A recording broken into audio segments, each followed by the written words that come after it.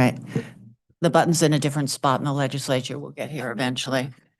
Good morning. Welcome. It is Wednesday, November 19th, 2025. And we're here for docket number 250811, the application of Charter Communications Incorporated for approval of a change of control. I am Commissioner Holly Cheeseman. I've been elected by the commissioners to serve as presiding officer of this panel. And I'm joined today by Vice Chair Arconti, Commissioner Karen, and Commissioner Beecher. Chairman Wheel is recusing himself from this matter because of his involvement when he was serving with OCC. All right, is there any public comment today?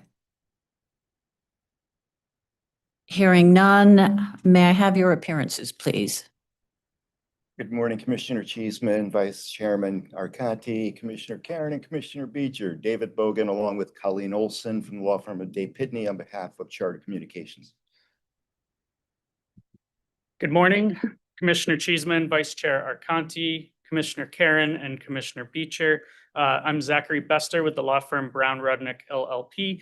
I'm joined today by Philip Small, also of Brown Rudnick, and we are appearing on behalf of Cox Enterprises, Inc. and Cox Communications, Inc.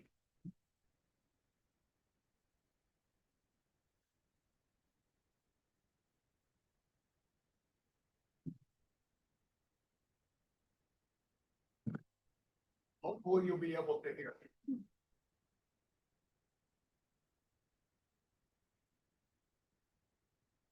Oh, we got it now. I am Bert Cohen, on behalf of the Connecticut Office of Consumer Counsel, Vice Chair Arconti, Presiding Commissioner Cheeseman, Commissioner Karen, Commissioner Beecher, Commissioner Beecher, and Commissioner Cheeseman. I'm really excited to have you here and to see you and welcome you to, I guess, your first telecommunications type of proceeding. So with that, I just want to introduce Rihanna Ash of the Office of Consumer Counsel, who will also be participating in this proceeding, and the Consumer Counsel herself, Claire Coleman, who is here today with us. So thank you. Thank you. Are there any administrative matters before us? Oh, sorry. Jumping ahead. Apologies. I apologize. Good morning, Commissioner Cheeseman, Vice Chair Arconti, Commissioner Karen, and Commissioner Beecher. My name is Caroline McCormick, and I'm here on behalf of the Connecticut Office of the Attorney General. Thank you. Before I jump ahead, any further appearances? All right. Are there any administrative matters before us? Yes, there are, Commissioner Cheeseman. Two things, if I may. First, with regard to scheduling, Mr. Kim is here on behalf of Charter for certain cybersecurity and privacy related issues. He is only available today, and even then only until 4 o'clock. He will not be here on Friday. So to the extent that parties have questions on those subject areas, it would be appreciated if they could be questioned today. That is number one. Number two is with regard to scheduling, and this is my fault because I did not catch it until yesterday. The late file hearing, if necessary, which I always would love it if there is no need for a late file hearing, but on the assumption that there will be, that is scheduled for December 3rd. Unfortunately, I am currently scheduled for hearings that entire week of the first week of December on the Hazardville water case. I believe, Commissioner Cheeseman, you are on that one as well. So that is an issue that we will have to deal with. I suppose one option is, depending upon how many late files there are, could we perhaps do this one in the morning and convene the Hazardville water case in the afternoon? But we can visit that later, but I did want to bring that to the chair's attention. Thank you. And I trust parties will take into account the limited availability of Mr. Bogan's expert. And also, Mr. Bogan, we will take under advisement the scheduling issue, and we will get back to you as soon as we have resolved that. Is that acceptable? Yes, thank you. If I may, 1 second.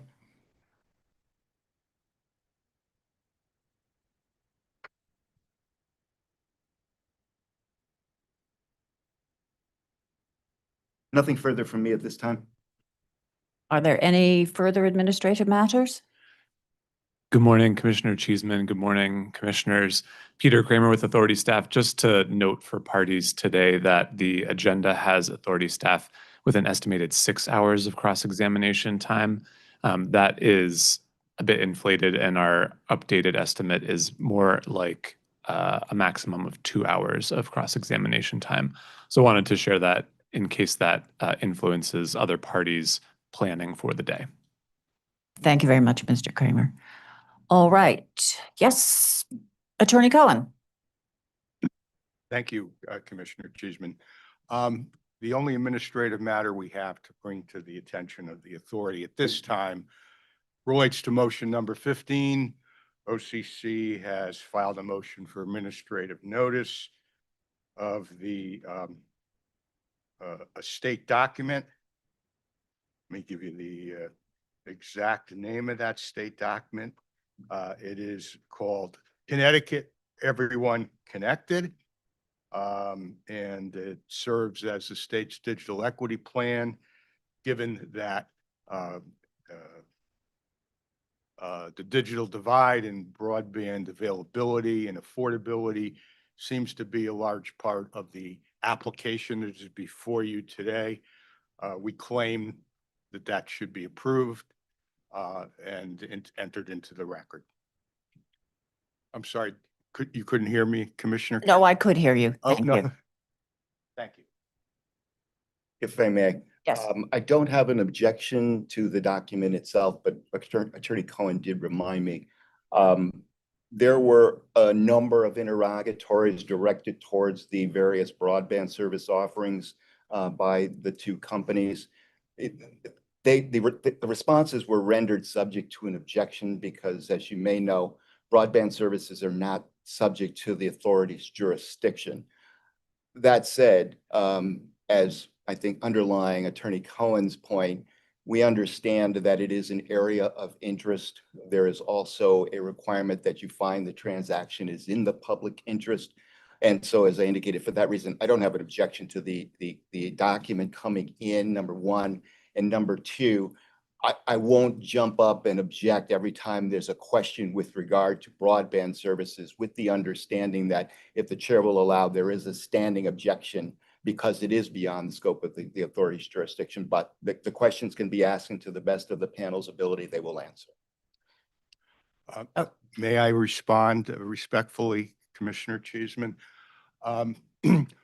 We understand the objections. The Office of Consumer Counsel takes a slightly different position. You do have jurisdiction over every facility and every service that is offered over the wire line that are in the public rights of way. We're not claiming full jurisdiction with respect to rates, but we are claiming that you do have jurisdiction over public service companies that are in the public rights of way, and all the services that they provide through those facilities are within your jurisdiction because there is no more federal preemption of broadband. That is our position, and we will brief it rather than argue with Attorney Bogan throughout the proceeding. Thank you. I like the Bogan. thank you. I like the suggestion that it will be briefed rather than belabor this discussion at this time. Thank you. I think we're all in agreement that a frank and meaningful exchange of views is warranted, but also within the statutory limitations and constraints of this authority. Good morning. I would like to update the Office of the Attorney General's cross for the authority's planning purposes. We had originally anticipated closer to 2 hours, but we're closer to 45 minutes or an hour. All right. Thank you for that. Any further matters? I'm sorry, I've just been reminded, our cross may be a little overestimated as well. We were somewhat dependent at this point on what Pure's cross is going to be. We expect it to be probably no more than 4 to 6 hours. Thank you. All right. All right. Yes, Attorney Bogan. I certainly welcome shorter cross-examination times.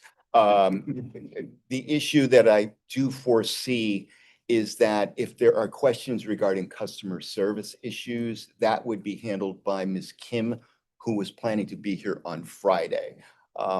So we can cross that bridge when we get to it, but I did want to alert folks that to the extent there are questions regarding customer service issues, if we could defer those till Friday, and if it looks like we're not even going to get to Friday, which would probably be welcome, we can decide how to deal with it at that time. All right, thank you. Have we completed our administrative matters? Certainly from my perspective. Thank you. From the other parties? All right, could you, the attorneys, introduce their witnesses? Oh, I'm going to swear you in first, am I not? Help me get the order right here, folks. Yes, that would probably be Approach. All right, could you please introduce your witnesses? On behalf of Charter Communications today, we have Adam Falk, Jeff Murphy, and Greg Tem. I will defer to Mr. Bester and Mr. Small with respect to Mr. Stamp. On behalf of Cox Enterprises, Inc. and Cox Communications, Inc., here today is Curtis Stamp. All right. Should they adopt their testimony now, please? Yeah, that'd be great. If you could swear them in, we will do that. All right. If you could all raise your right hand, please. Do you solemnly swear or sincerely affirm, as the case may be, that the evidence you shall give concerning this case shall be the truth, the whole truth, and nothing but the truth, so help you God, or upon penalty of perjury? Now, could you ask them to adopt their I testimony? will do that. Starting with you, Mr. Falk, could you please state your name, business affiliation, and business address? Morning. Thank you for having me. Adam Falk. So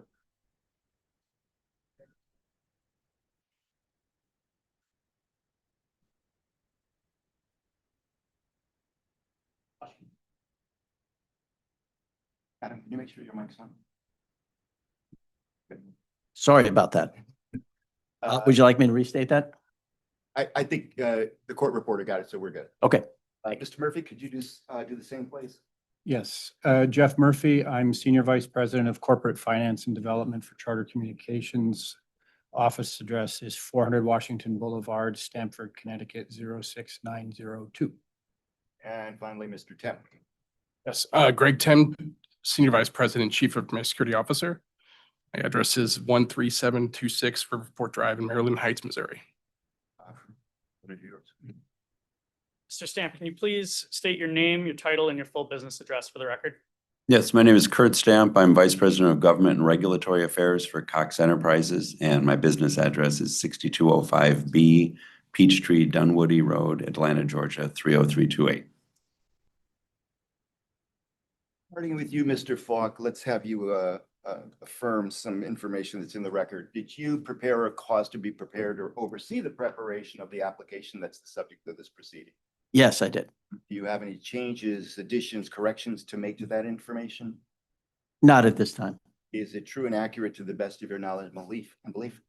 Yes, it is. And did you also have occasion to oversee the preparation of certain responses to interrogatories propounded by the parties and interveners in this proceeding? Yes, I did. Similarly, do you have any changes, corrections, modifications to make to that information? No, not at this time. And is it true and accurate to the best of your knowledge and belief? Yes. And do you adopt the substance of those documents and information requests to as your testimony in this proceeding? Yes.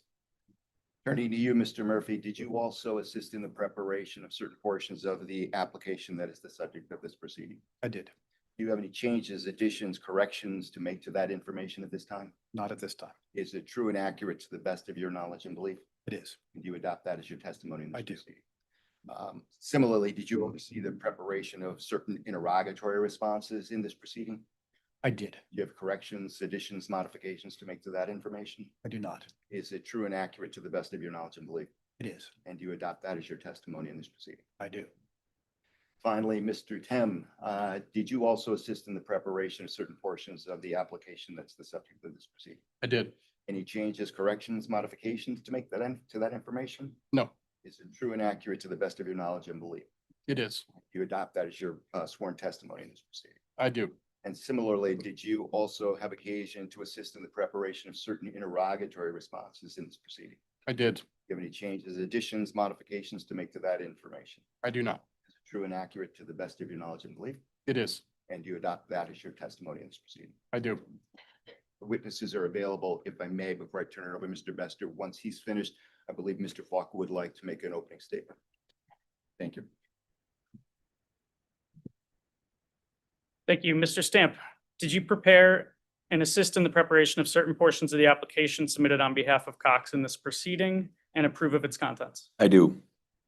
Do you have any changes or corrections to the statements made in the application at this time? I do not.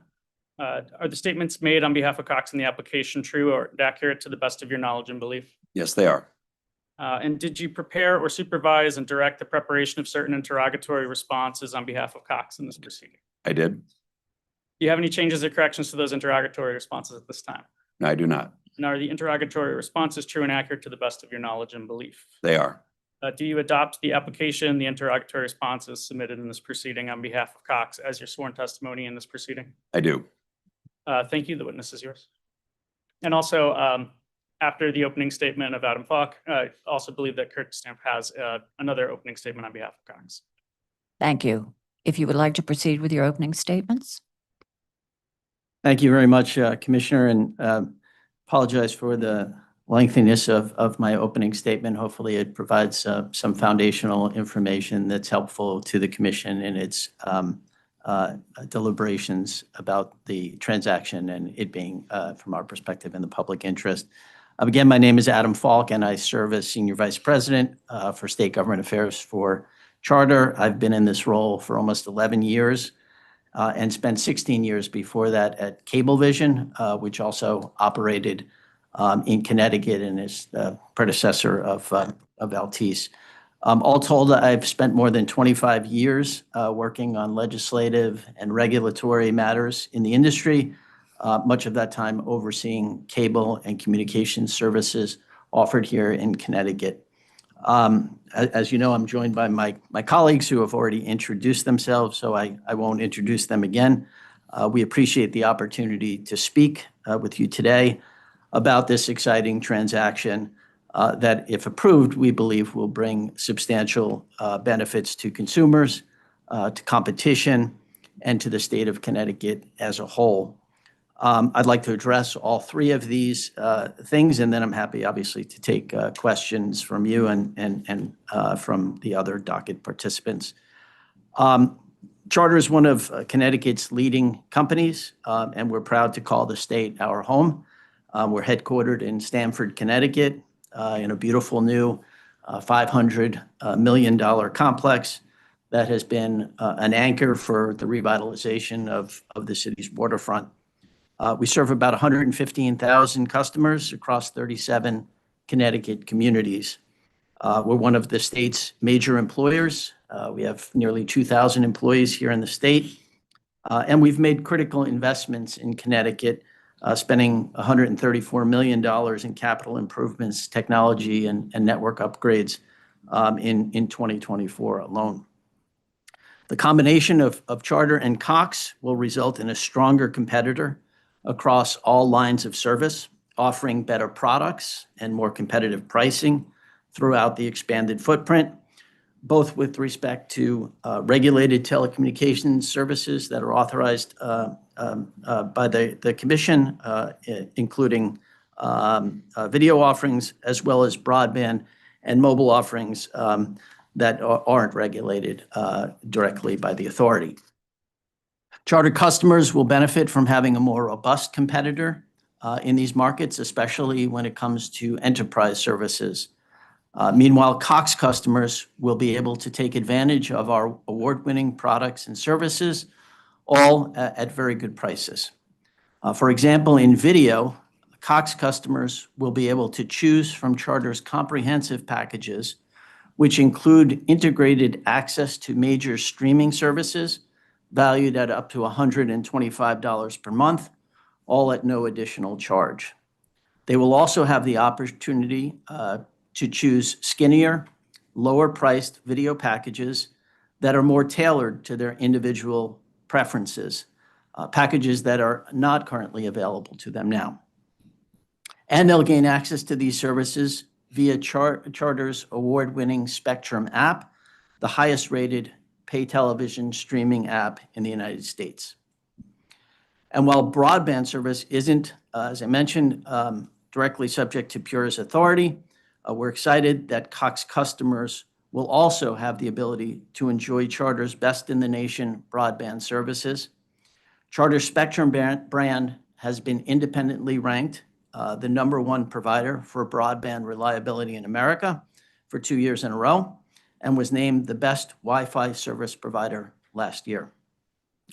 Out of the largest fixed broadband providers in the United States, Charter offers one of the lowest prices for broadband service, starting at just $50 per month for 500 megabit service. And we don't require long-term contracts, we don't charge modem fees, or demand early termination fees from our customers. Cox customers will also benefit from all that we're doing to make our broadband network even faster and more reliable. Nationwide, we have invested $47 billion in U.S. infrastructure and technology between 2020 and 2024, demonstrating our commitment to continually upgrading and improving our network to better serve our customers. And Charter is spending roughly $6 billion nationwide on a network evolution project that will bring gigabit symmetrical and multi-gigabit services to customers across the country, including right here in Connecticut. Charter was the first company in the nation to deploy Wi-Fi 7 technology and has become the fastest growing Wi-Fi 7 provider in the nation, bringing innovative wireless connectivity to homes and businesses. The transaction will also allow us to accelerate the deployment of DOCSIS 4.0 technology, which is the latest technology for equipment in Cox's Connecticut service territories, giving customers and businesses the opportunity for multi-gigabit download speeds and gigabit upload speeds. With Spectrum Mobile, our mobile product, Cox customers will gain access to the nation's fastest growing mobile service in the country, with the highest customer service satisfaction rating in its class. We offer our customers high quality connectivity, low prices, and consumer-friendly offerings, including anytime device upgrades, phone balance buyouts, and repair and replacement plans. Cox customers can save here too. A comparable internet plus mobile service plan from Cox that currently costs about $165 per month will cost between $100 and $145 per month for a similar offering from Charter. That's real money back in the pockets of our customers every single month. Our enterprise customers will also benefit from the combination of these companies. Charter's enterprise services will be stronger thanks to Cox's acumen and reputation for quality, reliable enterprise services, not to mention rapid scale managed IT and cloud services, one of the companies of Cox, which is their specialized service provider with capabilities for sophisticated enterprise customers. These are just some of the product improvements that the transaction will enable us to offer Cox customers. But Cox customers will be able to take advantage of more than just Charter's great offerings and prices. At Charter, we're deeply committed to our customer-first approach. Our philosophy is that service is a product, and we work hard every day to distinguish ourselves through industry-leading, award-winning customer commitments. 4 pillars guide the customer commitment that we offer to our customers. Reliability with connectivity, 1, transparency, exceptional service, and the continual effort to make improvements. To make good on that commitment, our US-based customer service representatives are available 24 hours a day, 7 days a week, and 365 days a year. We offer customers full day consumer credits for any qualifying outage that lasts longer than 2 hours. And we guarantee same-day technician dispatch if a customer calls us before 5 p.m. that day, a guarantee that we also back by billing credits if we don't meet it. We put our money where our mouth is. It's also important to us that our customer pricing is simple and transparent. Our prices aren't gimmicks. The prices you see are the prices that you get. Not only will this transaction be good for consumers, but it will also be good for competition in the state. First, Charter and Cox operate in almost entirely separate geographic regions of the state. There's virtually no overlap between the company's service areas. In Connecticut, our nearly 255,000 residential locations passed by the two companies. In that case, there are only a few dozen of those homes where our services actually overlap. That's about 1/100th of 1%. And that means there's essentially no case in which Connecticut families will have fewer choices as a result of the transaction. But it's not just that the transaction won't hurt competition, it will actually strengthen it. Together, we'll be able to more robustly compete in internet, mobile, and video markets where some of the nation's largest companies are the major players. And for many consumers, the combined company will create more choice, again, not less. Cox customers will be able to switch to Charter's leading service offerings, but we intend to let them keep their existing plans if they choose. Finally, let me just say a few words about how this transaction is going to benefit our home state of Connecticut. Starting with Cox's Connecticut employees, Charter offers industry-leading benefits to our employees, almost 95,000 strong, all of whom are based in the United States. These benefits will now extend to Cox employees as well. For example, Charter provides 100% tuition coverage for full-time employees who want to pursue certain degrees and certificates from over 300 participating educational programs. And we also offer up to $10,000 per year towards certain graduate degree programs that aren't covered by the full tuition benefit program. We also have a stock purchase program that allows our employees to have ownership in the company, an opportunity as a private company that employees at Cox don't have. At Charter, we provide a minimum wage of at least $20 per hour, and that's more than $3 higher than Connecticut's current minimum wage. And for the last 13 years, Charter has absorbed all the costs of additional healthcare premiums by not raising the contributions that our employees make to their healthcare and benefit programs. All that is in addition to our career advancement programs, comprehensive retirement program, and significant employee discounts on Charter products and services, making our offers even more affordable for the people who are delivering that to customers each day. So Connecticut's Cox employees and their families are going to see real benefits right away. The transaction will also provide Connecticut with significant and broad economic and tax-based benefits. Charter already substantially contributes to Connecticut's economy. We paid $18 million in taxes and fees in 2024 alone, and we've invested many millions more in the state over the last several years. This transaction will strengthen our ability to continue innovating, investing, and growing in Connecticut for years to come. More than that, Charter has been a proud corporate citizen of Connecticut, and this transaction will allow us to deepen our commitment to the Connecticut communities that we serve. For example, we recently pledged $5 million to support the Stanford Tech Hub, which offers free hands-on technology training to Connecticut residents. This isn't a short-term project. These funds are going to be invested over the next 10 years, ensuring a lasting impact. We're also making nearly $3 million in additional in-kind contributions towards the initiative, including by building out classroom and interactive space for training at our headquarters here in Stamford. We were thrilled to celebrate the opening of that space less than a month ago. I'm almost done. Through the Spectrum Community Investment Loan Fund, we made a $1 million investment in Grow America, a community development financial institution that makes loans to small businesses in Stamford and nearby communities.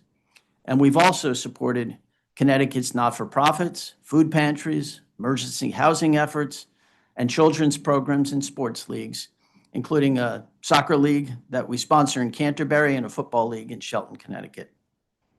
We're very grateful to the many not-for-profit and civic organizations that have offered their support for the transaction, understanding that it will only enhance competition and our ability to give back to our home state. So those are just some of the ways that this transaction will bring significant benefits to consumers, employees, and to the state of Connecticut as a whole. It will enable us to keep innovating and to keep investing on behalf of our customers and the communities that we serve. It will bring more competition. It will allow us to become an even stronger and greater contributor to Connecticut's economy. And it will allow Charter to strengthen our deep commitment to the state that we call home. Thank you for the opportunity to speak today. We're excited, obviously, about the transaction. Sorry for the length of my opening statement, and we certainly look forward to answering your questions. Thank you.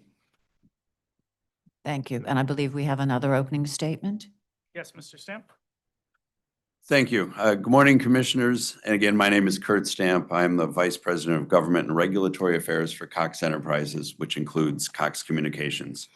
I've been at Cox for more than 15 years in various government and regulatory affairs roles, and I'm fortunate to lead a team of professionals that includes Lindsay DeRoche on our state regulatory team and Rebecca Harriman on state government affairs, who are here today and represent Cox on a daily basis here in Connecticut.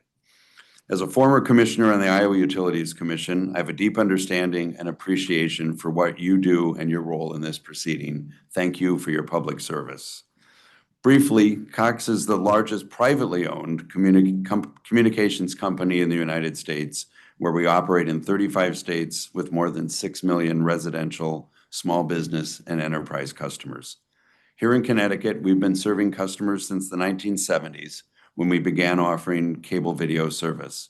Since then, we've expanded to offer a wide range of services, including voice, broadband, and mobile for our residential as well as enterprise customers.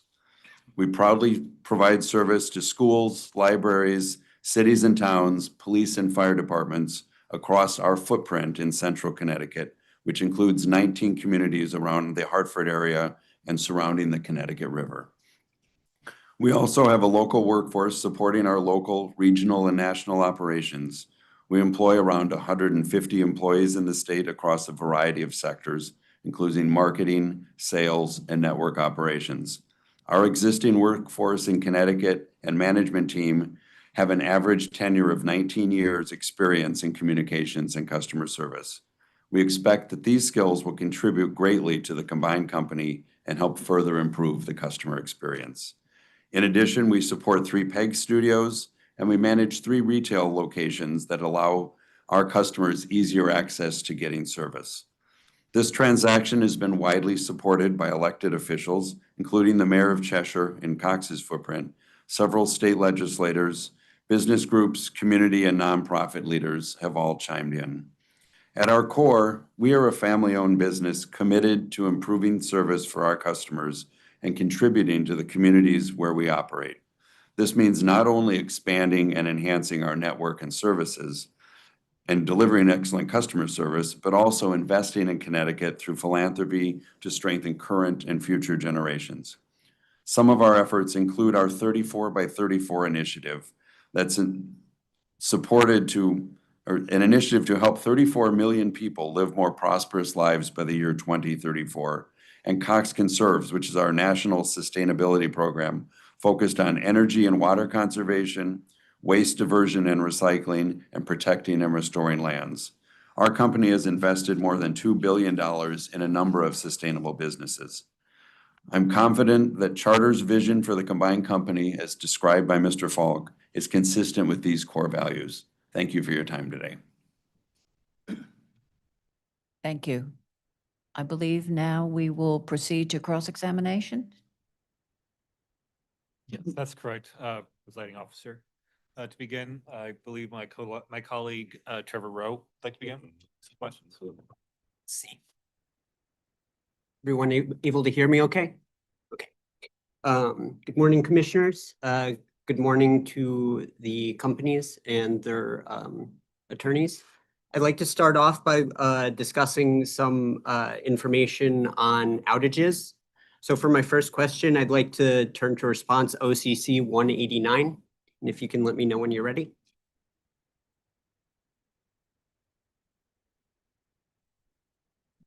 Give me a minute, please. Yep.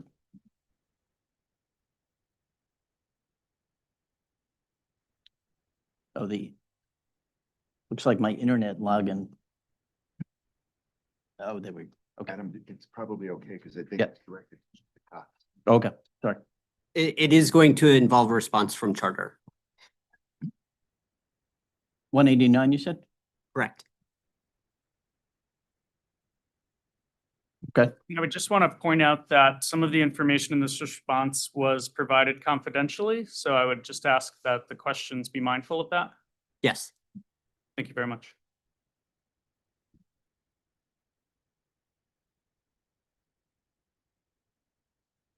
Okay.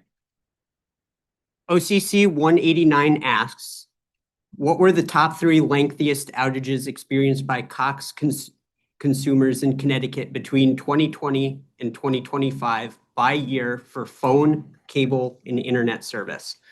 Cox responded to this question by providing the 3 longest outages in each year. In OCC 43, Charter was asked the same question and responded in a different format. Is Charter able to update their response to OCC 143 to provide the 3 longest outages per year in the same format Cox provided?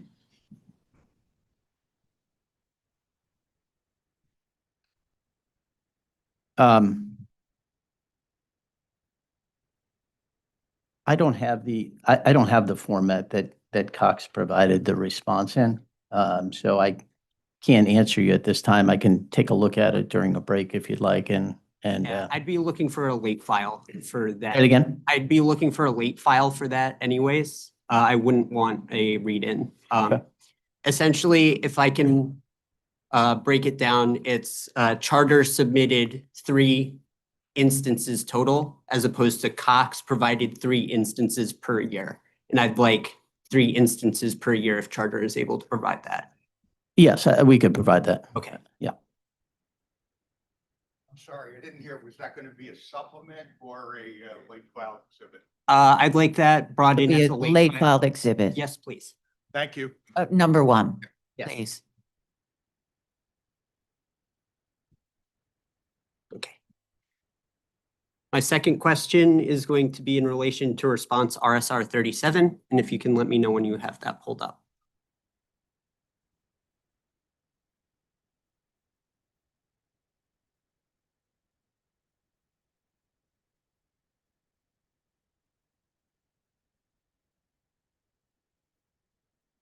RSR 37 refers to Purist question 37. Correct. Sorry, yes. Yes, thank you. Okay. In response, Pure 37, the company states the combined company will have access to an even larger pool of personnel and critical equipment that it can draw upon in the events of natural disasters or emergencies than each individual company does today. What is the company's plan for emergency response resources and personnel in areas where the combined company's service territories overlap?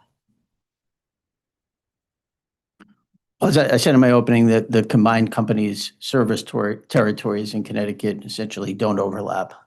There's only a few dozen homes in which both Charter and Cox's services are available.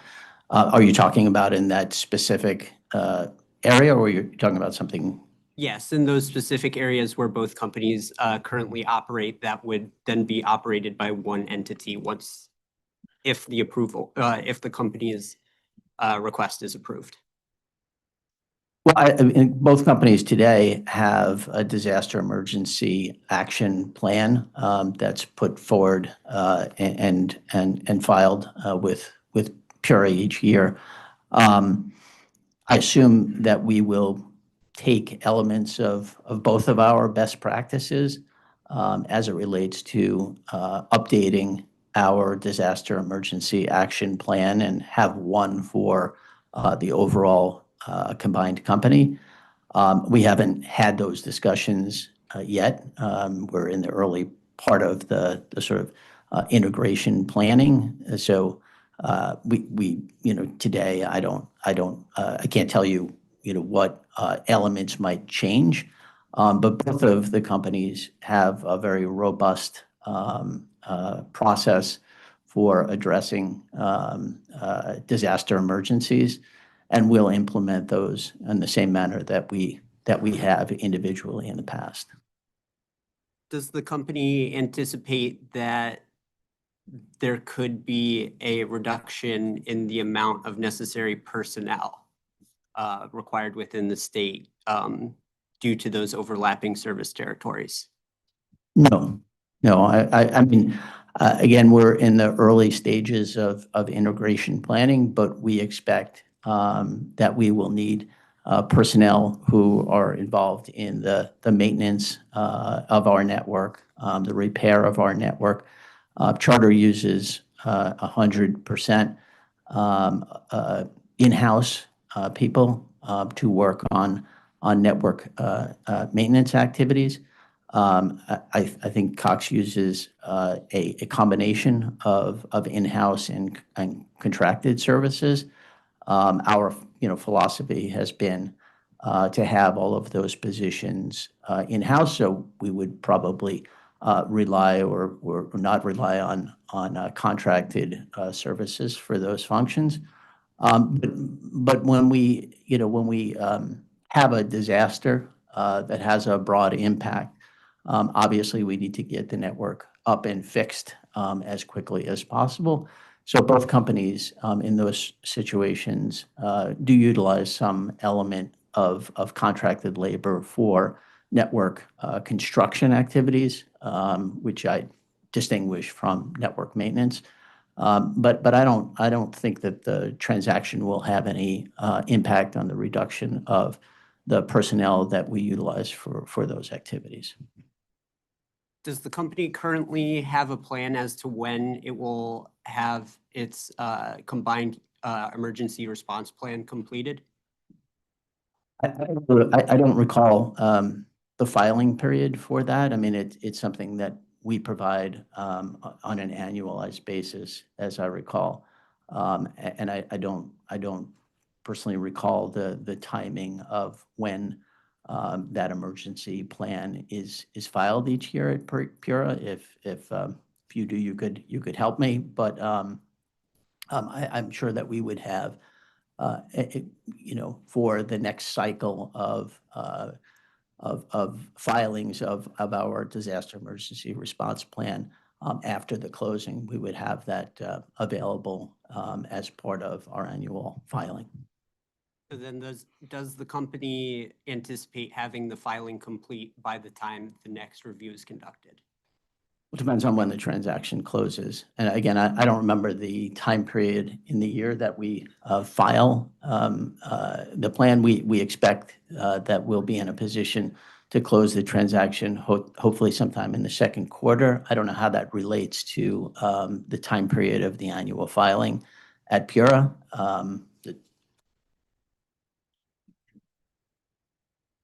Okay. I understand it's filed in July every 2 years. And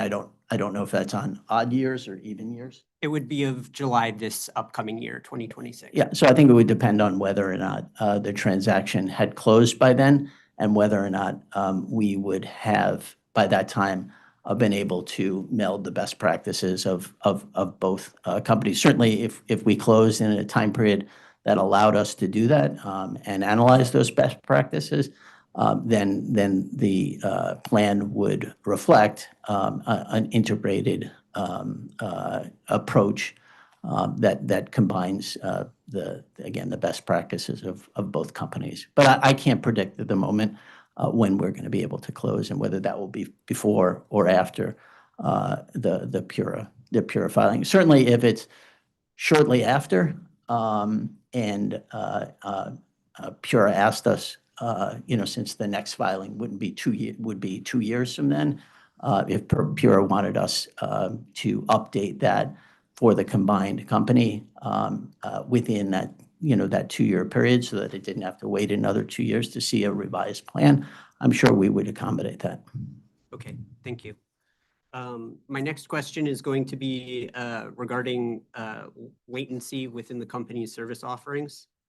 So my first question in regard to that is, does each company monitor latency for its non-broadband services?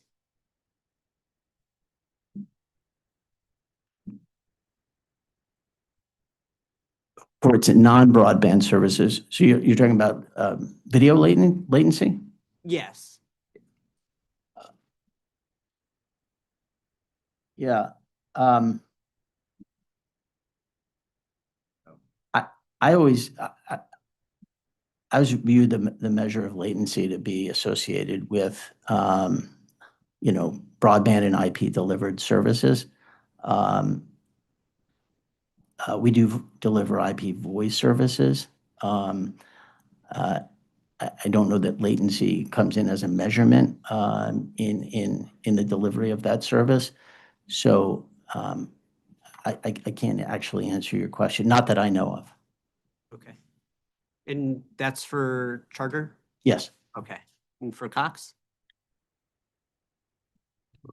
I think my answer would be similar to Mr. Falk's. I mean, we got the best and brightest behind me, and historically latency is something that's associated with broadband and not necessarily with voice or video. Okay. Are there any other metrics that either of the companies use to track interruptions to service not due to outages in particular?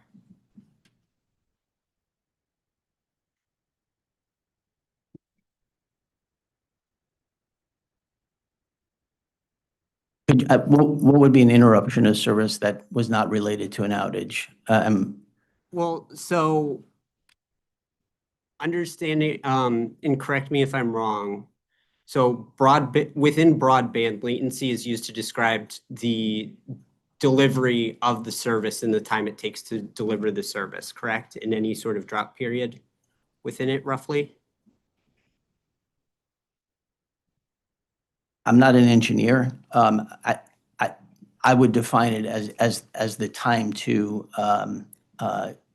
obtain the information that you're trying to receive. So if you tried to go to a website, for example, you put in the URL and there was, a spinning of it before it brought you to that. That would be what I would consider conceptually to be latency.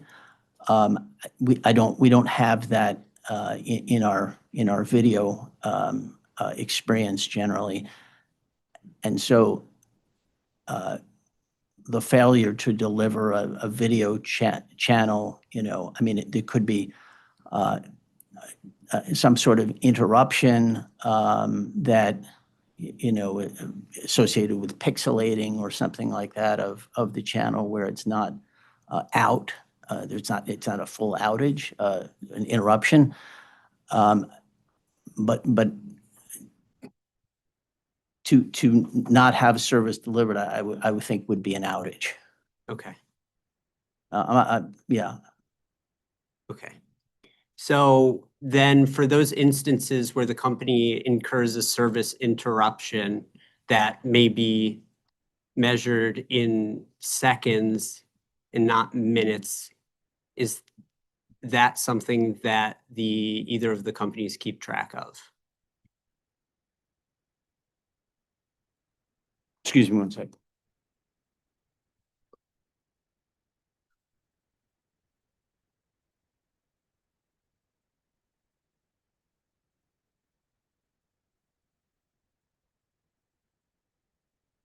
Not that I'm aware of. I'm not aware of a measurement tool like that.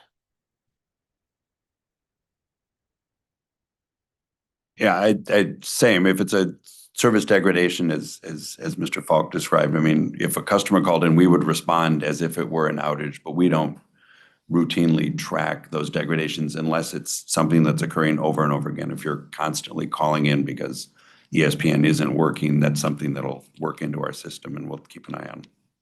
Okay. That ends my line of questioning.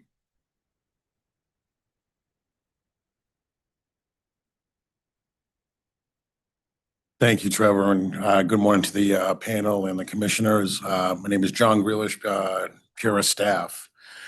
So I'm going to start off just kind of basic level set here. The merger was announced May 16th, 2025, approximately 6 months ago. Is that correct? Yes. Okay. And as part of that, part of the acquisition, the boards of directors approved before the announcement, correct? Yes. All right. And the boards would have required detailed financial analysis, integration planning, and synergy projections. Is that correct? Yes. Okay. So just one clarification. You said detailed integration planning? Right, yeah. That would be premature at that stage. Okay. So we would have a very high level view of how the companies might come together. But as Mr. Falk said earlier, we're only at the early innings of real integration planning today. Yes, and actually my next question addresses that. I was going to mention that in various responses, Pura 7, Pura 11, 19, and 20, just name a few. You talk about you're still in the early stages, and that is still the case at this time. There hasn't been any movement on that. You haven't gone any further down the integration, the road, I guess you'd say. Yeah, I mean, there's ongoing integration planning that takes place as part of the process, but our focus remains on trying to get through the regulatory consent process associated with the approvals that we need. And I'm not aware of any decisions that have been made with regard to such integration planning. I mean, we are required to continue to operate our businesses separately for a whole host of reasons, including antitrust considerations. And so we continue to do that. That's not to say that there aren't any instances in which we are able to discuss future states, but I don't think we've reached conclusions about anything that we've identified in our response. And if we have, I certainly don't know about them. Okay.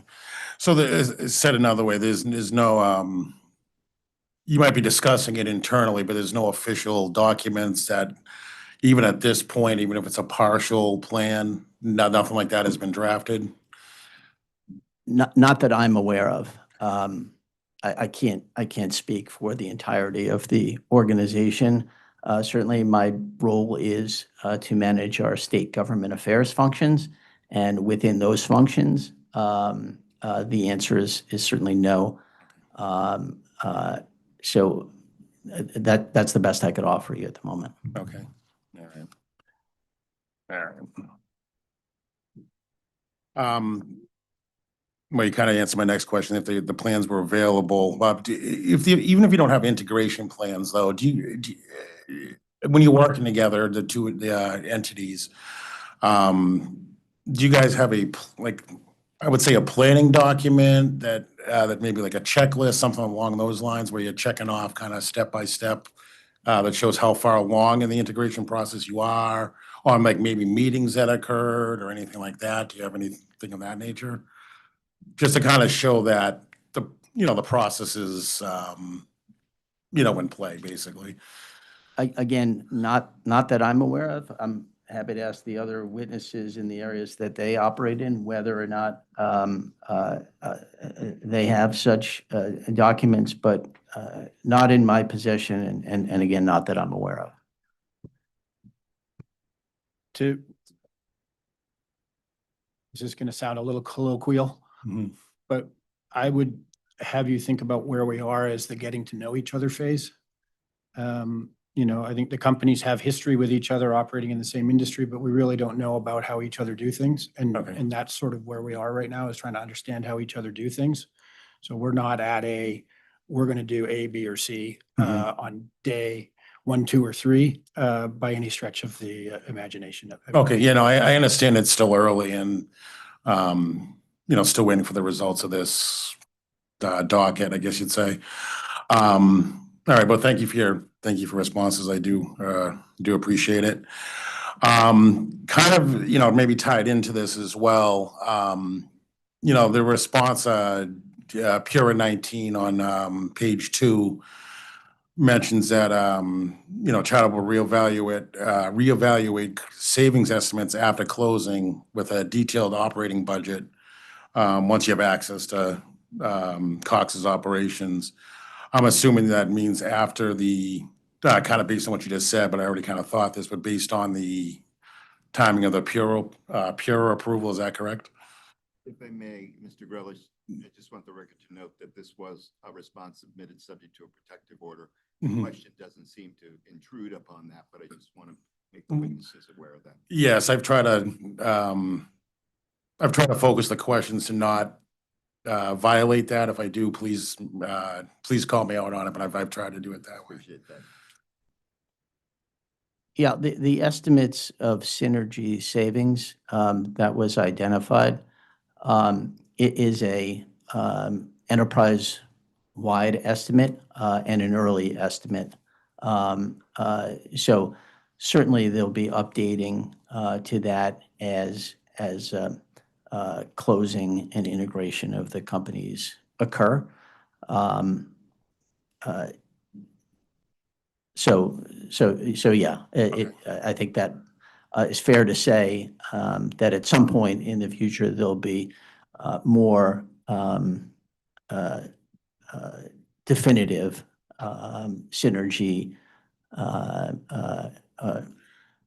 figures that will be provided. All right, so that you just dovetailed into my next question, actually. You had provided us an estimate for savings and various costs, synergies from the merger. Has there been any updates to that figure, or are you still working with the figure provided in the application? Which I had it at 500 million synergy for annual costs. Right. Again, those were early estimates, and they come from, a variety of areas of operations of the business, including, some procurement efficiencies and savings that, that we expect from having a larger scale. Whether or not there's been any further updates to that is something that Mr. Murphy would, I think, be better able to answer than me. So I'll ask him to respond. We haven't actually updated those as of now. I think, as you have been sort of trying to get at with your line of questioning, we are going to need to be further down the path, have a real understanding of how the two businesses will come together and what the combined operating plan will be to refine those synergies. That being said, I think the categorization that Mr. Falk made of them coming from the 500 and those synergies coming from things that are related to scale, procurement efficiencies. There's some overhead expense from Cox Communications parent that would be duplicative that we don't need. But I think it's important to remember that the orientation of this transaction is about growth. It's about providing more better services to residences and businesses. This is not a cost-cutting story that has brought the two companies together. Okay. But that being said, would you, and I know you just acknowledged that there hasn't been many update, but are you, as of right now, without doing any further work, do you think that number will change significantly, or is that anticipated to be in the ballpark? That's a tough one for me to speculate on. I think some of this was informed by what the company experienced when Time Warner, Charter, and Bright House came together almost 10 years ago. But it's hard for me to calibrate whether it's going to go up or down. I think ballpark is a fair statement.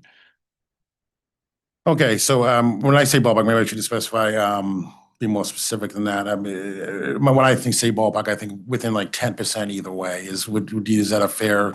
Would you agree with that? It's going to stay in that? That's probably a finer filter than I can Okay. accurately answer at the moment. Would the companies be able to?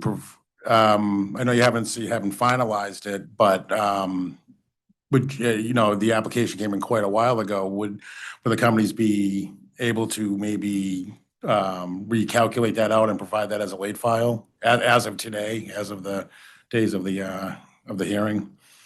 I mean, I don't think that there's anything for us to update at the moment. I think Okay. This is the best figure and estimate that we can provide as of Okay. today. All right, so that's the number we should consider. Okay. If I may, Mr. Grillish, through the chair, you referenced the date that the merger was announced, but the interrogatory response was filed months later. Oh, yes. Yeah, absolutely. The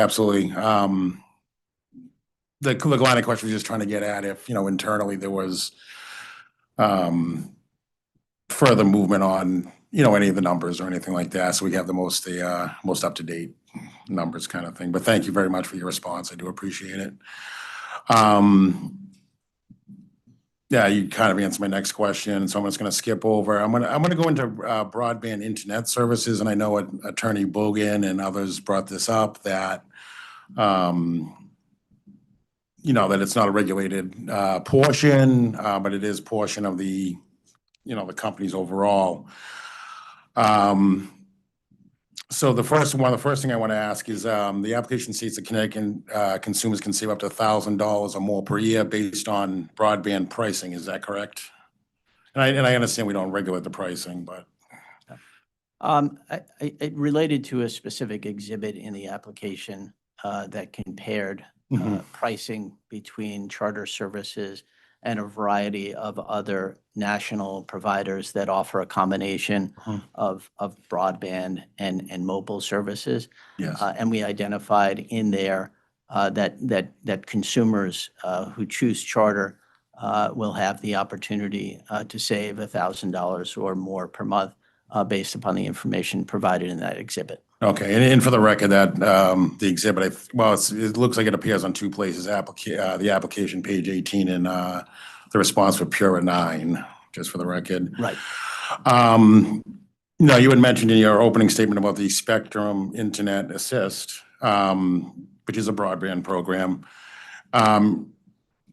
It is based kind of on your conversation earlier. You kind of answered this for me already, but the companies consider that a public benefit. Is that correct? For the customers? The availability Yeah. of Spectrum Internet Assist? Yes. Yes. Sure. Okay. Yeah. All right. Kind of more of a general question, and this might be something that might require a late file exhibit. What percentage of the claimed public interest benefits relate to broadband services?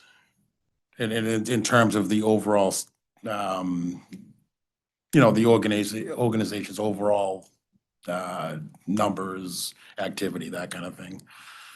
I mean, I don't think I could answer that question specifically because it would vary based upon a consumer's preference, right? I mean, certainly if a consumer wants our video service and not our broadband service, or our broadband service and not our mobile service, the public benefit that would inure to them would be a different percentage based upon their individual interests. So it's challenging for me to answer that question in terms of putting it to a percentage.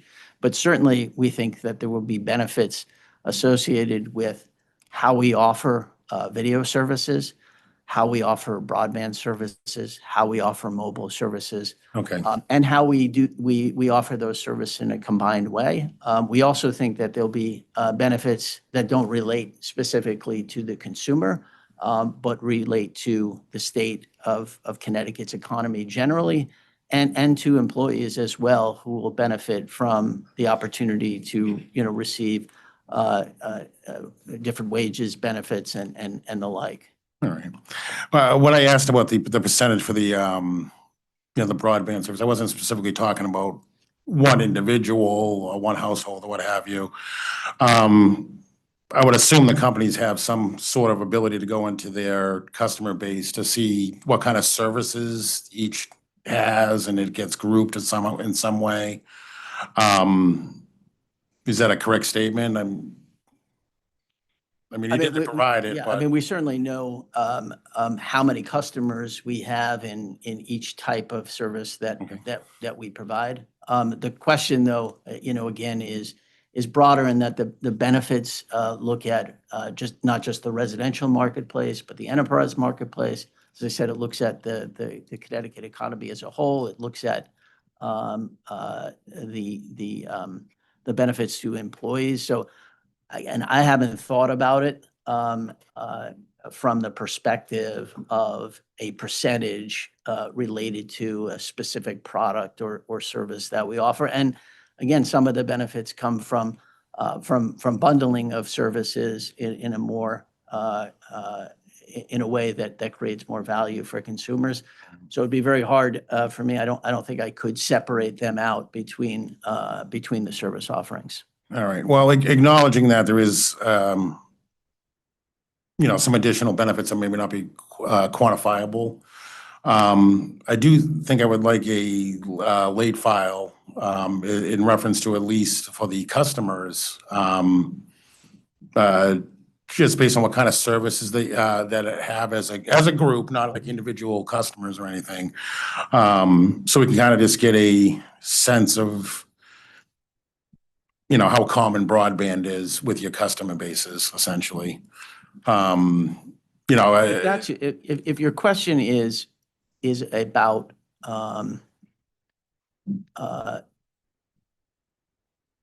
the percentage of our customers that take different products and relating that somehow to a quantifiable consumer benefit, certainly, we can do that, right? We know how many on a national basis, we know how many broadband customers we have. We know how many video customers we have. We know how many voice customers and mobile customers we have. So if you're simply asking like what percentage of our customer base takes each individual product, and you want to, excluding enterprise and excluding general benefits to the economy or excluding employee benefits, we can tell you what percentage of our customers on a nationalized basis take each of our individual products, and you can certainly attribute that. The answers, I think, for Connecticut in terms of the different products, certainly, I think with the exclusion of mobile, that wasn't asked, but we were asked about the number of customers we have in Connecticut, and we answered it confidentially, but it's in there in terms of how many customers we have for broadband, how many customers we have for video, and how many customers we have for voice. So you can extrapolate from that in the manner in which you're referencing.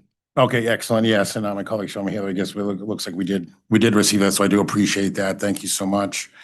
So to be clear, we do not require a late file. I guess we do not. All right, thank you. I apologize. All right, well, you kind of acknowledged that, Attorney Bogan, at the beginning. Okay, so I'm just gonna ask a kind of a follow-up question on that. I figure the answer to this is gonna be yes, but I'm just gonna ask it. So you do obviously consider broadband benefits relevant to this the public interest analysis. Even though it's not you're saying it's not regulated, you still consider it as a benefit for Connecticut consumers and workers and. I mean, it's a, you know, it's obviously a major portion of the service we offer. And certainly when we file at the FCC, who regulates not just, you know, all of those services, we've articulated public interest benefits that are beyond the regulated services that are offered here in the state of Connecticut. And those are obviously public interest benefits that will inure also to customers in the state of Connecticut. So a different question between their regulatory treatment and whether or not they are associated with public benefits that we think the transaction will bring. Oh, yes, yes. No, thank you for that. I do appreciate it. Okay, so I'm looking at response Pura 15 on page 4. Give me a second to get there. Oh, absolutely.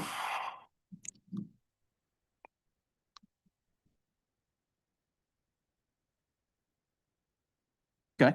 Yeah, right. So part of that response, it says that, you know, it has not been estimated and cannot guarantee any specific customers specific customer cost savings is the exact language. Is that still the case, or has there been any work done on that estimate by any chance? The estimate of cost savings? Yeah, so it says, yeah, the charter is not estimated and cannot guarantee any specific customer cost savings. It's on page 4. Yeah, if you could hold Mr. Gross, I'm not seeing that on page 4. Pura 15. Yeah. Like Pura. David, it may be on 5 for us. Oh, okay. Thank you. Yeah, it was appearing on my page 5. Okay, so you have it in front of you.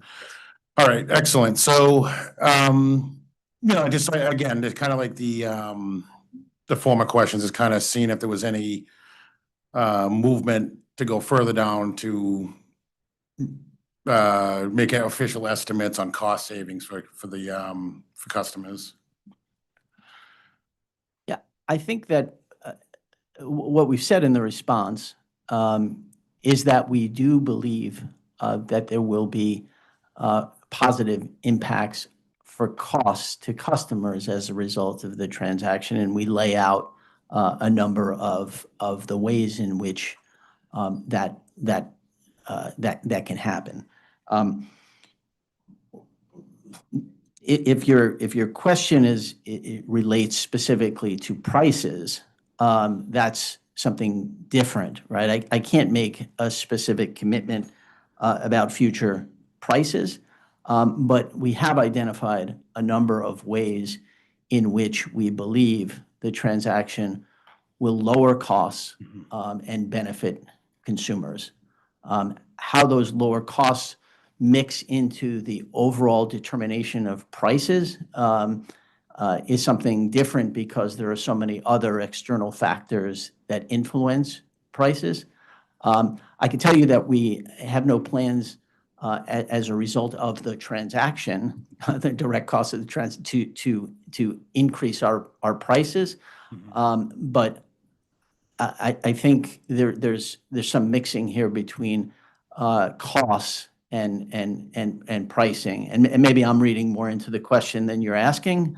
But we do think that there will be improvements to costs that come from a variety of different efficiencies of scale and procurement, like we mentioned before, efficiencies in operating in a combined way, in a network in which there's adjacency that we currently have, that these businesses are currently operating separately. Another example that we provided in response was syndication fees. So Cox licenses certain equipment from third-party providers. Charter, as a company with with larger scale already, has been able to develop much of that technology on its own. And so we believe that we'll reduce costs by reducing the reliance on syndication fees to license equipment. So I do see impacts to costs. I just can't tell you specifically how it relates So, Mr. Falk, potentially to pricing. if I can follow your line of thought here.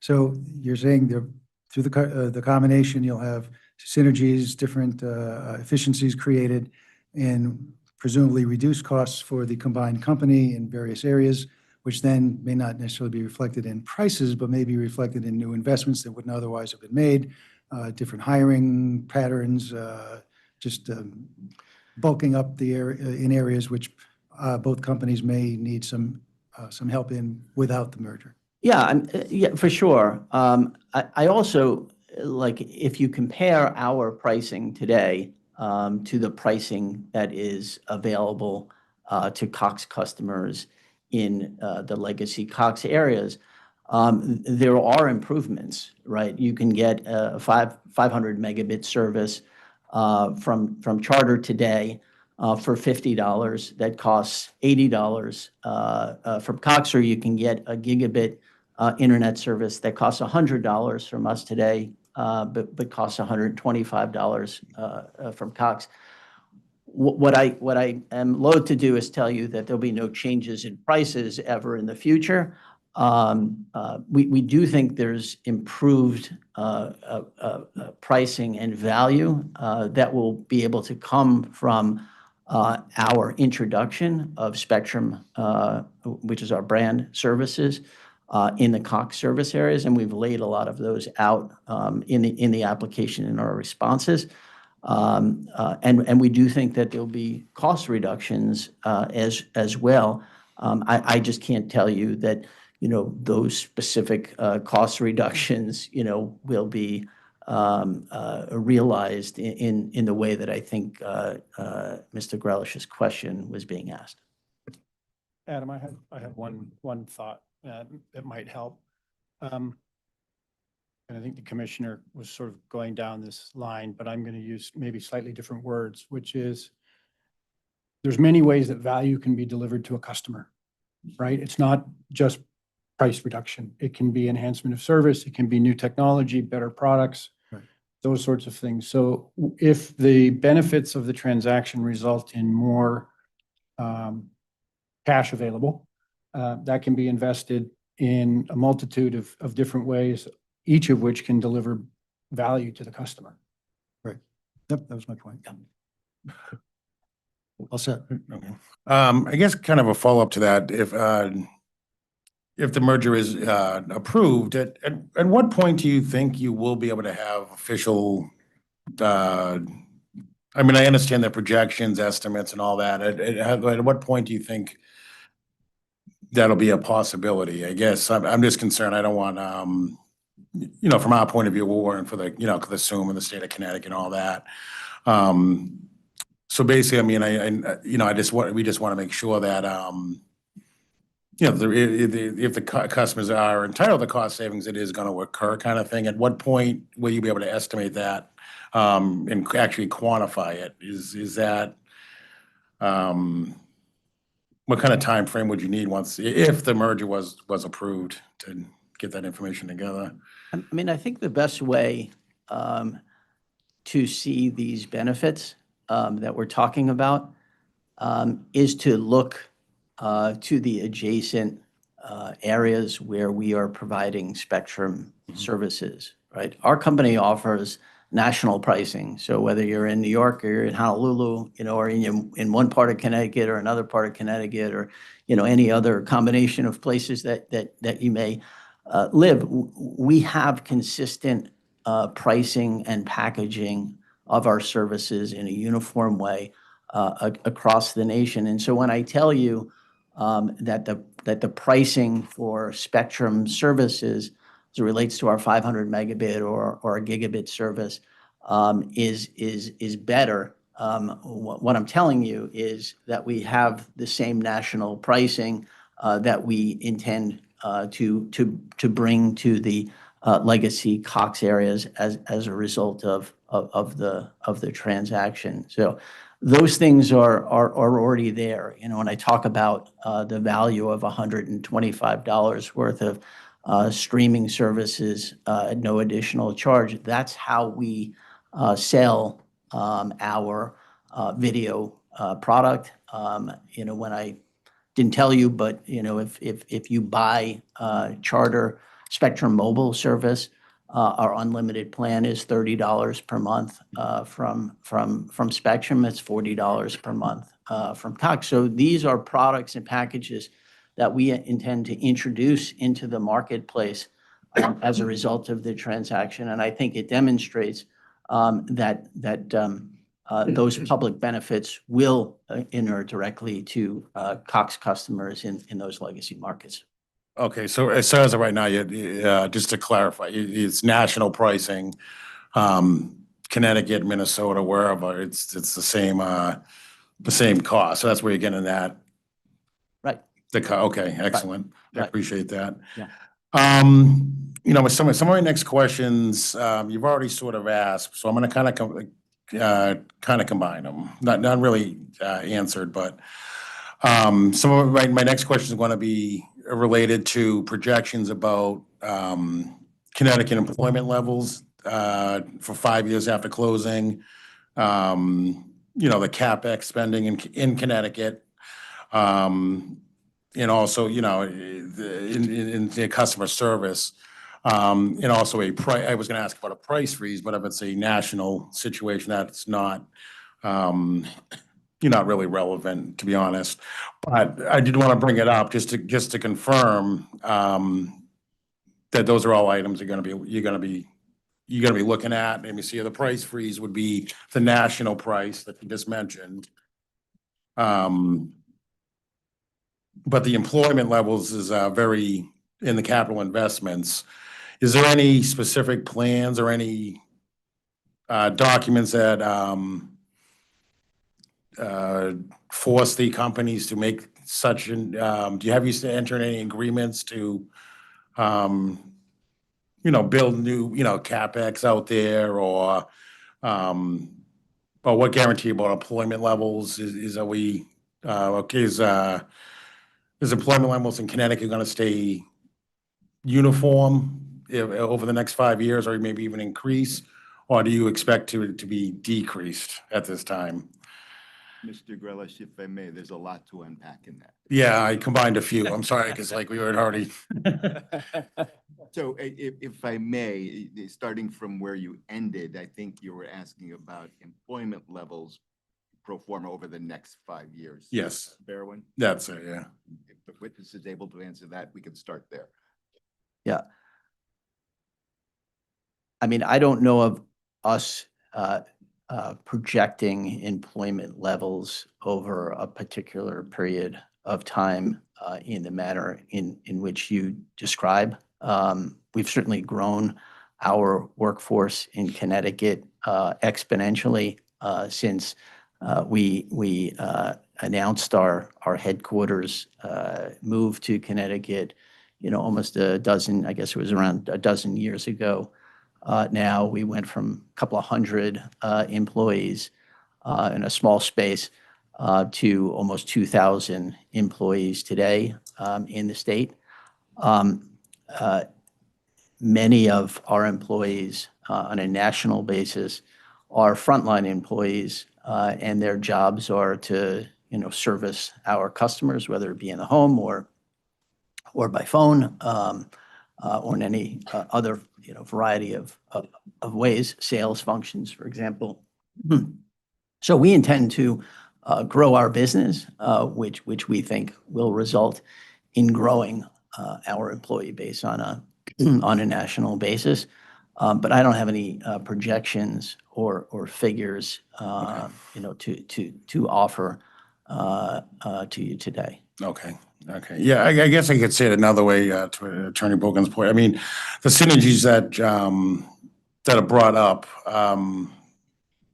do you, I'm just going to just ask, do you anticipate a negative result for Connecticut employees, CapEx, customers and anything of that nature. I mean, 'cause synergies always, you said about 500 million. A lot of times that does include, it's Pat with different companies in the past, my past experience, it does a lot of times include employees. And that's one of my main, one of the main concerns of these questions. The Connecticut employment levels, we don't want to, see fall a certain, well, we don't want to see fall at all, of course, but that's, I guess, that's been a better way to put it. Synergies in my experience is typically one of the first areas that companies will, when they merge, they'll usually employ, a lot of times employees are one of the first victims, I guess you could say. And I guess what I'm getting at is some sort of, if the company's willing, is saying, the anticipation of employment levels are gonna be maintained essentially. So if I may, just to clarify for my benefit as well as for the record and the witness, the question, as I understand it, is any projections as to effects on employees over some period of time? Mm-hmm. I mean, one thing I want to remind you is that we spent $500 million to build an almost 900,000 square foot headquarters in Connecticut that I think has a capacity for 3,000 employees or something of that nature. And Connecticut is our home. We've announced that we intend to keep our headquarters here. Certainly, we have other regional operations centers, across the country in places like St. Louis and Denver and Charlotte. And we've announced as part of the transaction that one of those regional operations centers will be in Atlanta, where Cox is headquartered today. But again, our networks don't fundamentally overlap with one another. Certainly in any transaction, there are some corporate functions that do overlap, and there are efficiencies that come from addressing that. But I don't see an impact that's specific to this transaction in Connecticut. What I do see is the opportunity as a stronger combined company to serve more customers, to both retain our existing customers and grow our customer base. And again, the vast majority of our employees are frontline employees, and they have to service those customers. So, we're very optimistic about what the future will hold in the state of Connecticut and nationally as well. But hopefully, there's some solace taken from the fact that we made such a major investment in Connecticut, and that we have the space in order to accommodate not just the employees that we have today, but potentially for future growth. Excellent. Thank you so much. And I apologize about the confusion on that question. I had it written out of 3 or 4, but because I've already been talking about some of the stuff, so I apologize. I was trying to pivot. My apologies. If I could jump in with a quick question. Do you see AI affecting at all your, future employment or applications there that might affect those? Yeah, it's a good question. Yeah. And it's on the minds of a lot Everybody. of people. I mean, so far what we see is AI being used, for example, by our customer service representatives and our existing personnel to help them do their job better and more efficiently. So, helping to get them information that they need to better service a customer, having the telemetry in place for us to know, for example, where outages are existing and those kinds of things. AI itself is really in its infancy. As you know, I don't see right now it reducing the need for the people that we have. So, for example, You can't have AI, go into a customer's home, right? You still need a technician to do that. While you can use certain functions like chat or an interactive, a video, not video, but voice assisted thing to provide information. There's still a lot of instances where customers want to talk to a live agent and, have needs that are unique. And so I haven't seen that kind of impact to our employment at this time. But I think it's, nationally something that everyone in every industry is going to have to, confront it in some way at some point, but we don't see it right now. Just one, call it an adjacency. We've invested a lot in the types of tools that Adam described to increase the efficiency and the accuracy of our customer-facing employees, be it somebody on the other end of a phone call or somebody going to do a maintenance call at someone's home because, I'll use an example, they wanted to upgrade the service. We've found that with those types of tools, which can include an AI element, that not only increases the customer satisfaction, but it increases the employee's job satisfaction and allows us to retain people longer. That tenure has a sort of virtuous cycle, which makes them even more efficient in their job and pleases the customers. But it also helps with some jobs. I don't know if anybody's been in a call center, but it can be a tough environment. Traditionally, lots of employee turnover in that. And we found that these types of tools actually prevent that and allows people to have longer careers and take advantage of a number of the benefits that Mr. Falk went through in his opening statement. So there's fear, but there's also lots of pluses. And would you view that as an advantage of the change of control, bringing that your experience to date to the table? Yeah, I'll take that, Adam, if you'd like. I mean, those types of investment are a scale game. And I think that and we're competing against global companies with multi-trillion-dollar valuations around the development and use of some of those tools. So it's definitely a scale game. And I think that the combination will allow us to not only with the onshoring and insourcing of some of those types of jobs that Cox uses contractors for, that our combined scale will help us actually make those investments more efficiently or even access them in a way that single-handedly we couldn't. Thank you. Sure. And I'm going to jump here with a question. You mentioned employees and how this may make employee retention more successful. What is your experience in terms of employee retention? Obviously, you employ, 2,000 people in Connecticut. Do they stay? Are they happy employees? Is this something that's, again, is going to be a net benefit? What's your experience with this? Are you a good company to work for? Do people stick around? I don't have specific retention rates for you, but I can tell you that we value our employees, and I think they value their careers at Charter. We have very intentionally introduced a number of new programs really over the last 2 or 3 years to help with retention and to try to encourage people to make long-term commitments to their careers. So, our CEO regularly goes out to the various regions that we serve and does town halls and speaks to our employees.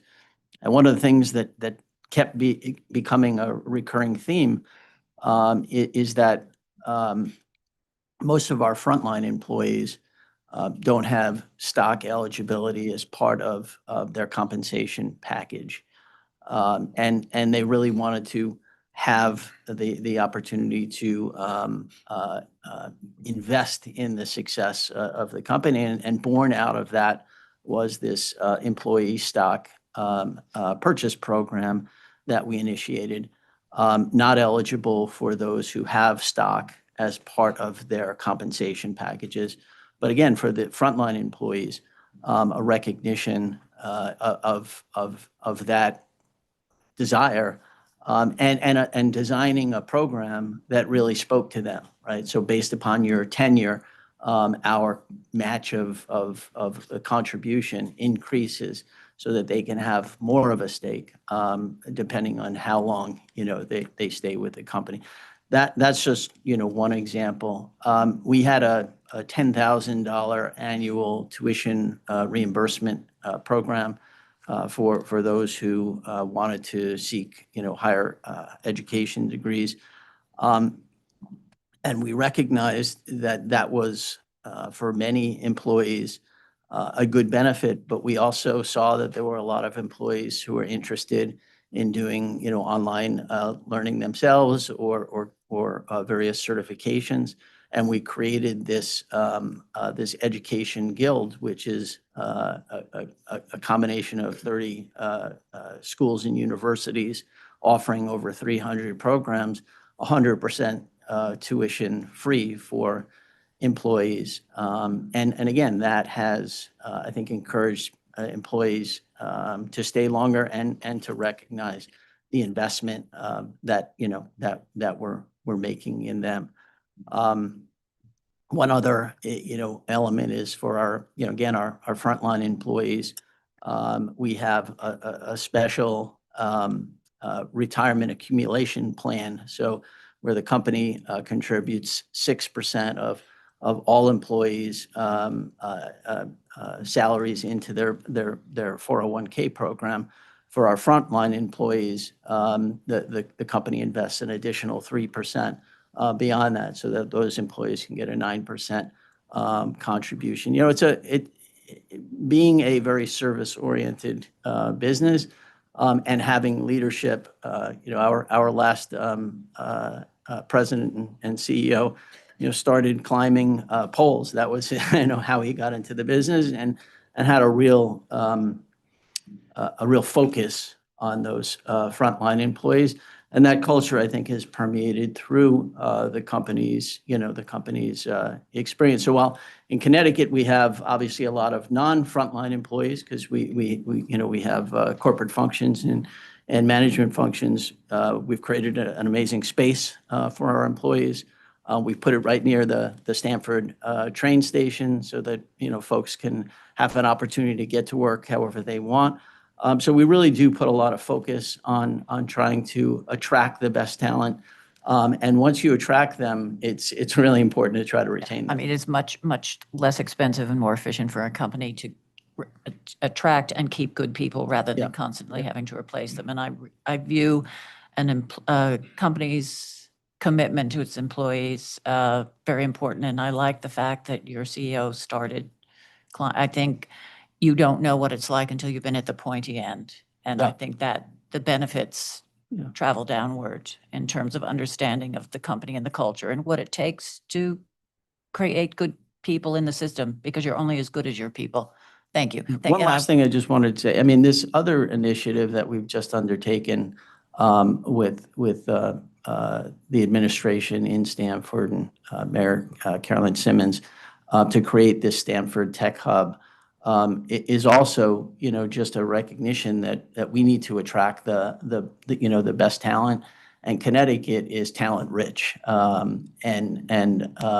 want to keep those jobs in Connecticut rather than, sending them down Metro North. And so a program like that, she came to us, we said, yes, we'll step in, $5 million. We'll give you another $3 million in-kind services. You can house it here, and you can build the program here. I think it's just another recognition of the company's, commitment to trying to create a good environment and workforce in the state. Thank you. And if I could also add that, I'm sorry, just this past September, Forbes named Spectrum one of America's best technology companies to work for as well. All right, thank you. And now I'll let our good friends in Pure resume their questioning. I actually, at this point, I am all set, so thank you for your time. I do appreciate it. I'm going to pass it over to my colleague Rich here, and we'll get out of his way. Mr. Scarzinski, Commissioner Cheeseman, can we perhaps take a short break right now? Yeah, we recess 10 minutes? That'd be fine. That'd All be right. great. Thank you. Thank you.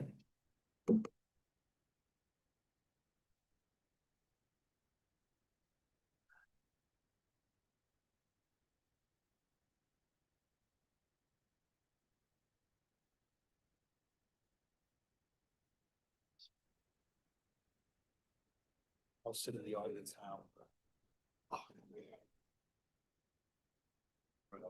Fancy. You're totally fine. Picture.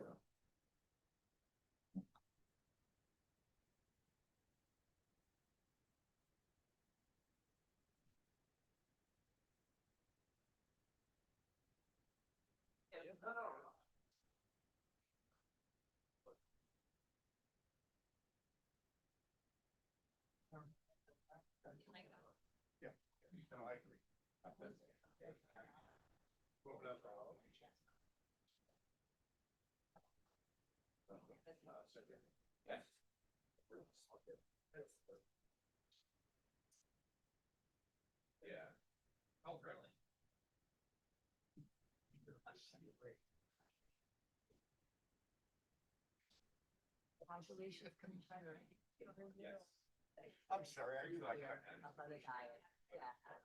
Want to say hello? Yeah.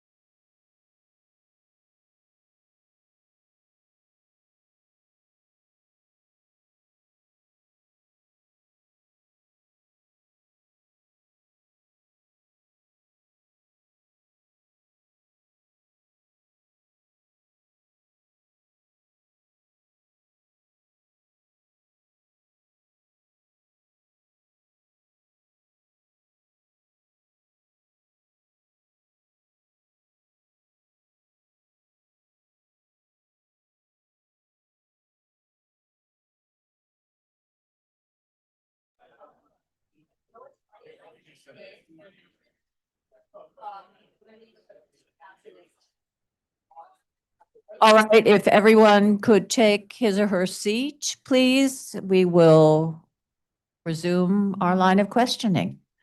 I believe it's Rich Skarzinski is taking the baton now. Thank you. Proceed. Thank you, Commissioner Cheeseman, and welcome to the panel. Thanks for being here today.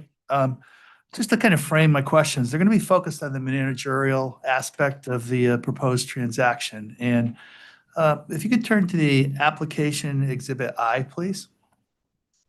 The management biographies.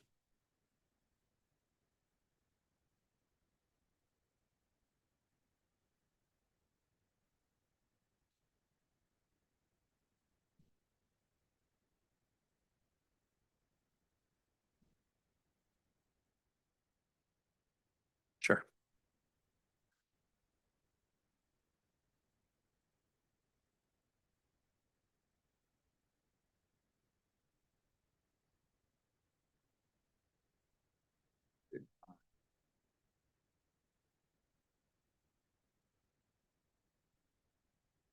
Oh.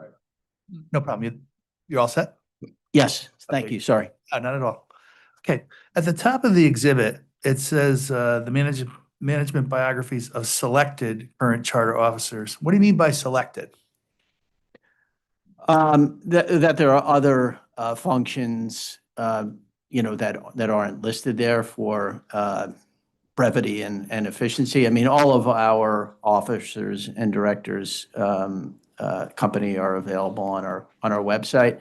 So we tried to offer you a select view of folks that we thought whose functions, were critically associated with the operation. That was really all. So, we have other people who do other things that we didn't offer their bios for. Okay, thank you for the clarification.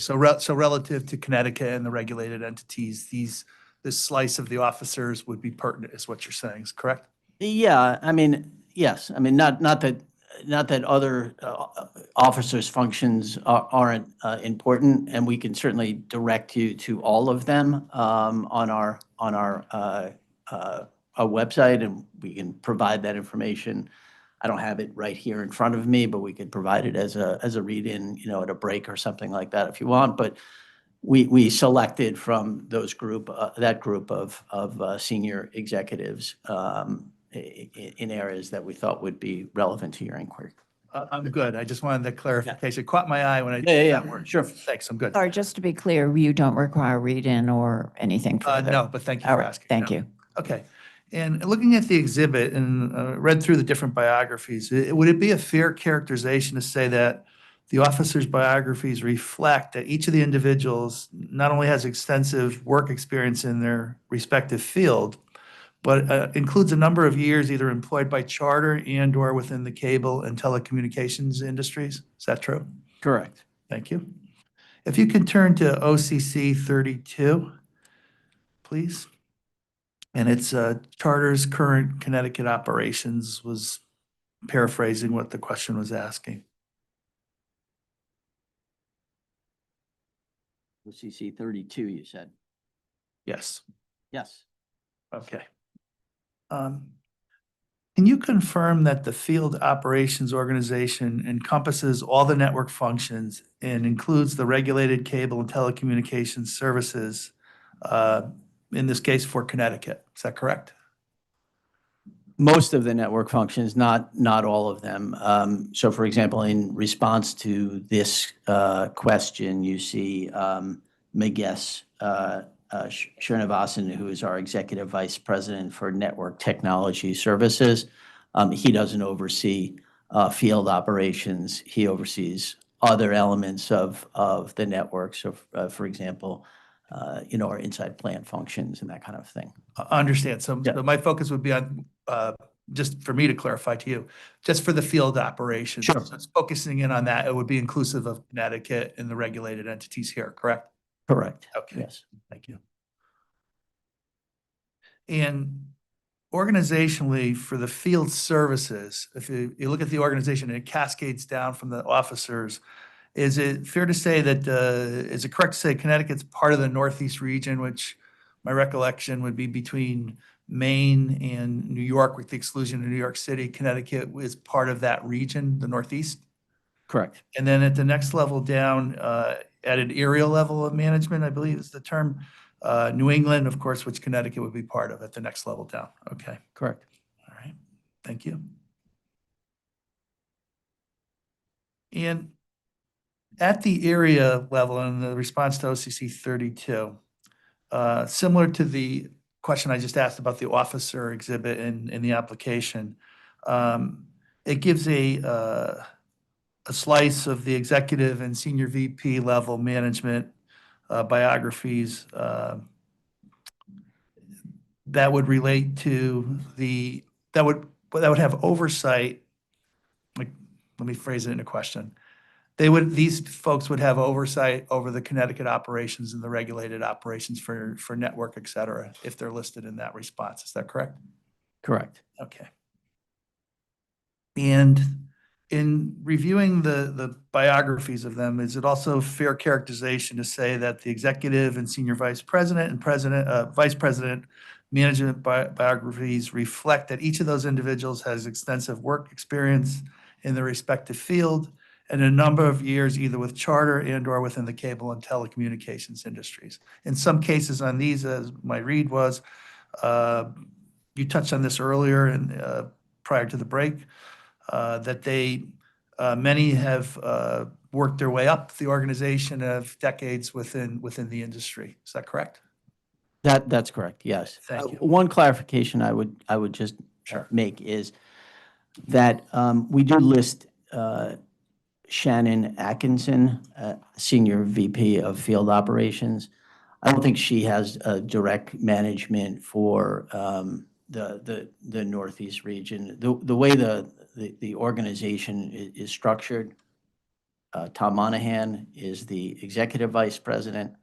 He has two Senior Vice Presidents for Field Operations, Mike Matson and Shannon Atkinson. They have distinct geographies under their management. I think all the Northeast functions are under Mike Matson's Senior Vice President structure.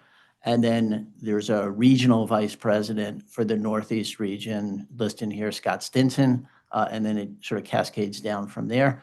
So that's field operations. And then there's network engineering, and he has a senior vice president for network engineering. So if you kind of think of Tom as having two prongs, Noel Dempsey leads the network engineering elements of the field ops organization.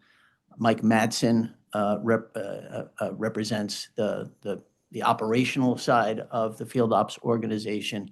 And then those regional VPs in Northeast, Scott Stinson reports to Mike Matson.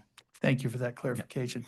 On this topic, one other question. So some of the network functions that are performed within that organization in Connecticut for the regulated entities, can you just give a general description of the type of work? And I'm talking at the work level that would be done by the technicians.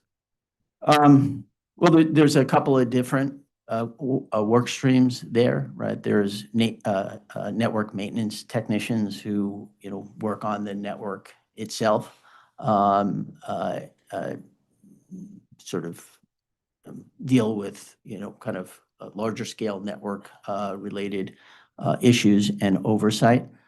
There's construction functions under there that oversee any new network construction that's required. And then there's, sort of the traditional field service organization that does installation, repair work in the customer's home. Thank you. You anticipated the next follow-up question on that one. So I appreciate that. That's good. Thank you. Okay, if I want to frame this. So I'm going to have you turn to Pura 2 and Pura 3. And I recognize as those responses have confidential information. In my line of questioning, I don't need to delve into that. And I'm just going to frame it. and why I steered you to both is I want to have an understanding. Well, I'll let you get to it first. I'm sorry. We'll start with I'm with, there. with Pure 2. Pure two, yeah. Yeah, let's start with that.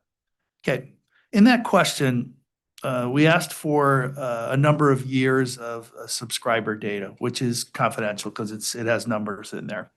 And what I want to understand for the regulated entities, it gave a slice of, I believe, keep me honest here, but I believe it was from 2018 through year-to-date 2025, the numbers.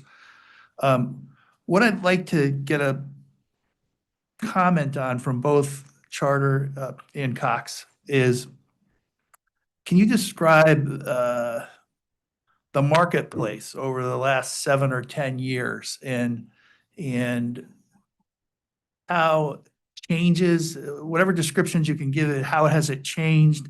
And from a managerial point of view, how has the companies had to respond to that? That's what I'm looking for beyond just the underlying data that you provided. It was a thorough answer in the original question. Can you just clarify what you mean by from a managerial perspective? Yes, sure, absolutely. When I read the statistics, I see stats and see that there's a lot going on in the marketplace in terms of competition. It's broader than maybe the regulated entities or the historical cable companies. And I want to understand by managerial, to answer your question, is decisions have to be made, I would assume, to adapt to that in order to be successful. So I'd like to kind of hear your stories from each company to get a perspective on that. And where I'm going with it, I'm just being really upfront, is that will help me kind of sift through to, make a recommendation potentially. Does that help? If I may, Mr. Skarzinski, so do I understand you to be asking for changes in the marketplace and the manner by which the companies have had to react? Yes, adjust, react, sure, to the extent it's pertinent. Yeah. I mean, well, look, 5 or 6 years ago, we didn't offer a mobile service, right? Today we do, and we're the fastest growing mobile company in the country. So from a managerial standpoint, we've obviously had to get very knowledgeable very quickly about operating a mobile business. And our technicians, had to learn how to service, a mobile business in a way that perhaps they didn't at a point in the past. Same thing with the advent of broadband service. Used to be a video service was our primary business. Certainly, we've seen a decline in our video business. As a result of that, we've had to adapt and make changes to our video business, including, for example, we just launched the Spectrum digital TV app, which allows people to manage more effectively their use of streaming services, so that we can meet the needs of our customers who may not be taking our underlying cable television product. Same thing with broadband service.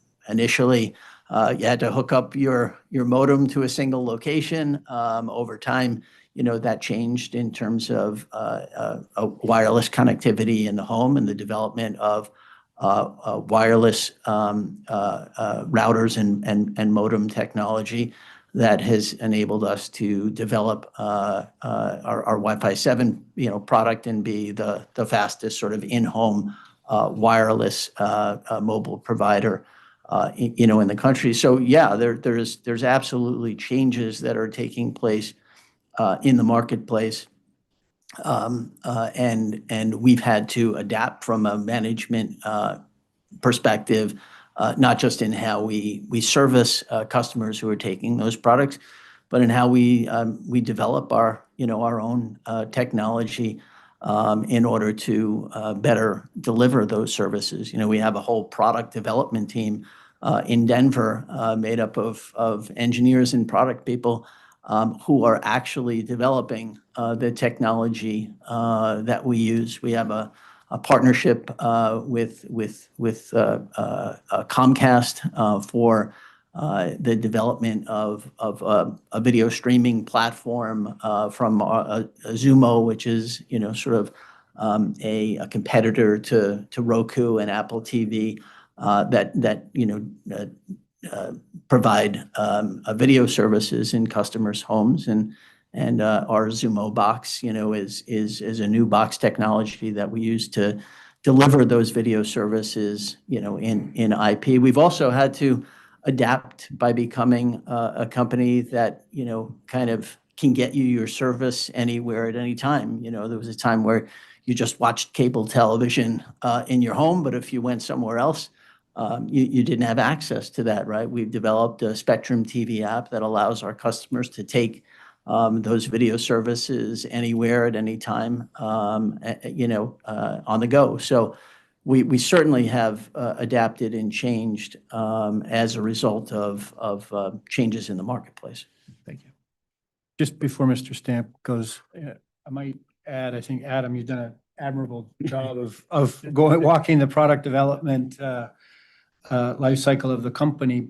And I think that's one very important part of how we've responded in our approach to the marketplace. The other one, I think we touched on a little bit earlier, which is investing in our employee base to enhance tenure, and investing in the customer experience through tools and other things of that nature, having our 100% in the US employee customer service operations, things like our customer commitment that we launched last year, where we're committing to show up at the house on time, to be responsive to the customers, because I think you have to have both of those pieces to be successful.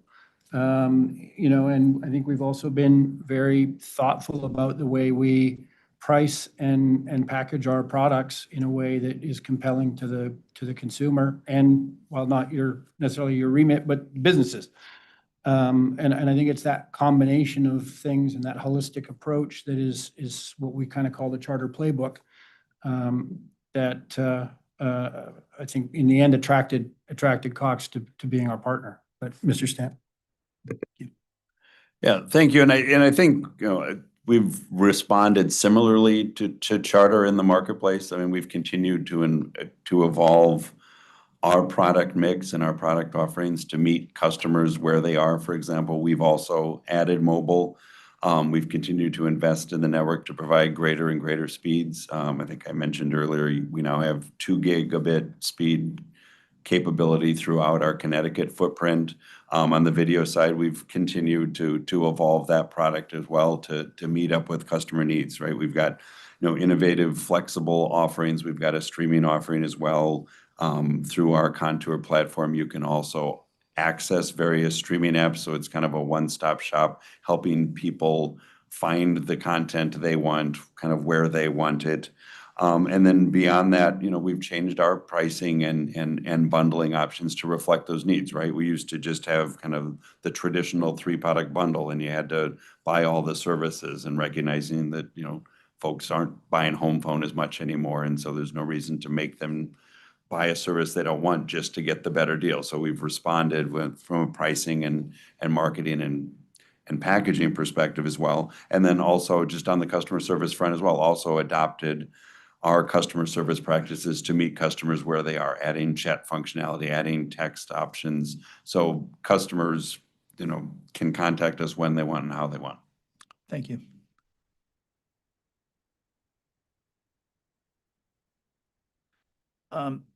In Pure 3, the response, if you may look at that, please.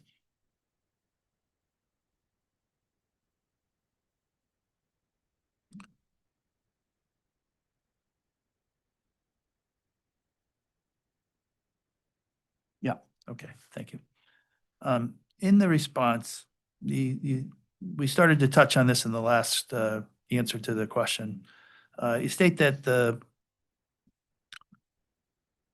competition across the company's lines of service is more intense than ever. And can can you respond in terms of Connecticut specifically, like how, since you're a national companies,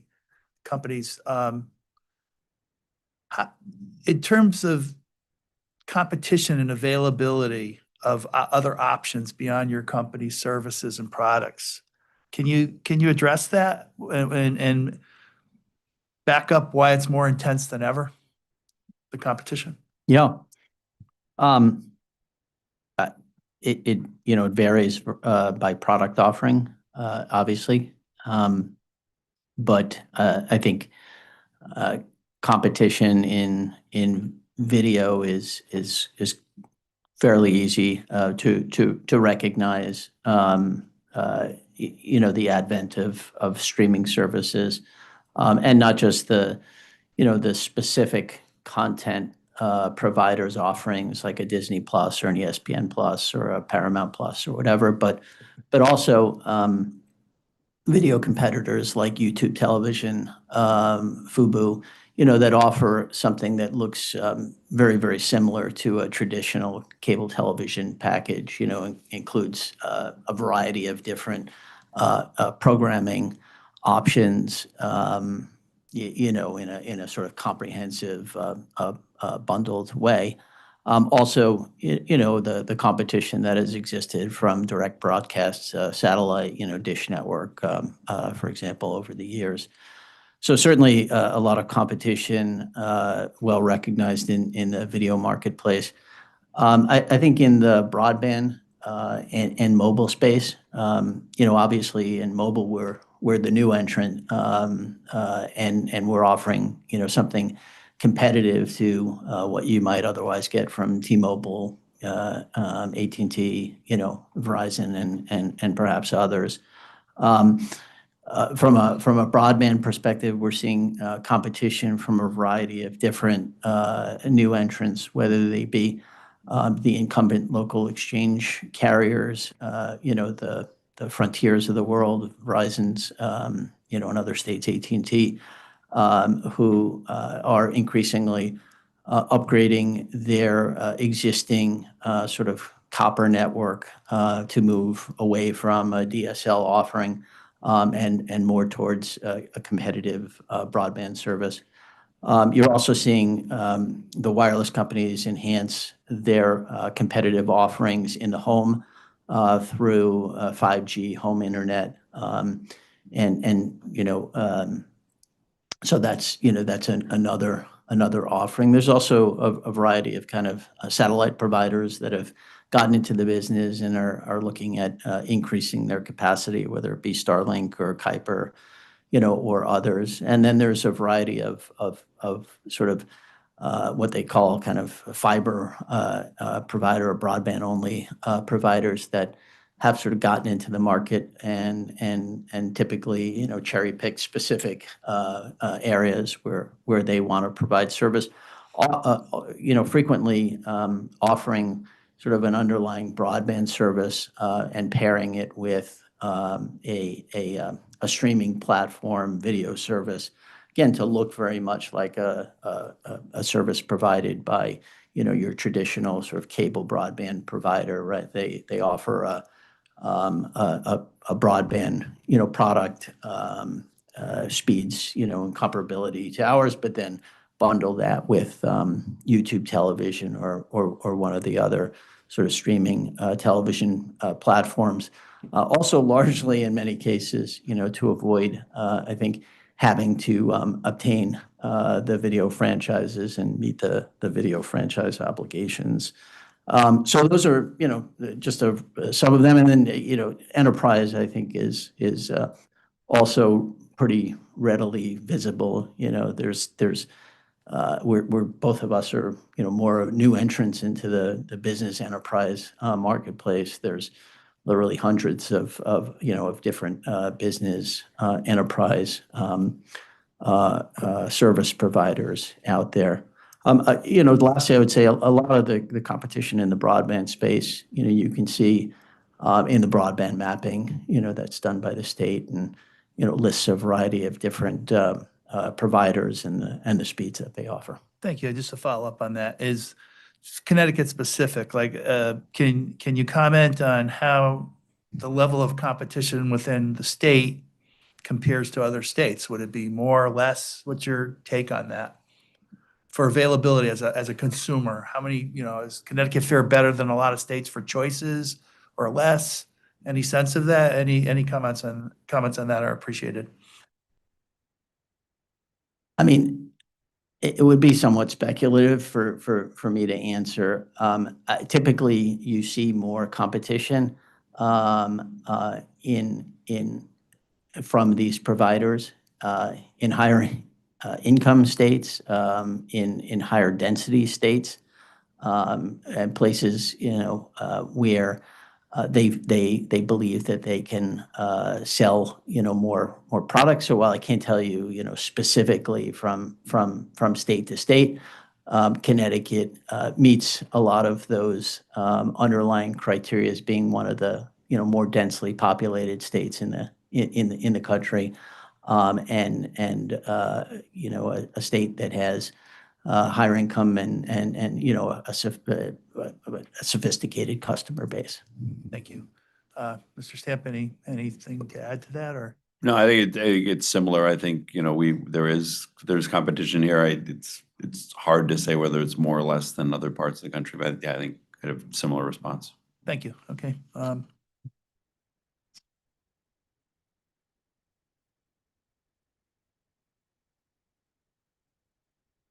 Sure, absolutely.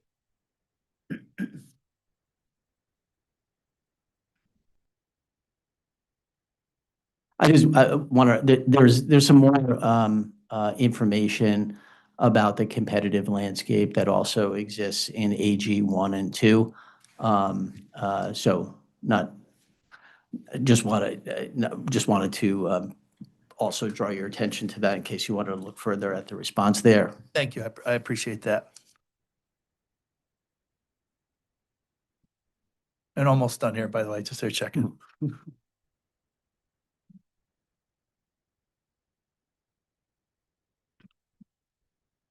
Earlier in the discussion, my colleague, Mr. Grealish and Mr. Rowe, were asking, I got the impression, a lot of things are early on in the discussion, so this is somewhat related to that, but has there been any discussions or identification of best practices from Cox that Charter would incorporate if the application were to be approved? Is that something that's in the table of review? I kind of got the impression early on, it hasn't completely developed yet. So any comments on that as far as best practices adopting from that Cox has if the application were to be approved? Is that on the table for consideration by Charter?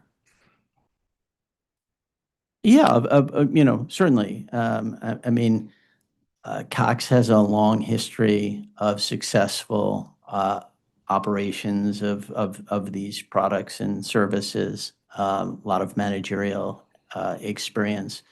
And I think it's one of the reasons that the transaction is structured in the way it is. Cox has, made a decision not to leave the market, but sort of the family that runs the Cox Communications business is taking an equity stake in Charter, and we expect that many of those learnings and things that they've been able to develop as far as best practices will be considered and incorporated into the operations of the business.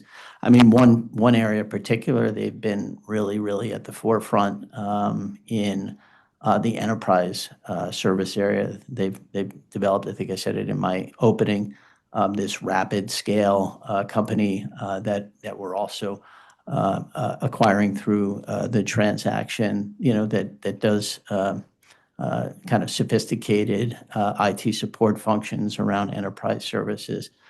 So not just in terms of their philosophies and approaches, but also in terms of the businesses that will be part of the transaction. They're also a company that has a sort of a long history of family ownership and operation.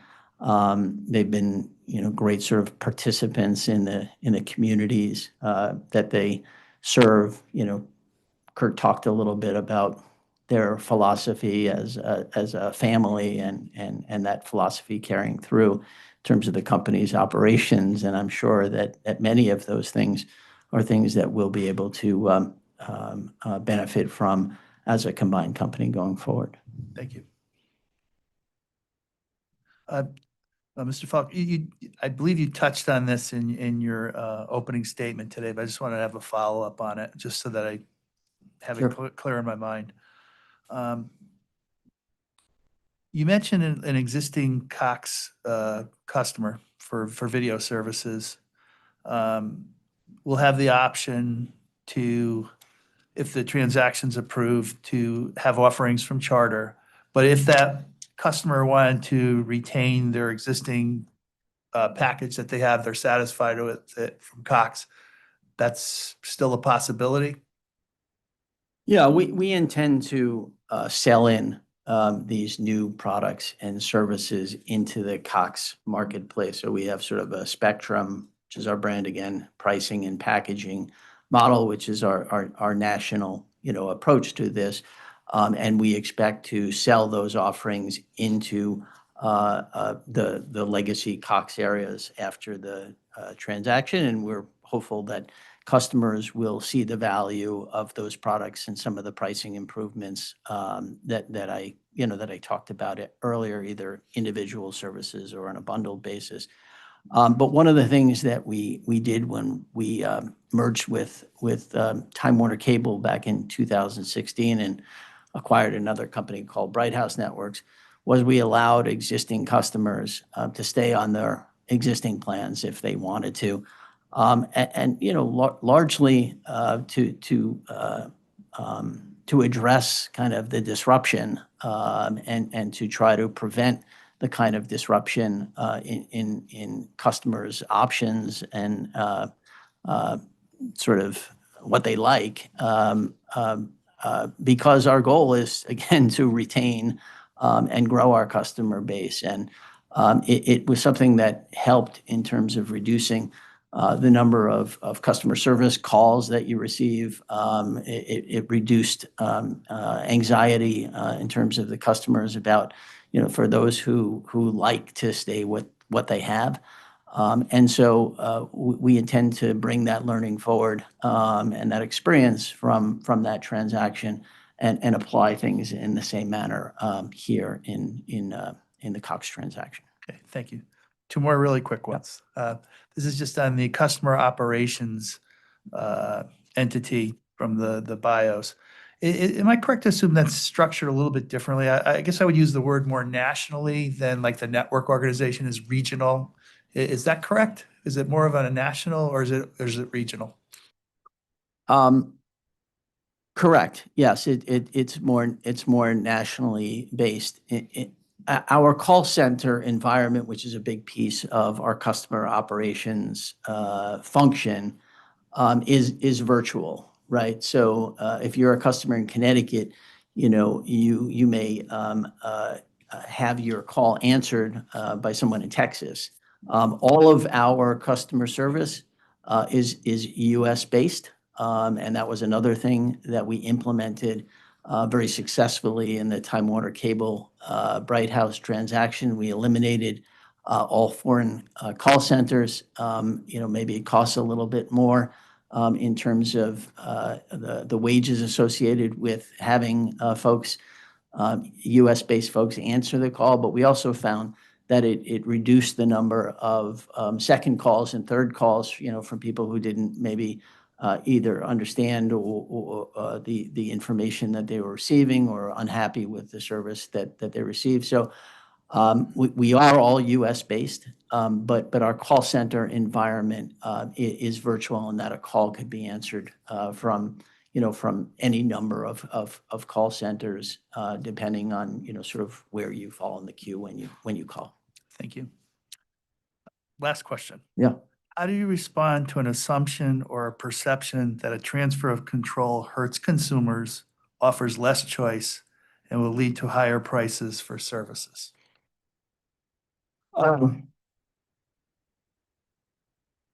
first and foremost, and as I said in my opening, we don't believe that this will hurt competition. We actually think that it will help in terms of offering more choice. You have to start by the fundamental understanding that we currently operate in distinct marketplaces, in distinct geographic marketplaces, right? It was the result, I think, of historical franchises that were granted by the agency's predecessor, which, although non-exclusive, meaning you could award multiple franchises in a particular location, our franchises were granted in distinct areas. And so, whereas you might, for example, have two wireless companies merge, right, with a national footprint, that's not fundamentally the case here, right? Again, in only a few dozen homes where it's even possible in the current configuration for them to receive service from both companies. So the notion of a loss of a choice isn't really present in this transaction. I think the other reason we think it will actually improve choice for consumers is that, again, we will let customers who are happy with what they have stay on those existing plans, but we plan to sell in new services and new product offerings, which will improve the choices that customers have. And so, we don't see it as something that will hurt competition in any way in the state. And for the reasons, I set forth, that I stated earlier, we actually think it will improve the competitive options. Lastly, I would just say that, we compete against a number of really big national, providers, the AT&Ts, the Verizons of the world, T-Mobiles. I think actually strengthening this combined company will actually enable us to compete even more effectively with customers like that. I mean, with companies like that, which will actually bring more benefits to consumers by having, a sort of a check on some of those really large national providers who, again, are offering, some very similar services. Thank you, panel. That's all I have, and I'm all set, Commissioner. Thank you. Thank you. I think this is a good time to recess for lunch. So let us reconvene at 1:15. We'll take a 45-minute break for lunch. This hearing stands in recess, and I will see you all again at 1:15. Thank you. Thank you.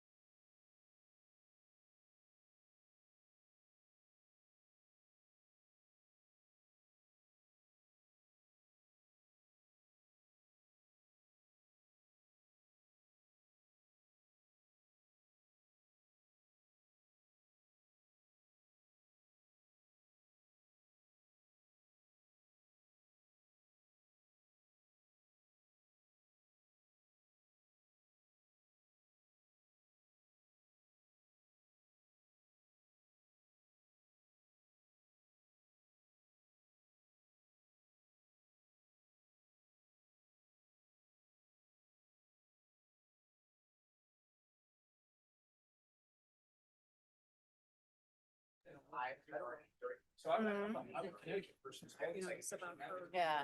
You know, how much is she, I don't know how much of it you you know did. what I mean, just feeling pressure. I don't know.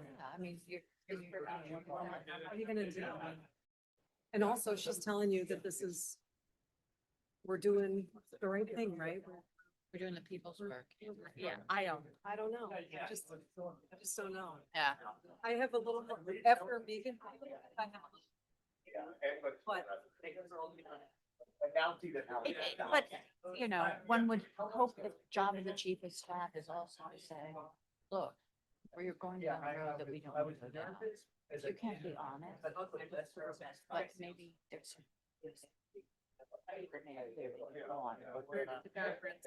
Yeah. Right? Yeah. Fine. How about you?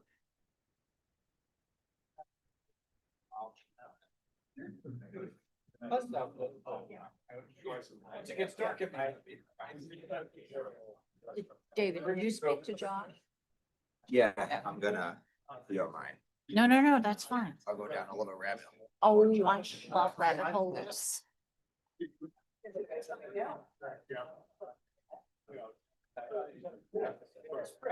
Exactly.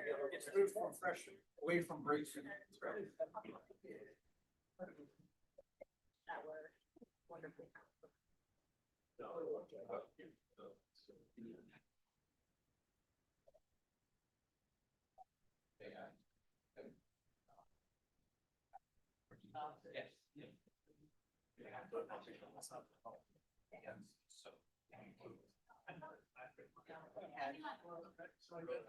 So I wonder if we should keep like an emergency computer port down here.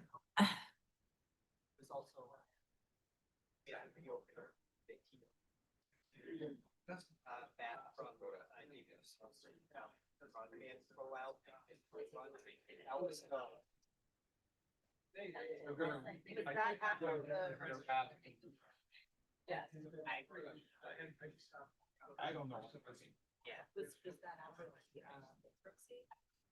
No, this was, they filed a motion for The jump ahead. to use, right.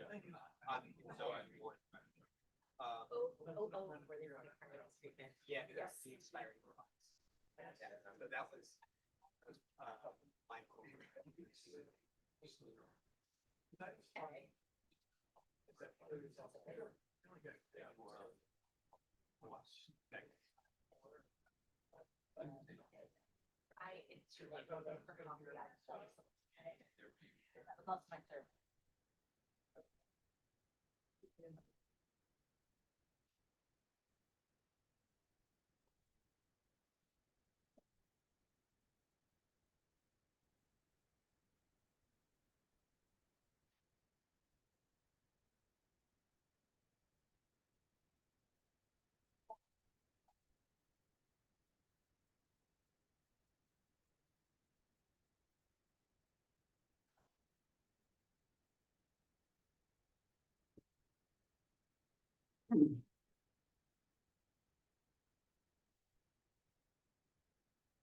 Good afternoon. I believe we are at 1:15. We will reconvene this evidentiary hearing, and that we were in the process of cross-examination. Thank you. Just a reminder, if I may, Mr. Tem is only here today until 4 o'clock. So if there are questions regarding cybersecurity privacy issues, we'd appreciate it if those could be done today. And also just by way of reminder and clarification, the earlier standing objection that I noted, I mentioned broadband, but that would also apply to internet or VoIP or any internet enabled service. Right, and I would like to inform the parties that we are going to be requesting, going out in our correspondence, that any issues relating to broadband and its intersection with the public interest area, we are going to request those briefs. So keep an eye on correspondence. It will be going out within the next week. Thank you. Thank you.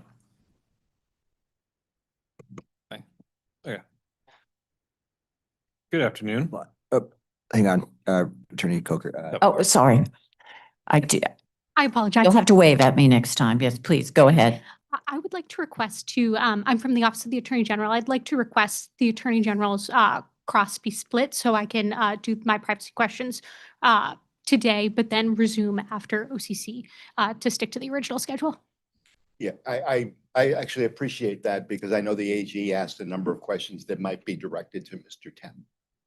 I can see no reason to object to that. Thank you. Now, Attorney Coker, Commissioner Arconti, do you wish to go ahead? I believe the commissioner has some questions he'd like to pose before we resume with the Paris staff. Thanks, Commissioner Cheeseman. So I know this was an interrogatory, but I couldn't find it during the break, so I apologize. Who, if this merger were to go through, who would be your competitors?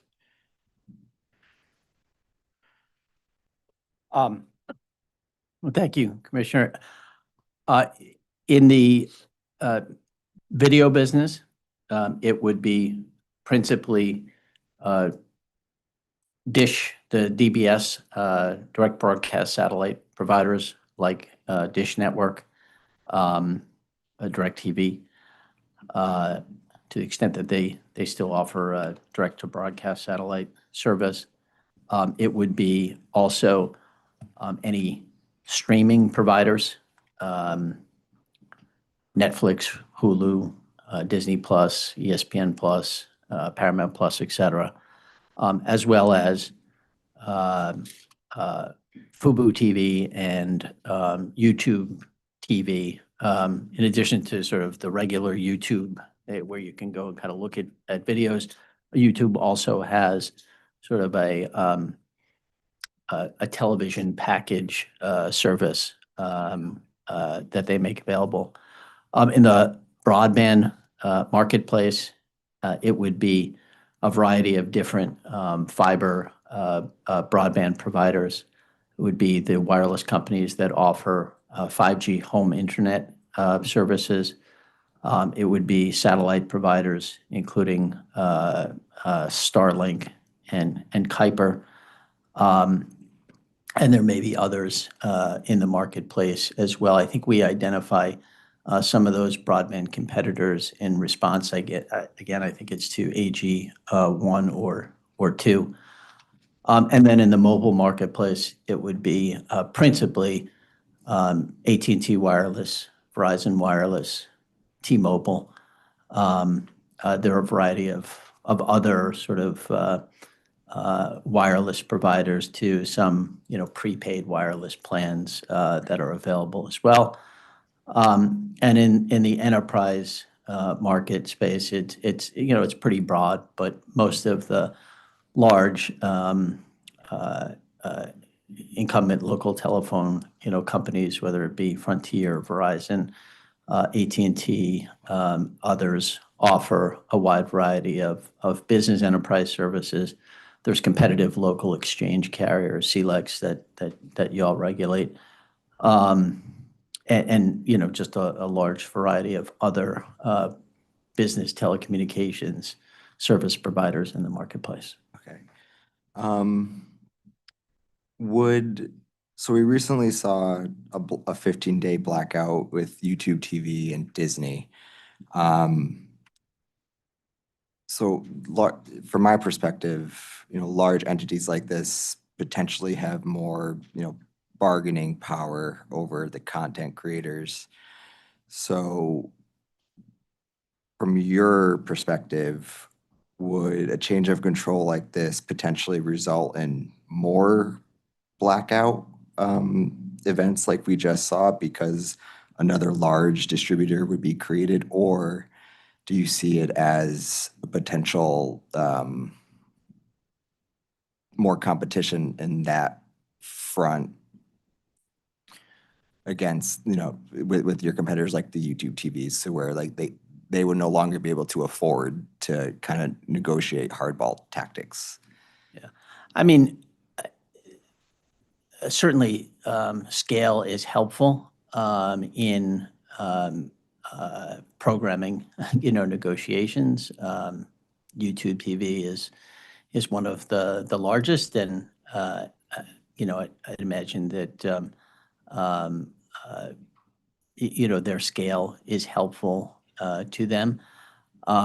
Certainly as a larger provider, we would enjoy a larger scale that could be helpful in, in programming negotiations. But I can't speak to any specific instance.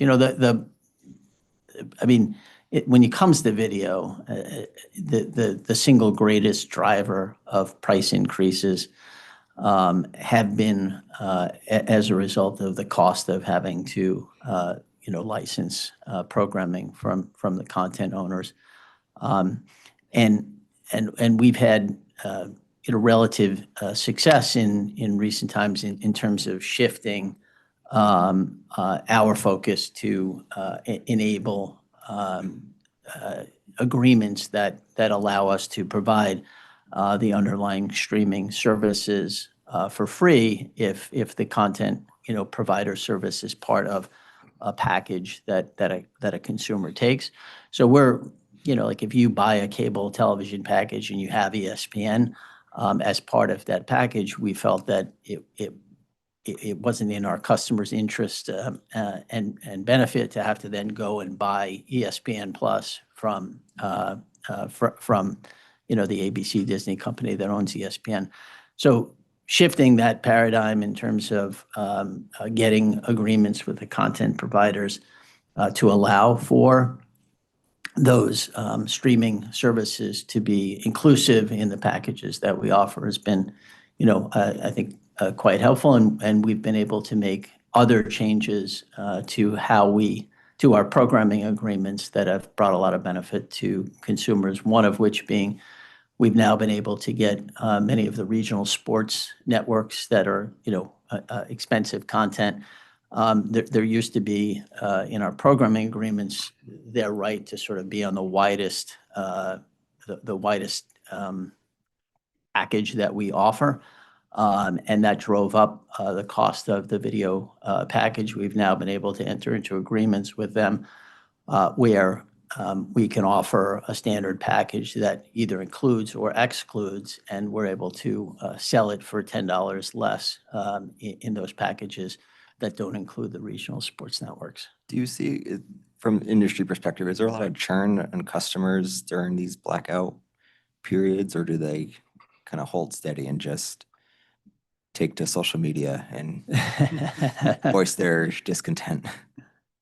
I mean, we had a fairly significant event. I think it was back in late 2023 that involved ABC Disney, and certainly our reporting of customers after that event, showed that we had lost a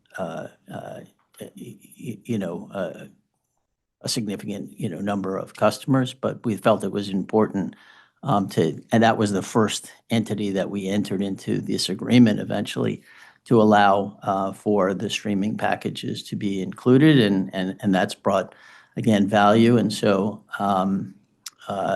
those kinds of events can be disruptive to our customers, and they do result in, sometimes an impact to our subscription. Okay, great. Thanks, Commissioner Cheeseman. Thank you. And now I believe we're going to resume with Attorney Coker. Thank you, Chair. Thank you, Commissioner. Please open the response to OCC 13. And my name is Josh Coker, by the way. I'm a staff attorney with Pura. So please open. Repeat the, which one? OCC 13, yes. 13.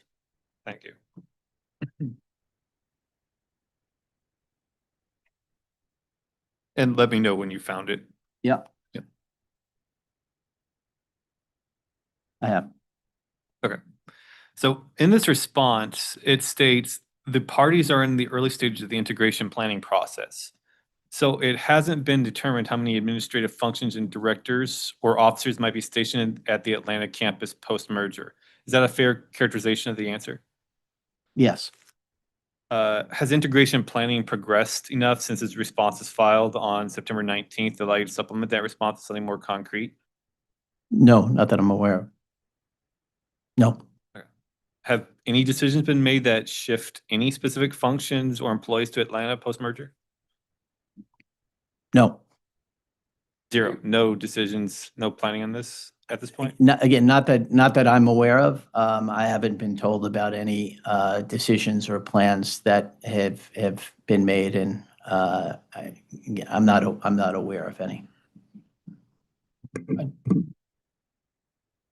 gonna just make a clarifying statement. So as part of the merger agreement, we agreed to have approximately 2,000 employees based in Atlanta for a period of time corresponding to Cox's ownership in the combined company, Cox Enterprises ownership in the combined company. That's really the only decision that's firm at the moment. It's important to remember that Cox has meaningful operations in Atlanta today. I'm speaking on behalf of Mr. Stamp, but I think I'm correct.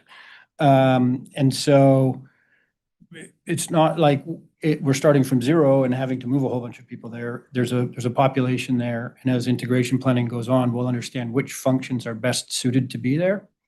But it's too early. Okay. So beyond the 2,000 employees, no decisions have been made. Not to my knowledge. Thank you. Please open the response to OCC 33.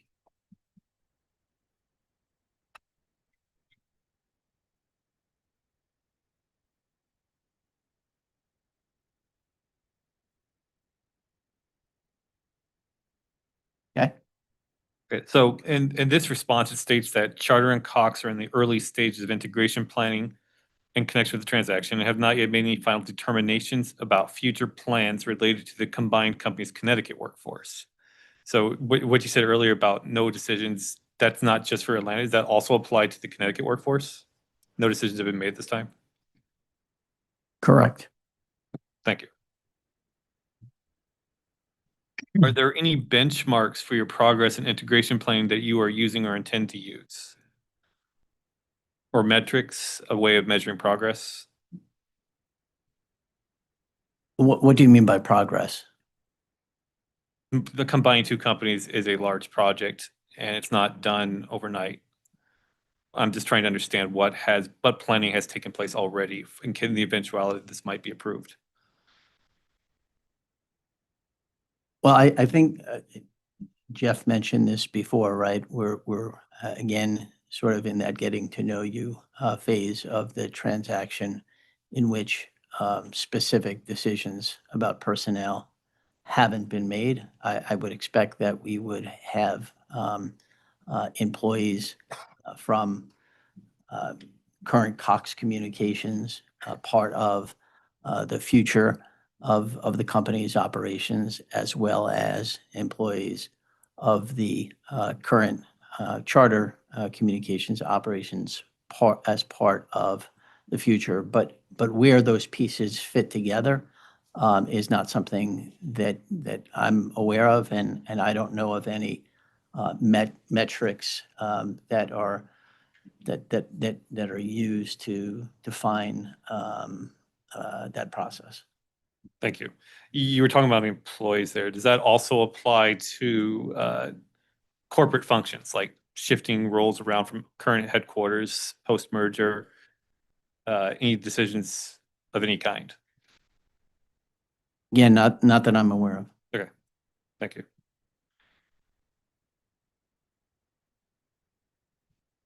Now, please open the response to OCC 138.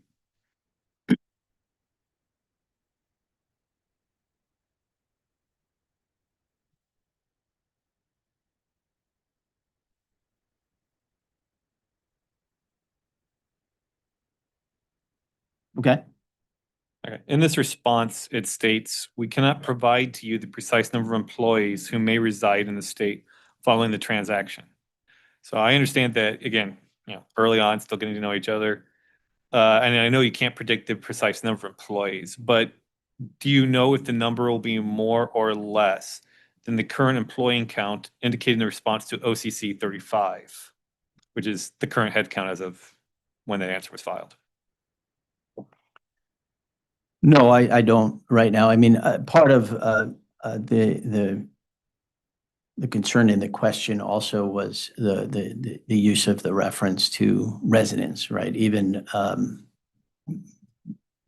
depending on whether we have employee functions in Connecticut, certainly can't predict where individuals will choose to reside. So part of that answer was the inability to answer the question about their residence. But I don't have any specific numbers associated with what the future state of the organization will be. As I've stated previously, we have a very significant headquarter presence in Connecticut, in Stamford. We have capacity for, I think, around 3,000 employees there. We've indicated that we will keep our headquarters in Connecticut. And again, I think we will need the frontline employees that are associated with servicing our customers. I mean, Cox doesn't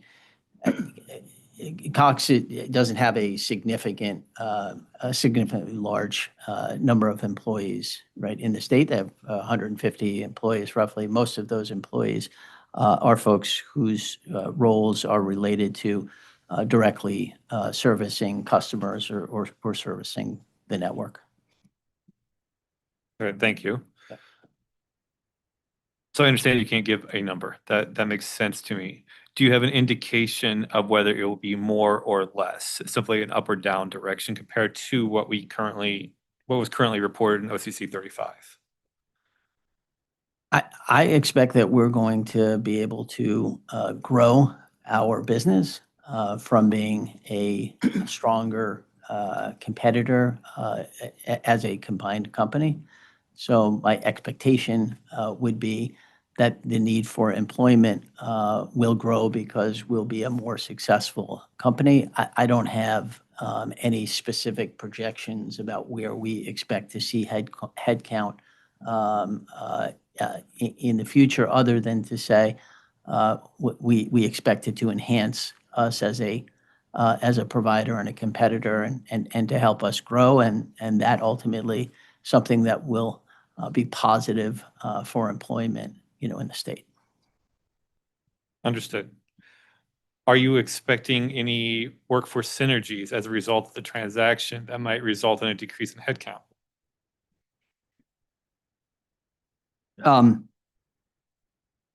We are expecting synergies, as we discussed earlier.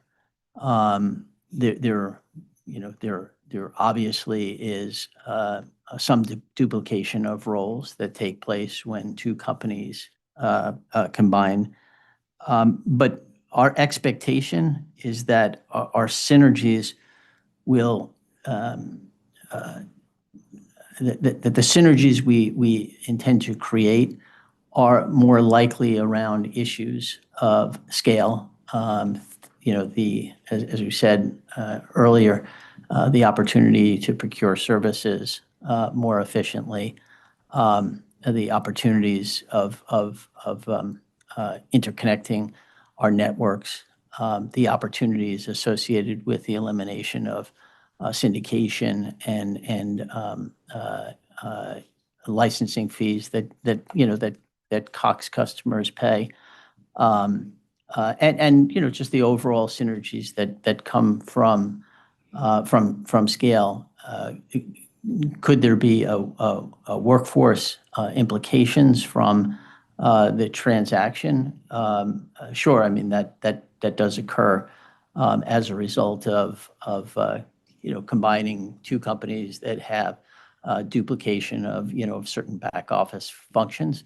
But that's not where we see the principal synergies coming from as a result of the transaction. And again, we think we'll be in a position to grow our business, which will ultimately be good for employees and employment.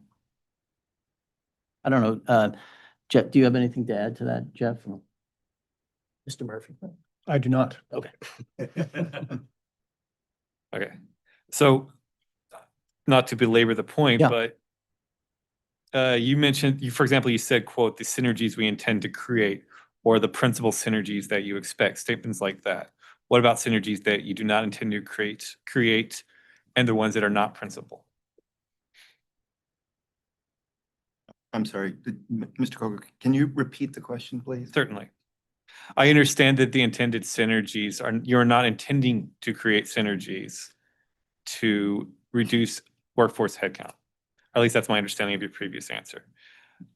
Do you have any reason to think that would happen or would not, regardless of what you intend?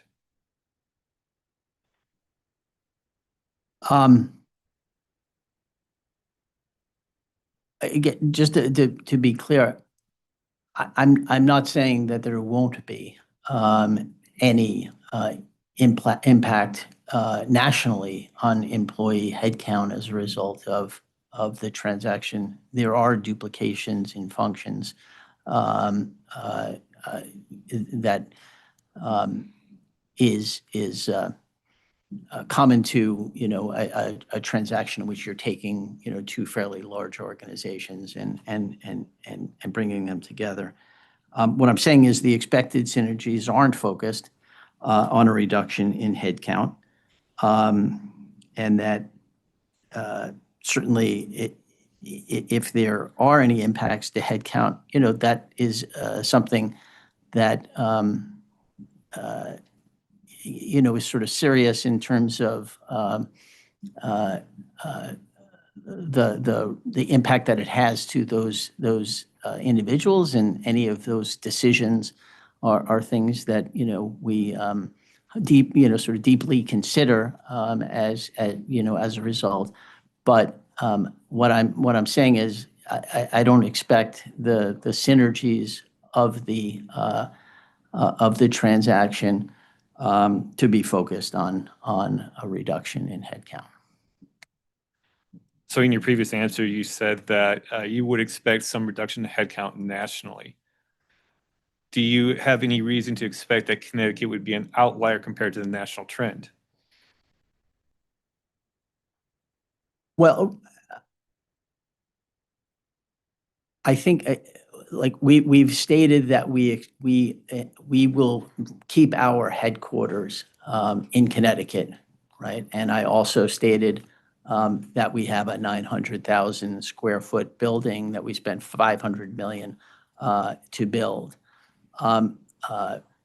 So my expectation is that we will continue to utilize that space to employ folks in Connecticut, and that Connecticut is central to our operations. I can't tell you specifically, as you asked before, whether there will be an impact up or down, but I would expect that there would be an impact positively on employment, given that as a stronger company, we'll have a better opportunity to serve customers, and ultimately our employees are there as a function to meet the needs and expectations of our customers. And so if we have more of them, we would need more people, obviously, to meet those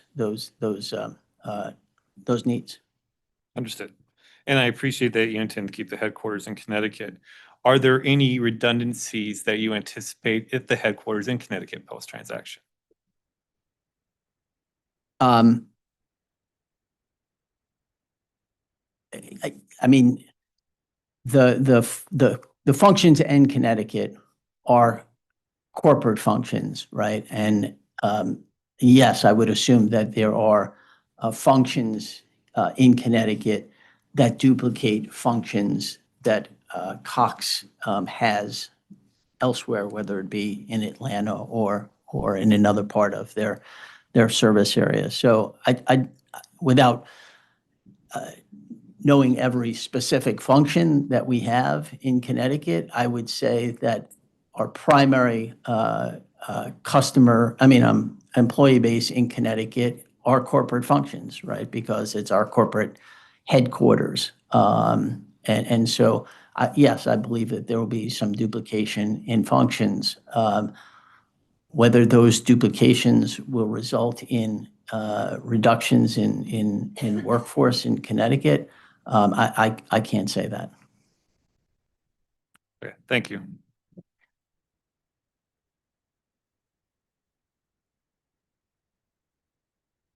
So a little further down in this response. Oh, sorry, wrong.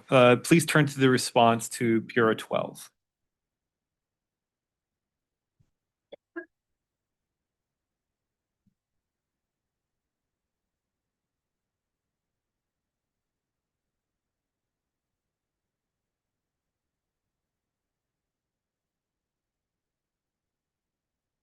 Okay. On page 1, this response states that the companies face robust competition for the services in Connecticut and across their footprint. Is that an accurate quote? I mean, I don't see where you're quoting from, but if it's written in the response, yes, it's accurate. A little further down on page 2, it states among the benefits of the transaction. I can wait if you're trying to find the line. Second line, page 2. Yep. Sure. It states among the benefits of the transaction are that it will generate a stronger competitor across all markets in the crowded communication space.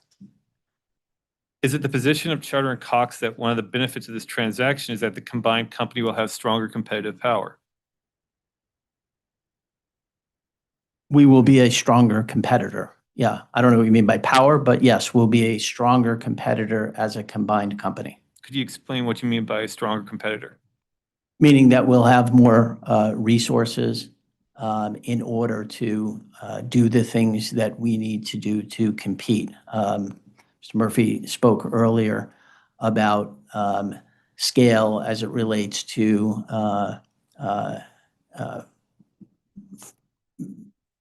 financial opportunities, right? We've talked about the combining of the company, allowing us to continue to invest and innovate in ways that will make us a stronger competitor.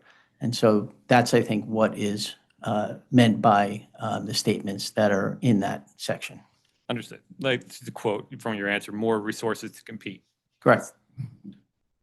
So that is a primary benefit to Charter and Cox of this merger, is having more resources to compete. Sure, yeah. Thank you.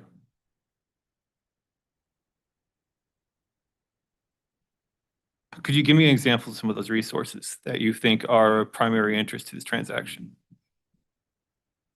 The resources of a network that we can interconnect with each, as a combined company.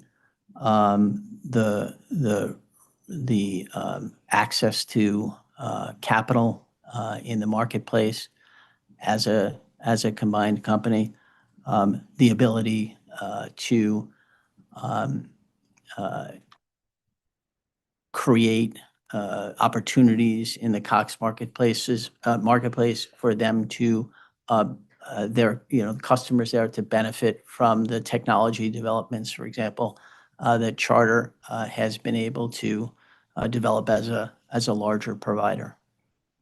As I said before, we develop a lot of, we're a larger provider. We have more resources that are put on product development, for example, whereas Cox licenses that technology from other third parties. We've had the resources to be able to develop some of those technologies on our own, whether it be the employee resources to do that or the financial resources to do it. I don't know, Jeff, if you had something you wanted to add to that. Yeah, I guess maybe looking at it from a slightly different angle. the competitors that the commissioner had asked Adam about earlier are very large companies, by and large, right? The mobile operators in particular. Through this transaction, we gain some scale against companies of that size, and before we get to Netflixes and things that are monster market capitalization companies. I think what that delivers is not only the ability to amortize those types of investments, fixed cost investments over a larger base of assets or customers, but in some cases, the ability to make them at all. Adam has given the example several times of Cox going the syndication route in order to do their technology path, which by its very nature limits their flexibility. And so I think one of the things that this does through that scale, it's going to sound odd given the size of the two companies even before we're combined, it'll allow us to be more nimble in the marketplace and to be more responsive to changes in customer preferences and demands and competitive actions than if the two companies were by themselves. That gets back to your, I can't remember what number that one was, 33 or 35 or something earlier. But I think sort of looking at it that way, it allows us to step up and compete in a more effective manner, and to be more nimble in doing so, which I think is a benefit to not only customers, but the employees and other stakeholders. Thank you. You mentioned the ability to make fixed cost investments that you wouldn't otherwise be able to afford. Could you elaborate a bit more on that? So I think that's yet another reference to that Charter has sufficient scale to do its own product development, its own technology development, to work with the vendors in a way that Cox hasn't. I think that gets enhanced with, the size of the two companies coming together. Does that answer the question for you? Yeah, so you're saying that R&D costs are one of the fixed cost investments that you're talking about? Yeah, in a way. Those things are project-based, so they're not variable based on the number of customers that you have. So if you have more customers or more revenues to amortize those across, then your ability to make those types of investments is enhanced. Could you give me some more examples besides R&D?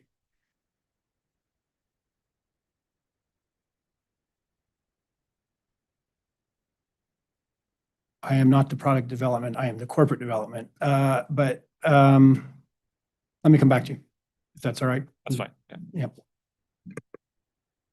So you mentioned fixed cost investments. Are there any variable cost investments that you're anticipating this will benefit as well? Like,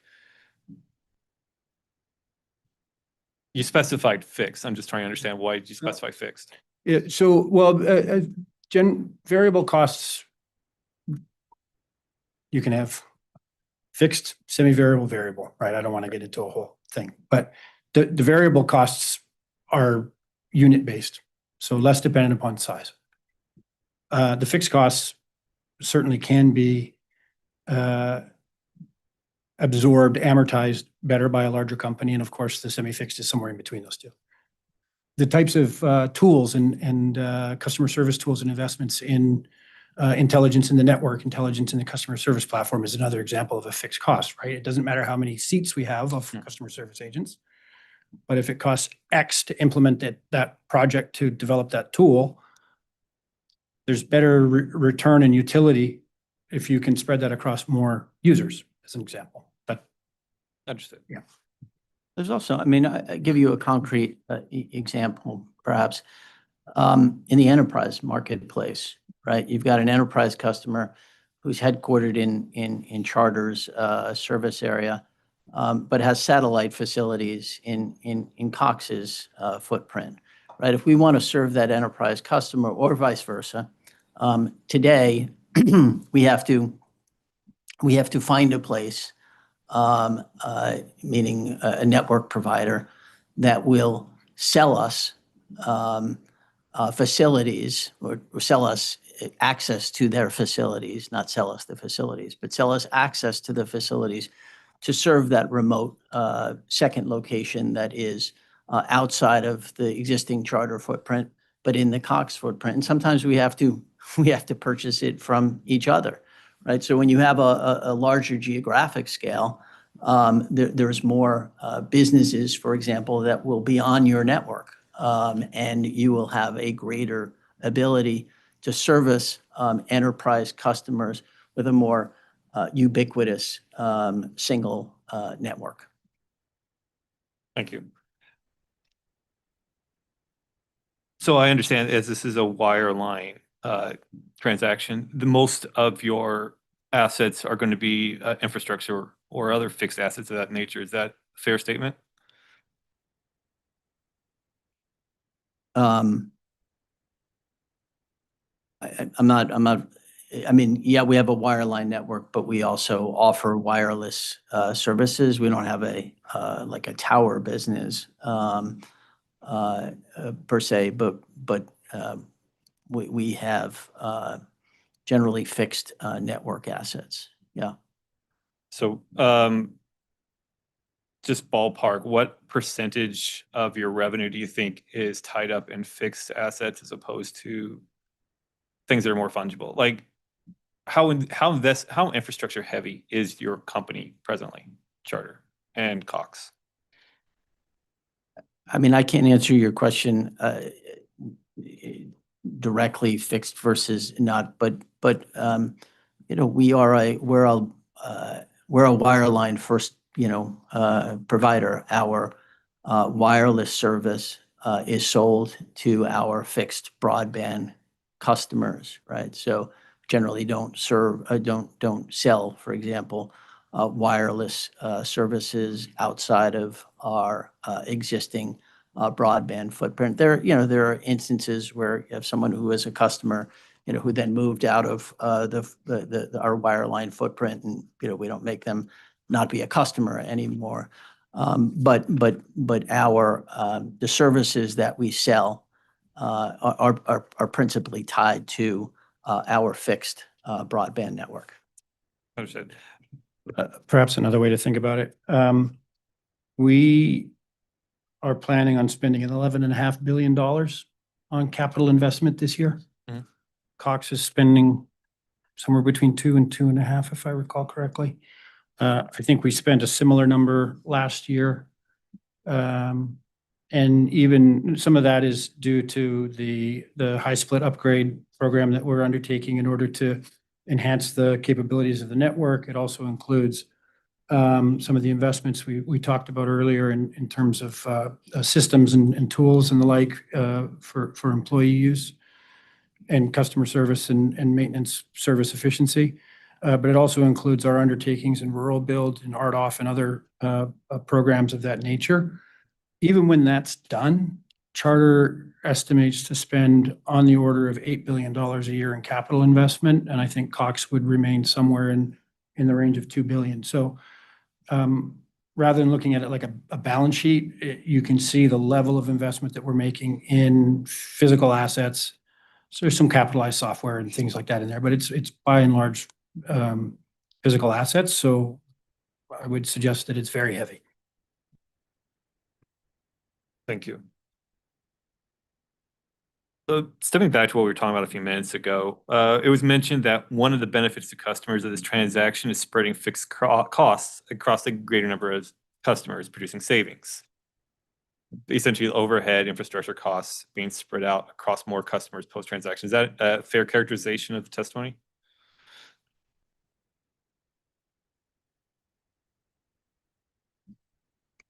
I wouldn't tie it necessarily directly to customers, but over a revenue base. So indirectly, you could tie it to customers.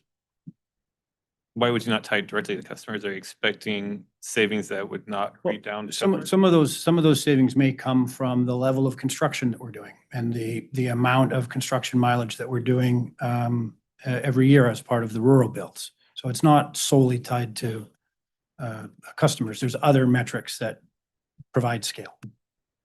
Are you expecting any price reductions as a result of savings on fixed costs post-transaction? So I think, and I will let Mr. Falk take over again in a moment, but I think we answered that earlier when we described that rather than focusing solely on cost and price, there are many ways to deliver value.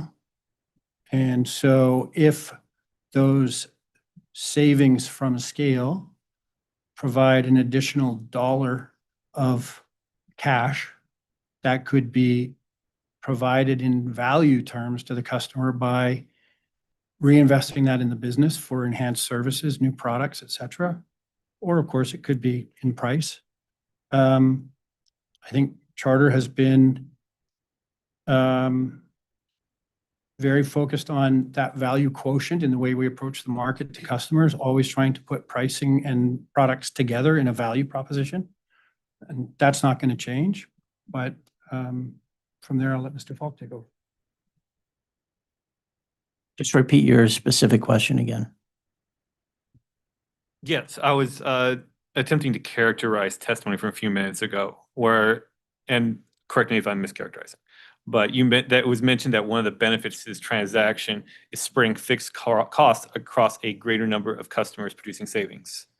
And Mr. Murphy just testified that it could help, for example, and that's an extra dollar saved going to investment, essentially.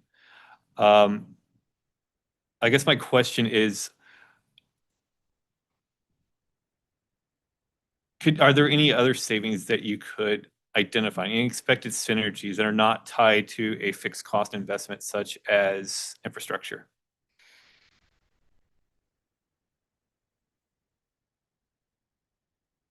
Should there be any reason to expect that the per unit price of providing services would go down, other than reductions in overhead and other fixed costs? I mean, synergies can come from a variety of different places. Our products aren't sold, based upon a unit price of developed based upon, specific fixed costs. It's not how we sell our products. So I'm not sure that I fully understand what you're asking me.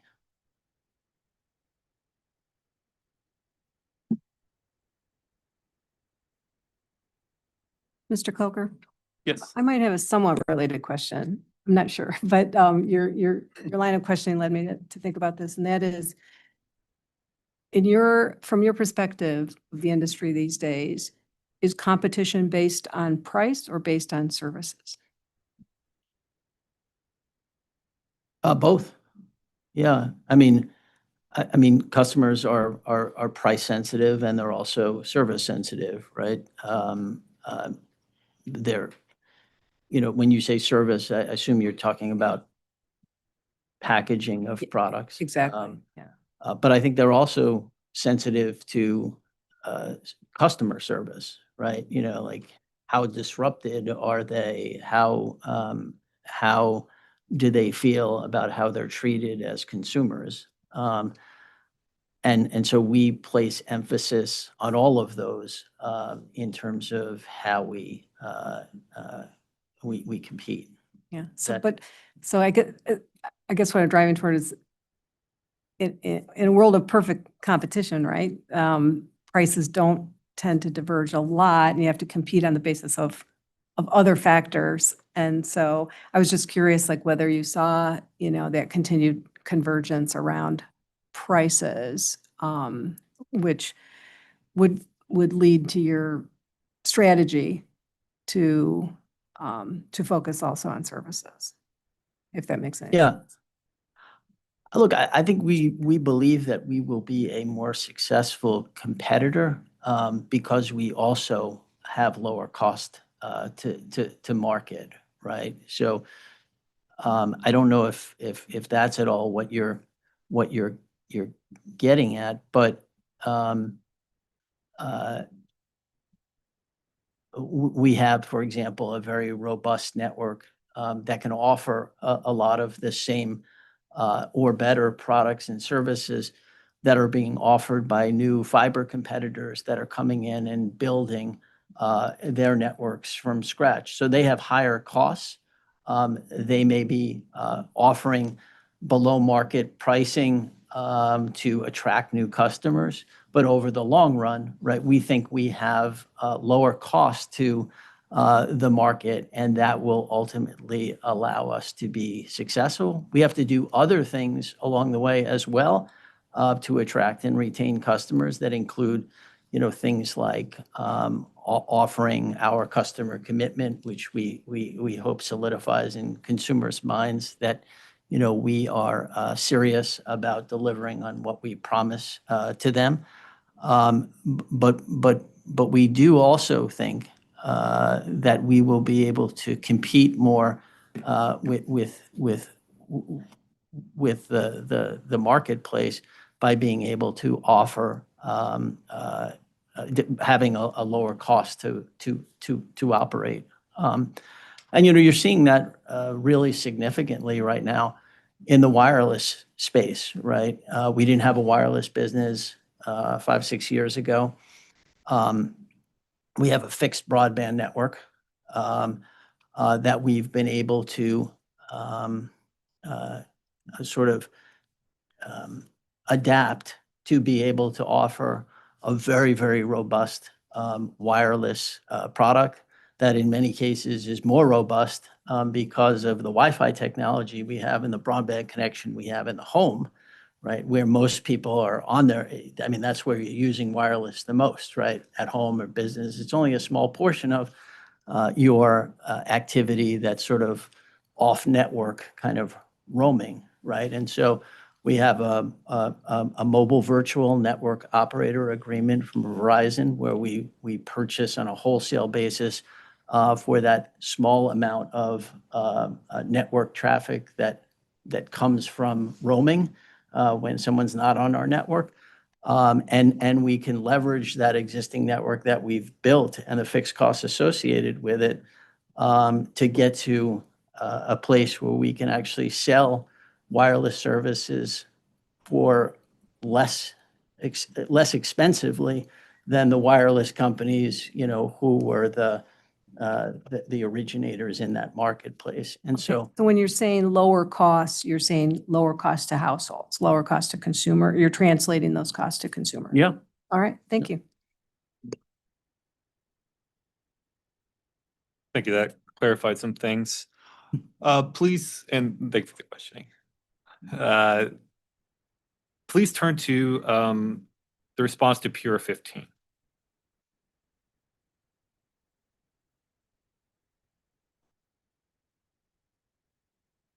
And we can use the public version since I know this was produced under a protective order. So.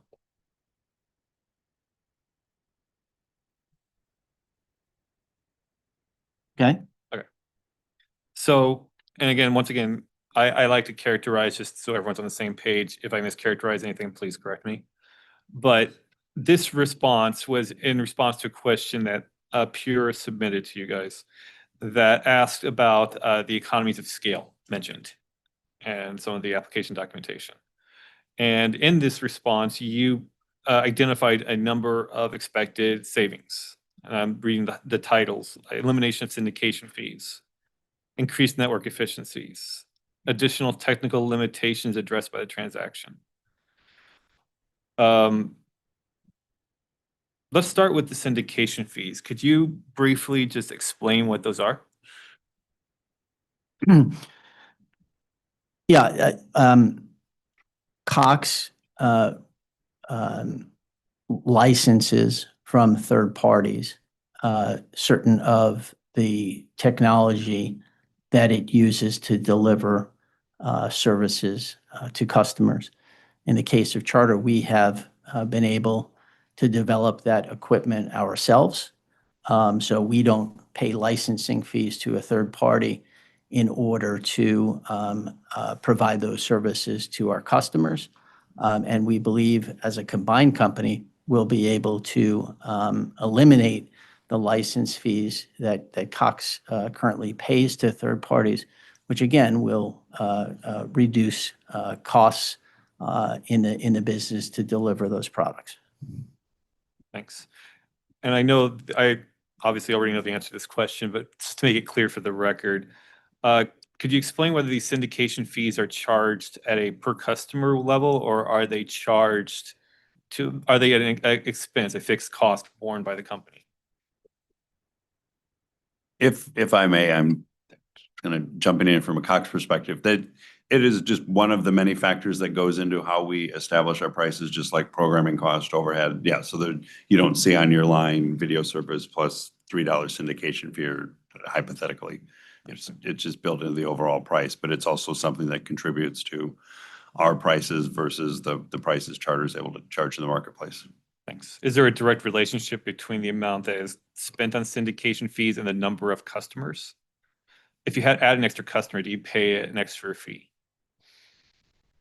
Subject to check. I don't know the details of our syndication agreement. I would, for programming costs, for example, are on a per sub basis, so I can check and we can get back to you on that one. Yes. Could I get that as a read-in, or do we need it as a lay file? Let me shoot for a read-in, and if I don't have it readily available in the smart people in the room, then we'll go for a late file.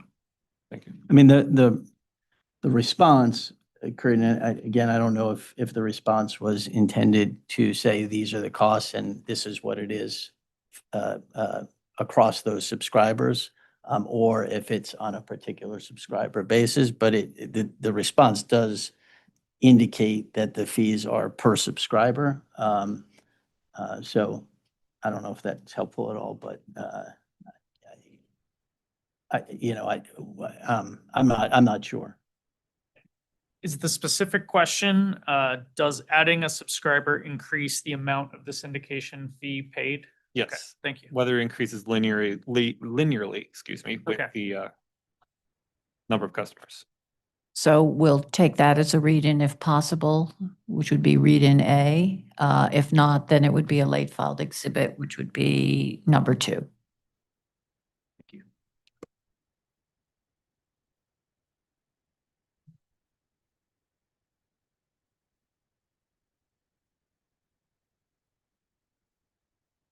Next, I'd like to turn to the increased network efficiencies in Pure 15. Could you explain how these efficiencies would be reflected in customer expenses, if at all, customer pricing, if at all?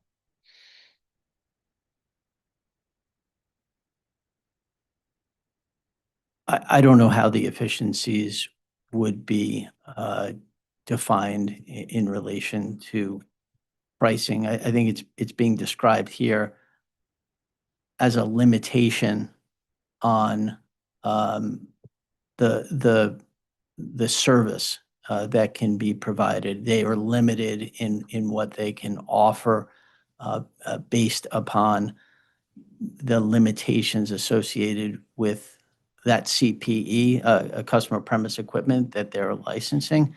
I don't have any information that would associate it directly to pricing. And I don't know, Kurt, whether you would, if you do, you can respond. I don't specifically as it relates to pricing. I think the answer is similar to the conversation on the syndication fees, right? I mean, that the cost of those are part of the overall cost we look at when setting prices. But I will say, I think Adam mentioned earlier, there are some limitations from a technology perspective because we're kind of at the mercy of the vendor, so we're not as able to nimbly respond to customer needs and demands as Charter from a product development standpoint. Thank you.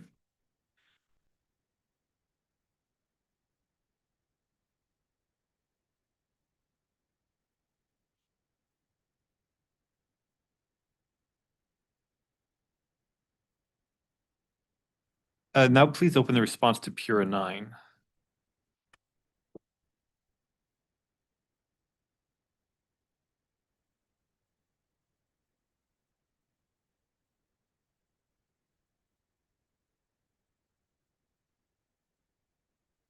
Yeah, I'm there. Thank you.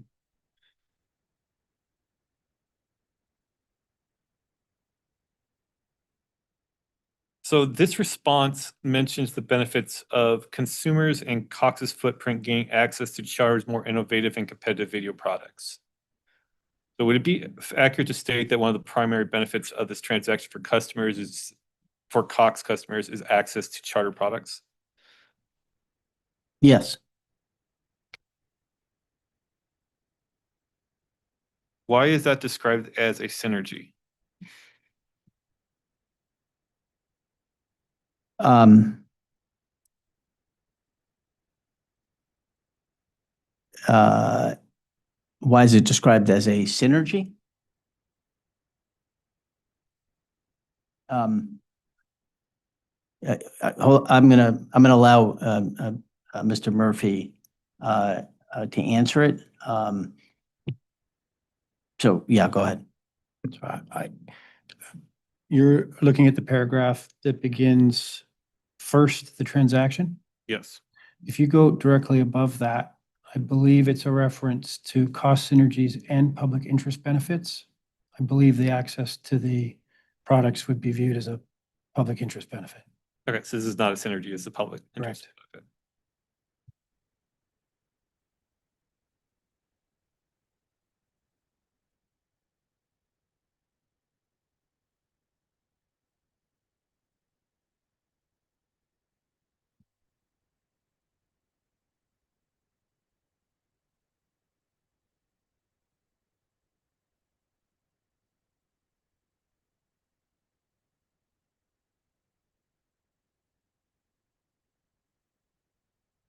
One moment, please.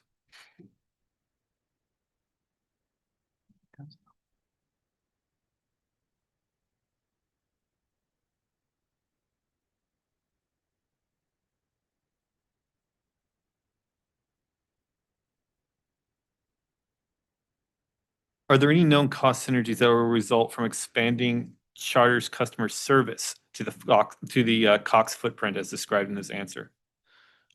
Yeah, sorry. Yeah, of course. Yeah.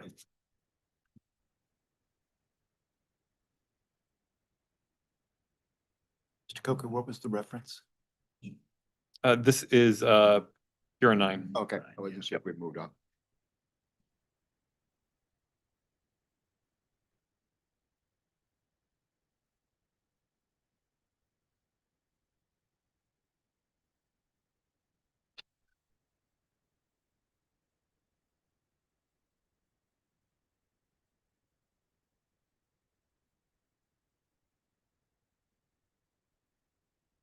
Sorry about that. Excuse us. Just trying to get our ducks in a row for you. Mr. Falk pointed out to me that there's a footnote as well on that page of Pura 9 that refers back to the announcement presentation. And I think that the synergies then referenced specifically are the 500 million that we've discussed several times today. But certainly, I think my prior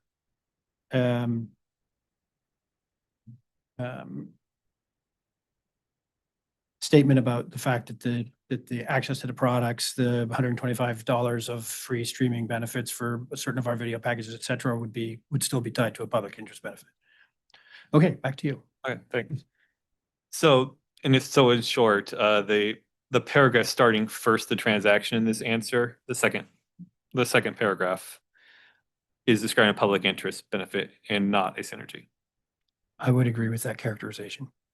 What about the following paragraph? It starts with second. Are there any cost synergies in this paragraph?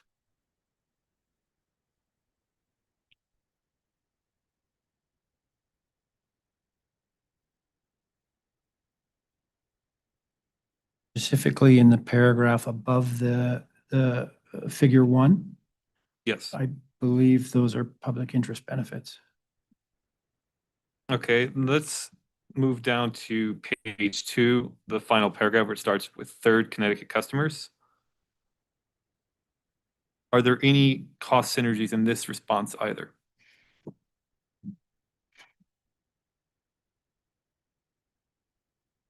My read of that paragraph is that it is public interest benefits. What about the final paragraph starting with fourth, the Cox Connecticut workforce? And I believe that also to be public interest benefits, given that we're discussing the difference in minimum wage and our other employee-oriented benefits programs. Thank you. Mr. Falk, would you agree with that?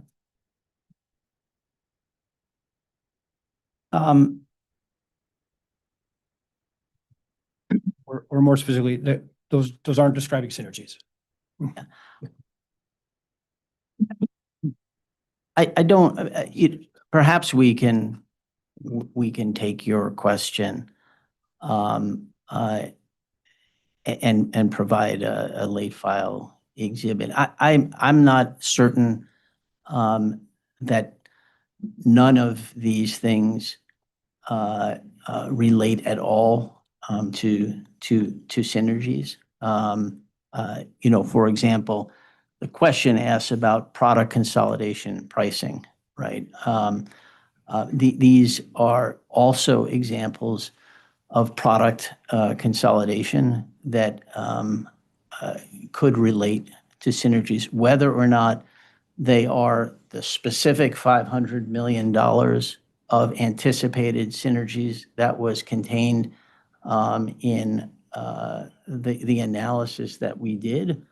I don't have an answer to that question unless Jeff does. I agree that they are more akin to public interest benefits, but some of them, at least in my view, could come from synergies in operating the business in a combined fashion.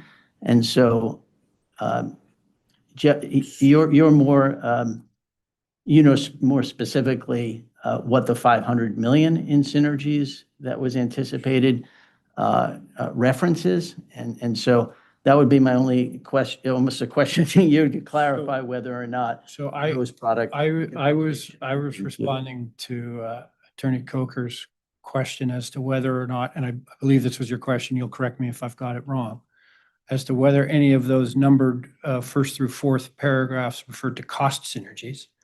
And I don't believe that to be the case. Okay, thank you. So this question was going to refer back to some previous testimony. I believe it was from Mr. Falk. But in response to a question by Mr. Grealish, you stated, and you can correct me if I mischaracterize, that a substantial amount of the benefit to customers comes from the bundling of charter products. Could you tell me more about these bundles?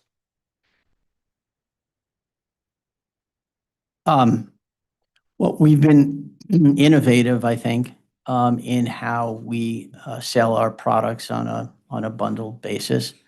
And I think that what I was probably referring to at that time was that when we offer bundled services, so for example, if you take a bundled broadband offering plus 2 mobile lines from us, we sell that at $100, whereas the same product offering from Cox in a bundled environment would cost between $145 would cost $165. Ours is between $100 and $145. Depending on the length of the promotion. So the promotional pricing is more competitive, and the final product offering on a non-promotional basis is less expensive as well. And I was describing that and using it as an example of how customers will benefit from the bundled pricing offerings that we have.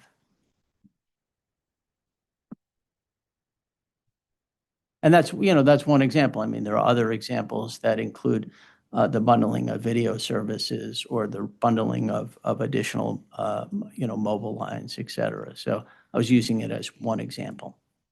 So how customizable are these bundles? Do you get to choose to add one single option, or are they usually like a package and a slightly larger package with several other items? Like, how customizable is that? They're set, and they vary typically based upon the speed offering that you take on the broadband. So if you take our 500 megabit, internet premier service versus our 1 gigabit Spectrum, internet gig, that creates a difference depending on what video package you take. That would obviously make a difference, and depending on the number of mobile lines that you take, that would make a difference. So within those product offerings, there are different fixed bundles that are available. You probably don't have the answer off the top of your head, but approximately, do you know how many bundles are offered by Charter under its current product offerings? I don't know when you look across the entire product landscape. I'm not sure. Understood.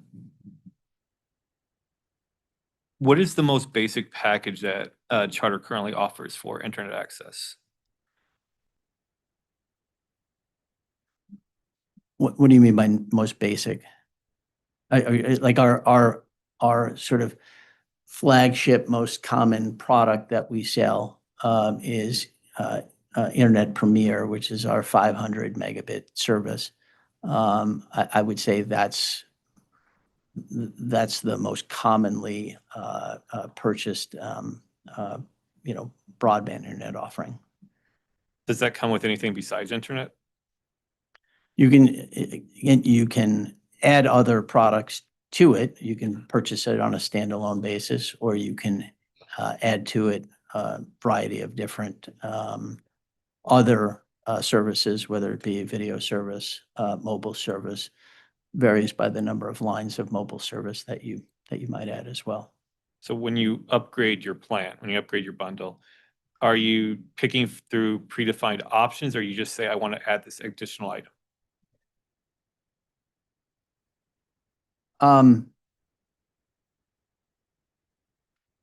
Well, you can customize your your service within those available packages. How we package them, is we have fixed packages, right?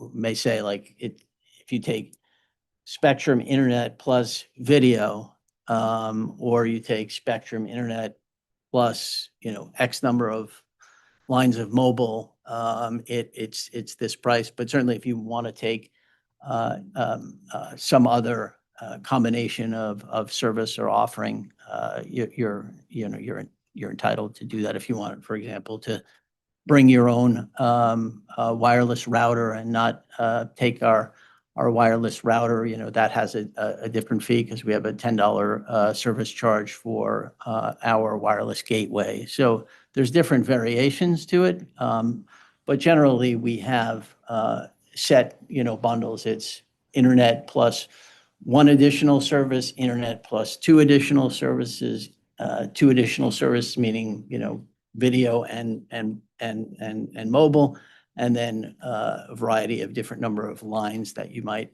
take. Price would obviously vary depending on the number of lines that you purchase. Okay, thank you. Now, circling back to some testimony from earlier, you mentioned, and I might be misremembering these numbers, but like $100 package for Charter would be a $145 package for Cox.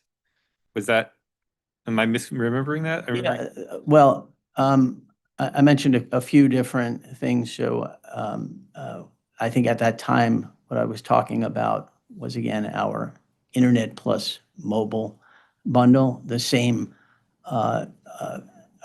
basic package from Cox versus Charter, meaning a 500 megabit broadband service plus two lines of mobile, is $100 from Spectrum on a promotional rate, increasing over time to $145, where the same package available from Cox is $165. And I don't know if that's what I think I also talked about other rate differentiation as well. So, for example, our Internet 500 service is $50 on a promotional basis, $80 non-promotional.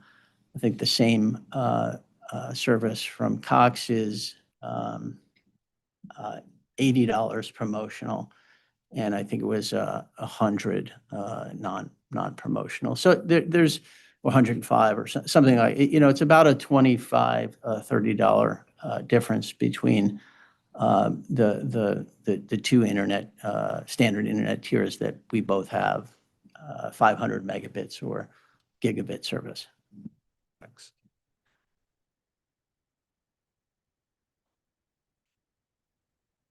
So let's assume that I have a basic bundle that is the 500 Mbps internet you mentioned plus a single cellular line. And let's say it costs $100 from Charter. I'm not sure that's the exact price, but let's work with that as an example. Are there any marginal costs included in that $100, or is it entirely based on the cost of the infrastructure and other, fixed expenses that go into providing internet service and the cellular service? Just a point of clarification, just want to make sure the witnesses understand what you're referring to when you say marginal costs.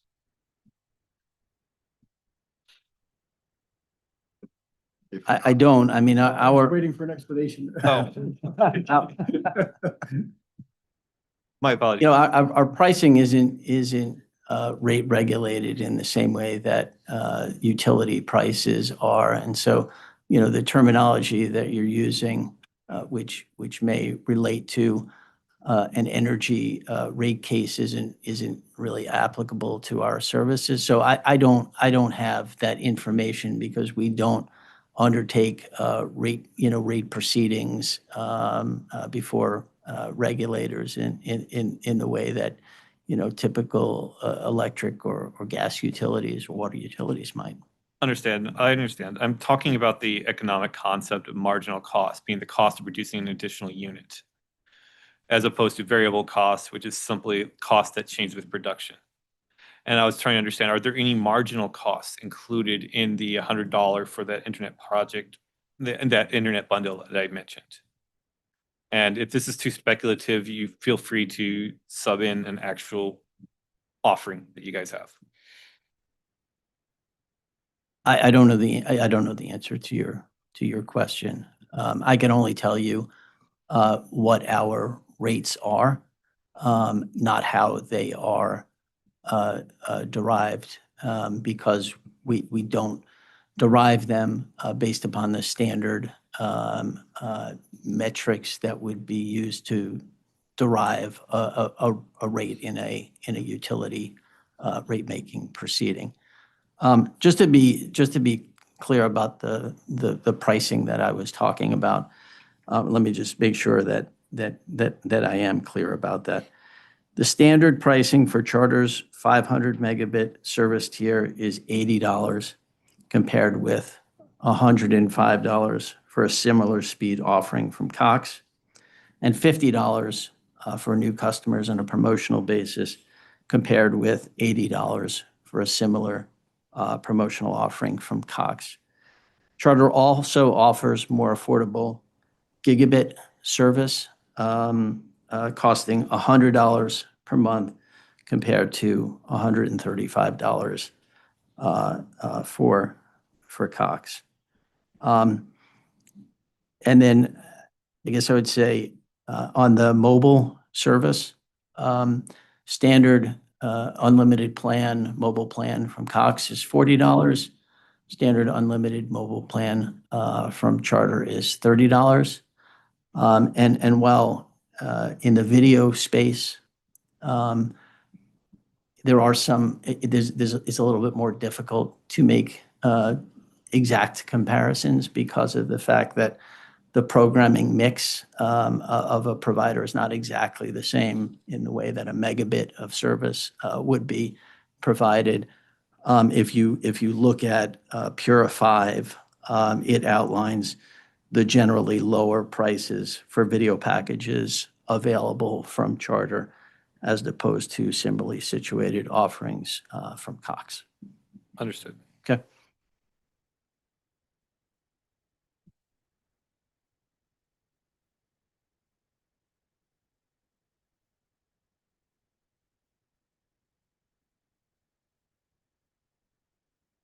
Could you walk me through the primary reasons that prices, this is going to retread a bit of Old Testament, just So we're talking about the difference in price between Cox and Charter offerings. Could you walk me through why that price difference exists? What are the major factors? Again, it's something that I don't have an expertise as to, why we offer lower pricing. I think that there are a variety of factors that can influence it, including, some of the things that we've talked about already, like scale, like the ability to purchase programming from content providers at a potentially lower cost, again, due to scale. It could come from operating efficiencies. It could come from a different view about the competitive marketplace. It could come from a variety of things, and I can't tell you the specific pricing strategy that Charter employs versus what Cox employs. What I can tell you is that we generally offer in most areas lower pricing and better value, which we intend to make available in the Cox footprint, and we think that will attract and retain more customers. And ultimately, if a consumer likes the plan that they have, that they'll be able to keep it. The strategy and how we arrive at those pricing decisions versus how Cox arrives at them is not something that I'm equipped to answer. I understand. I wasn't expecting like a detailed breakdown of every single expense that goes into it. I was more looking at what would be like, for example, the top 3 factors that drive these prices. I imagine, so you mentioned, for example, economies of scale and purchasing power with content providers. Would you say those are 2 of the largest factors that drive the price difference? In the video marketplace, the cost to acquire programming is certainly one of the most significant factors. I can't, again, tell you the top 3 or tell you exactly, but the single greatest driver of increases in pricing in the video business has been the cost to acquire programming from content providers. Thank you. Could you walk me a bit through the content provider negotiations? Just what type of agreements do you typically sign with these content providers? Are they like, are you paying royalties? Are they flat rate? Just talk me through the business side. I don't negotiate programming agreements. We pay a licensing fee to the content provider, typically on a per subscriber basis. Again, there's many factors and things that go into the programming agreement, including things like advertising and the split of advertising revenues. There is how the signals are delivered to us. I mean, there's a number of different things, what tiers the services can be made available on. And so I'm not, I don't negotiate those agreements, nor would they, I think, want me to. But so I can't give you, the top things that go into that, or really characterize, the specifics of the negotiating process. What about the finance side of paying for them? Is it, you mentioned a per subscriber fee. Is that a per subscriber fee paid to the content provider, or is that a fee that you're charging the customer? Paid to the content provider. For each additional user would pay an additional fee, or you would No. pay on their behalf? Yeah, we pay a fee to license that content from them. And again, I don't want to make it seem like that is the only thing that is negotiated over, and I don't partake in those negotiations. And our programming agreements are obviously highly confidential and not something that that I have specific information about that I'm privy to.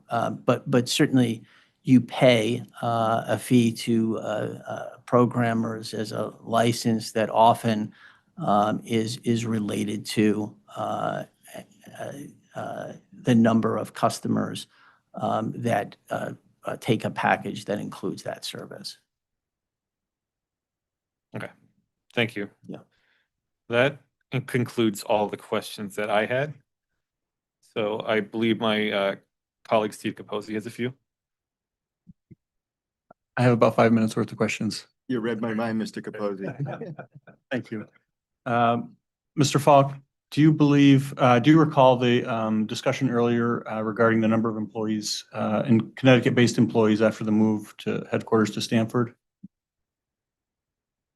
I think I said that we had a couple of hundred employees in Stamford, and we now have almost 2,000. I didn't provide specific numbers, but that's generally what I said. So does the company, can the company provide potentially as a late file the number of employees per year since the move to Stamford? The employee headcount by year. Yeah, I think I mean, it might be a confidential filing, but I'm sure we can provide that information. I would also like that to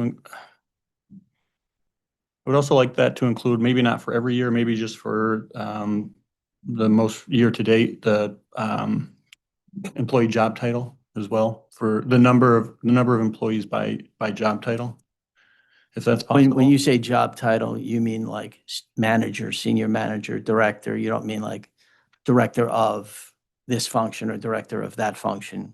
Yeah. You're within the sort of standard. The former. Yeah, yeah. I think that we can provide that information. We'll make that late file exhibit 2. And Sorry, 3. 2 points, if I may, and obviously I'll take your lead. I think the one that was 2 was a potential. A 2, potential, because yes. we might be better just deferring that and leaving it as a read-in, and then if we need it as a late file, we can name it as a late file at that time. Late file 3. Well, we would make this late file 2. Exactly, late field. And the other issue, which was regard to per person syndication, would be a read-in, and if not, late file 3. Or whatever. Or wherever we are in the, Correct. does that make sense for everybody? Thank you for the suggestion. I didn't want you to potentially have a hole. Oh, yeah. Our people who process this would not be happy with me.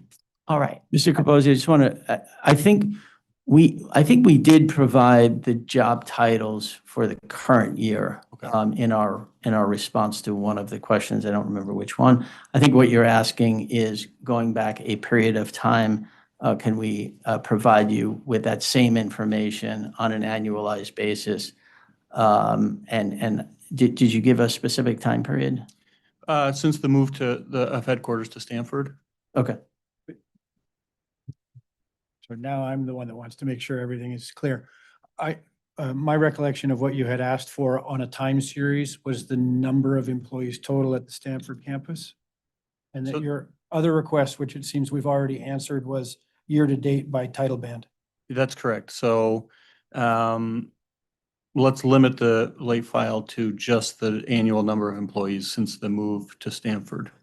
Okay. And there's no need for the By job title. Okay, That's correct. thank you. And so my second set of questions also, my last set of questions, Mr. Falk, do you also recall the discussion I believe you had with Commissioner Cheeseman about employee retention programs earlier this morning? Yes. Okay. Does the company track its Connecticut-based employee retention using any kind of metric? I don't know the answer Okay. to that question. Would you know if there's an industry standard metric? I don't. Okay. Let me ask a late file. Also then, if the company could provide, if available, annual employee retention rates, if they are tracked since the move to Stamford. Yeah, okay. So Connecticut-based employee retention rates since the move from Stanford on an annual basis. And retention suggests, I mean, there's people who leave for a variety of reasons. People unfortunately pass away. Some people leave to pursue another position. Some people decide that they want to be a stay-at-home mother or father. When you retirement, another example. Are you asking me to try to discern within those retention rates people who leave for reasons that don't involve taking a new position somewhere? I'm just, it's hard to, yeah, you know what I'm saying? I do. Yeah. So I think I'm asking, well, let me just back up a little bit then. The company developed some of the programs that you discussed earlier to improve employee retention rate. Do you evaluate the effectiveness of those to retain employees that you want to retain or that you're looking to retain? I mean, So sorry, Yeah. interrupt. Are you looking for, since those programs were implemented, did they see a decrease in the number of employees departing for other opportunities? And if so, it occurs to me that might be difficult to track because you don't always know why people are, I mean, you have exit interviews to a certain point, but. correct. And I mean, I think I was making a more generalized point, which is that we focus on employee benefits and employee programs for a lot of reasons. One reason of which it's just good business. Another reason is for the attraction and retention of folks. So I wasn't trying to draw a specific correlation between exact employee retention and the introduction of these programs. I was more offering a generalized view that we're a company whose philosophy is to attract the best talent and retain that talent. There are a variety of things that go into that, and I was just describing some of the ways in which we do that.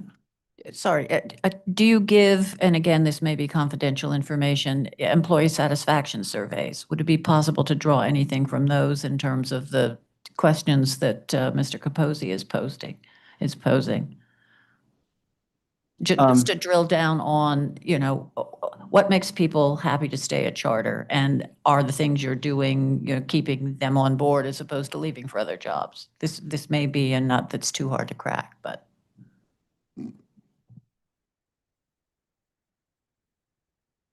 I mean, having just gone through an employee satisfaction process for my team, which included a survey, yes, but the survey included a lot of other information that wasn't relevant to This question at this hand, yeah. question. Yeah. So if I may, can I request a late file then that the company provide an explanation whether they track employee retention rates? And if so, describe how it tracks those. And if it does track them, can it provide whatever metrics it has recorded, if available, back to the move to Stanford? Any available metrics on employee retention, if they exist? Yeah, Does that sum it up? And I would say if the company tracks it, and I would say the company, I would be happy with an explanation from the company on, why it does or does not also if it doesn't. And any contextual explanation around that. 1 second, Mr. Capozzi. Sure.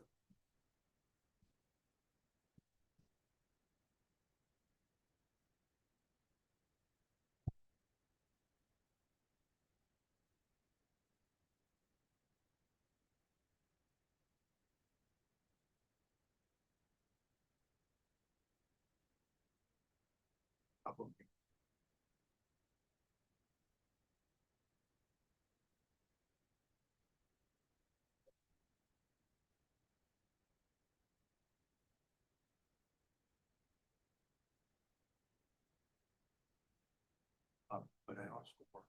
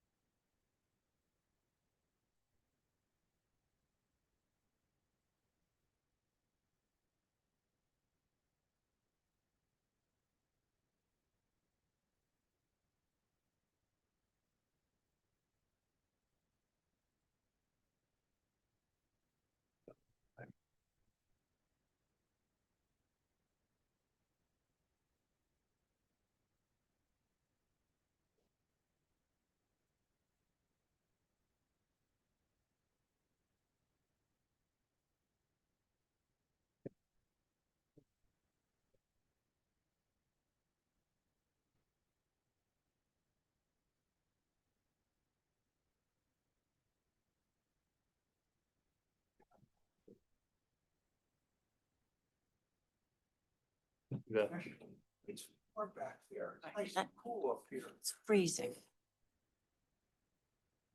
All the hot air's at that end. Can't afford.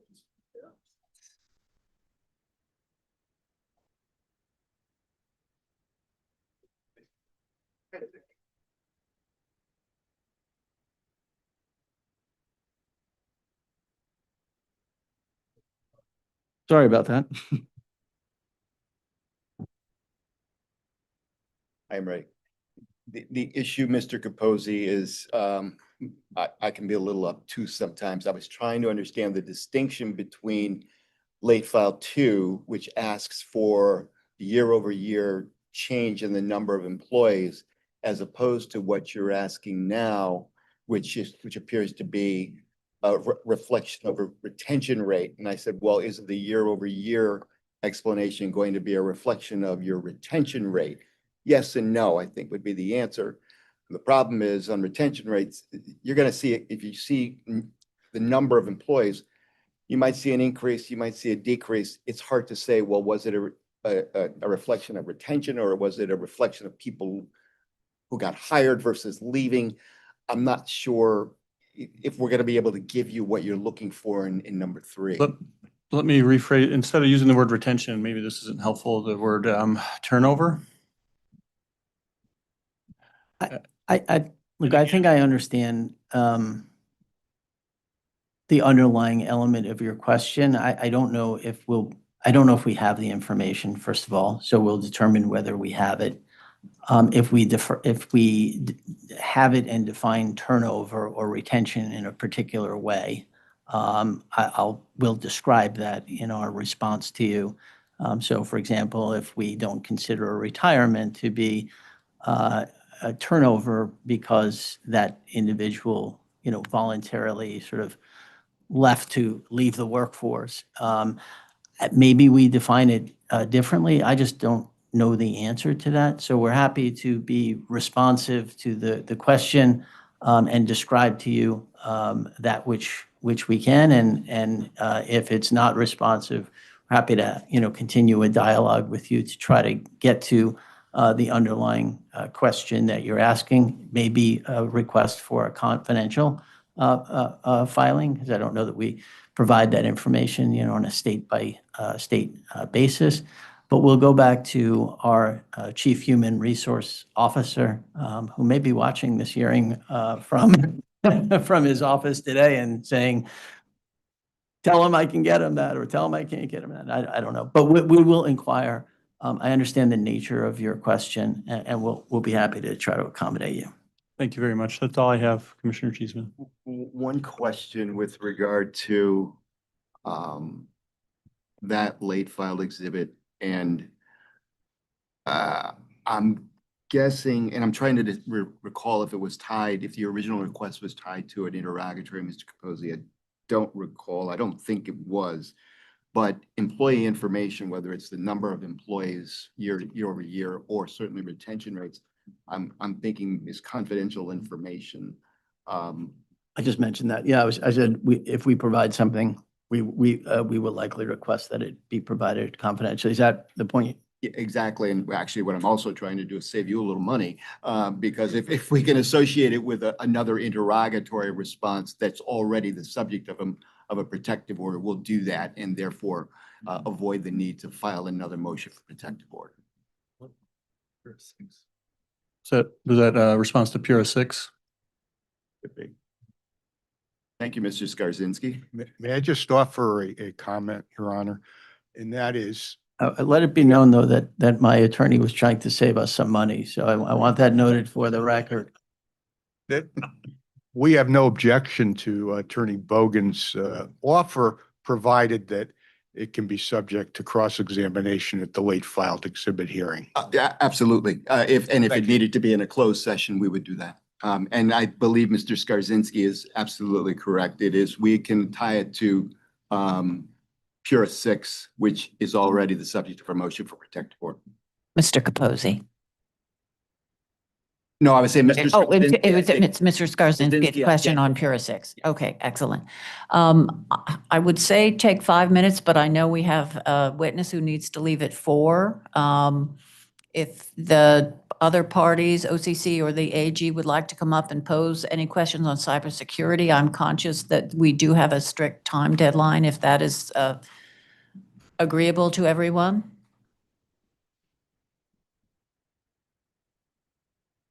Can I just also make one clarification, if I may? Witness who has to leave is our expert on cybersecurity matters. Our witness on privacy will be here on Friday. And so if you're, I think Greg's principal responsibility here is to answer cyber questions. I think earlier we might have said cyber and privacy. But there'll be an opportunity to ask questions to Greta Kim, who our group vice president, who will be here on Friday for privacy-related matters. All right, so go for cybersecurity, save privacy until Friday. Thank you. Thank you. And thank you. You may proceed. Excellent. My name is Caroline McCormick, and I'm here on behalf of the Attorney General's office. Some of my questions may overlap into the privacy area, so if they do, please correct me and let me know, and then I can gear them towards Friday. Of course. And I'll make best efforts to keep everything cordoned off. Just as a precursor, the interrogatories I'm going to be referencing in my questions are the public versions filed on the Pura docket, nothing that's been redacted filed.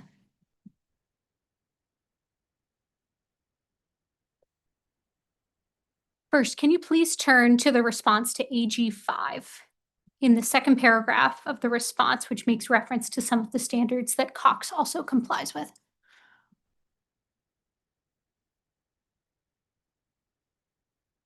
I'm there. Thank you. Does Charter also comply with SOC 2, NIST 853, and ISO 2000 or 27001? That's a very specific question. And so I am going to turn, that over to Greg to answer. I can say that we do have a robust cybersecurity program. It's aligned with and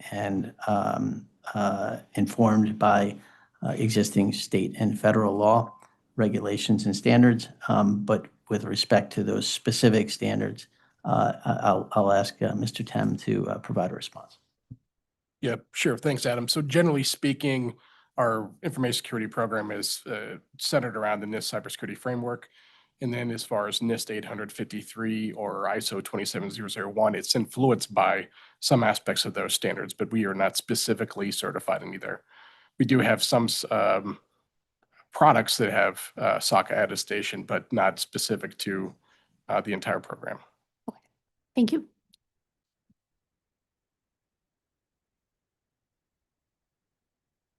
Now, since there's a difference between what Cox complies with and then Charter being using some of the standards but not completely, what is the status of what the merged entity will follow standards wise? This is another area where, again, we're sort of in the early stages of our integration planning. And so I don't know that we have a specific answer to the question today. Cybersecurity is obviously top of mind for us, as it is for really everyone these days. And certainly this is something that will be a matter of intense focus of the company when we do close. They're the kinds of things that you really have to make sure you're focused on it being day one type of activities, because you never know when these kinds of things could impact your network or your customers. But I don't know, Greg, if you have, Mr. Tam, if you have any other things you want to add to that. I can't tell you specifically today, but I do know that Mr. Tem and his team, in his role as Chief Information Security Officer, is, I'm sure, going to spend a lot of time talking to his counterparts at Cox about this, making sure that we're ready to go day one of a merged entity. I agree, Adam. Generally speaking, it's early to say, but day one, we're focused on bringing the best of both programs together. And if there are aspects of the Cox Communications program that would help enhance our security program, we would definitely be looking at that. You guys have any thoughts on? No, I think Adam's right. We're in the early stage of integration, and we'll go from there. Thank you.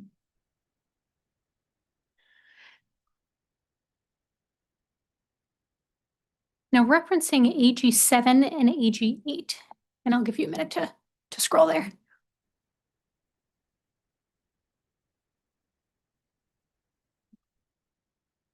And this is generally referencing the two.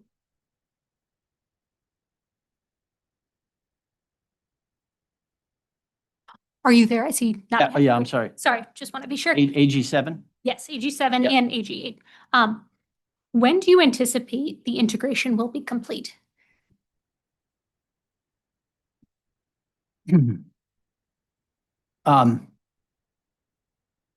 I think, it says that it'll be a day one focus. And so I don't know that your cyber security practices are ever actually complete. I think they're informed by a variety of different things, new threat actors, experiences of other companies, and sort of this continuous effort to stay ahead of bad actors. And so again, I'll ask Mr. Tem to provide any further context for it. But I think day one will be ready to do what we want to do. And day 1 and 2 and forward will be ready to modify those practices depending on what the threats are that confront us. Yeah, again, Adam, I would concur and agree that on day one, our main focus will be maintaining both programs and bringing them together to maximum extent possible. Cybersecurity is a major focus for us as an organization, and I think that will definitely maintain and continue after the merger. Thank you. To follow up on that, when do you anticipate the two systems will be brought together?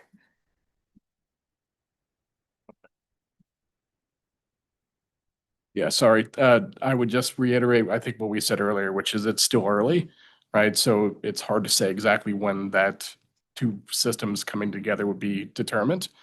But that will be driven by some decisions by our colleagues on both sides that will help determine those dates as we get closer. That makes sense.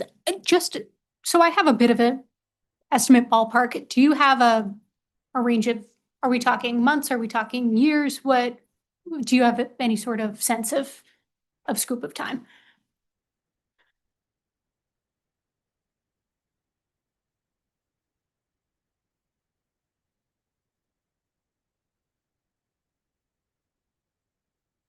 Apologize. Oh, not at all. Yes, what I would generally say is, again, why we're focusing on day one activities is that first, what's most paramount is that we have a unified incident response program for the unified company. So that's our major focus going in. As we go forward following day one activities, we would look to integrate the systems that would also have cybersecurity capabilities in them. And that would be something that would be probably what I would consider activities that would occur throughout the duration of our operations after the fact. Candidly, similar to what we do every day, right? So we would maintain our robust cybersecurity practices after day one activities. I mean, I think also, some of the good news is that both companies take these issues very seriously and have devoted a lot of resources and time to address them. And so while there could be variances in our approaches, I think they're obviously both intended to achieve the same result, and that's to provide the best, security and protection for our network and for our customers.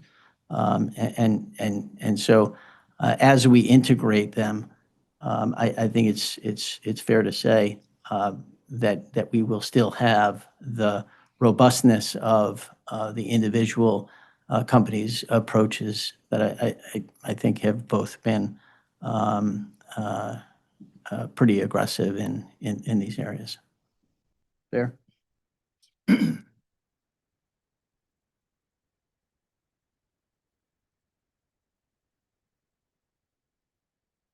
Are you currently preparing an integration plan? Or has that process been completed, the integration plan? Yeah, and again, as we stated earlier, we're having verbal discussions with our colleagues. I've known my contemporary Cox for quite some time through industry. So we are having verbal discussions and we're working towards the integration timeframe to build out those plans, as Adam stated earlier, for the broader corporation. While still being careful about making sure that we operate our businesses independently. I mean, how important that is to regulators, really antitrust regulators. And so, even in the space that I operate in, where we are undertaking a joint mission to try to get the regulatory consents that we need to get the transaction approved, even in that space of great collaboration between the two companies, we have to be careful about it. And Kurt frequently reminds me that we can't talk about that. And obviously we respect that and we proceed accordingly. Thank you. Sometimes I think he says it because he just doesn't want to answer my question, but. Could we strike that from the record?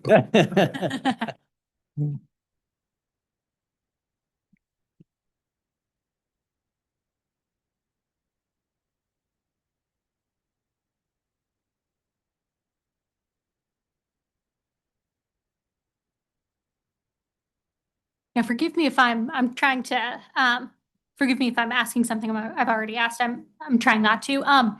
So you mentioned earlier, Mr. Tem, that unified incident response plan. What are those other plans that are going to be put in place for this integration? Yeah. So again, it's hard to say exactly given the state that we're in within the relationship. But related to what I would hypothesize and envision seeing that we would unify, it's generally similar to what we would see in our overarching cybersecurity program. As you may know, what we've already provided is generally influenced by the cybersecurity framework. So what we're focused there on is providing protections for the confidentiality, integrity, and availability of information assets across the companies. So we would maintain that after the fact, right? So we would look to unify our information or intelligence collection processes, our security operations functions, our vulnerability management or vulnerability discovery processes, ethical hacking, security awareness. There's a number of functions that we would typically look to do to bring those things together. So One other point, if I may. In any large organization like both of these companies, right, there are also different systems with different levels of security associated with them too. So it's not simply, as I'm sure you're aware, imagine the integration of a single system. But when you think about the billing system, or you think about our agent operating system that our customer service agents use to access information, to respond to customers, or our mapping, data, for example. There are a number of different systems that need to be integrated with different, again, levels of security security requirements.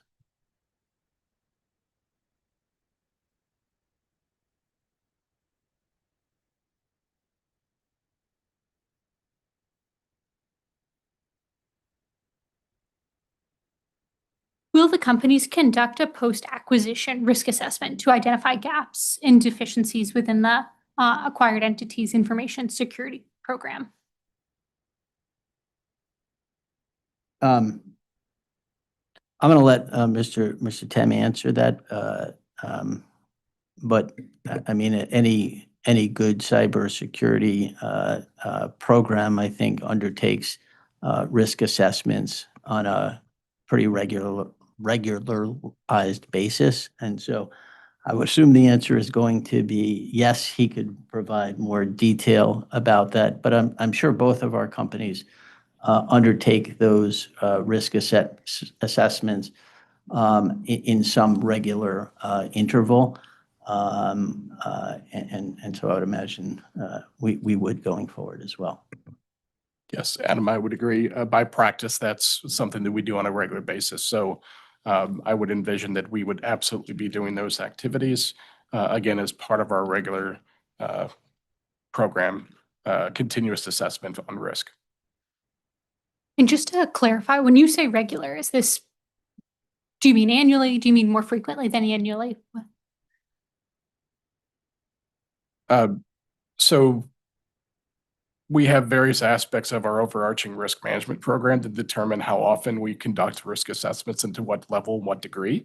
A lot of it's based off of criticality of assets or severity of systems, recoverability, et cetera. So there's a lot of factors that go into how often we do this.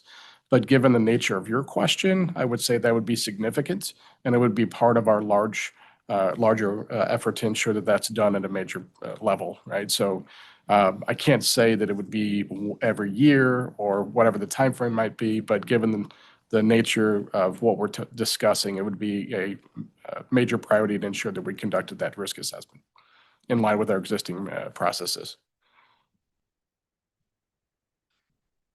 I think one other thing I'd add, because I just went through it, is, on an annual basis, we'll do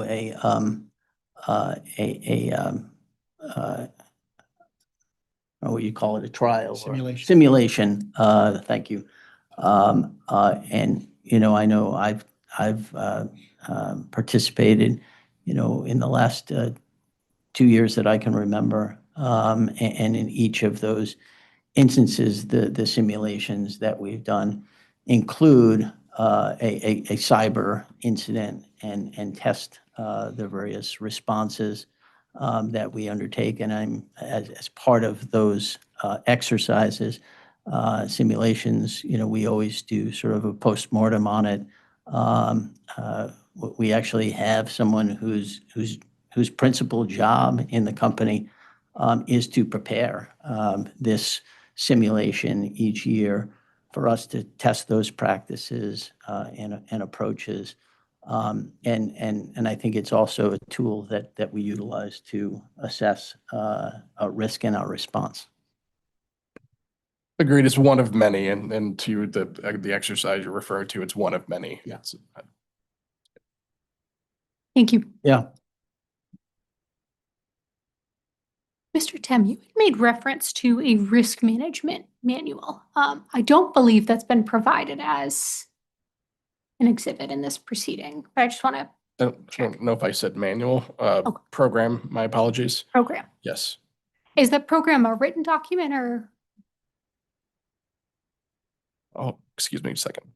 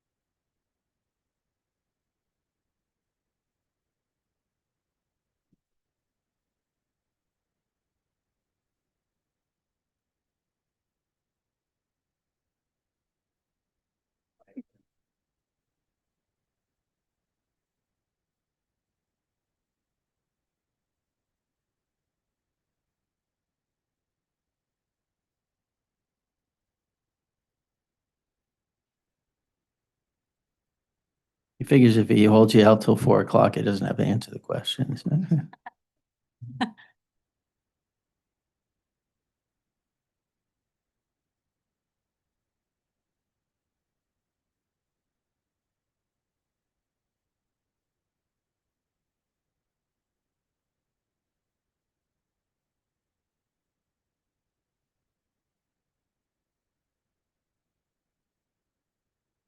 Which one? 1-5.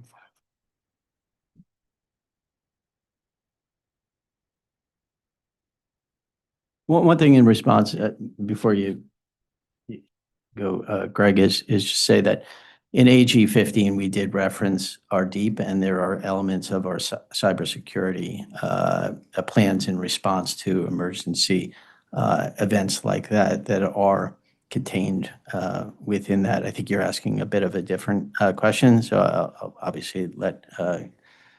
Bogan and Mr. Tem answer, but I also wanted to reference the fact that elements of our cyber planning is set forth in the annual, or is it every other year? I forget exactly, but the filing that we make with our disaster emergency action plan in Connecticut. Thank you. Yeah, and Mr. Falk referenced what I was thinking about, which is the emergency plan that is filed every other year in July. But it seems like you're looking for something more. And obviously, the company does have detailed elements of its cybersecurity plan. However, because it is, as you might imagine, highly sensitive information from a network security perspective, it is something that it is extremely reluctant to give to anyone, with all due respect, even commissions.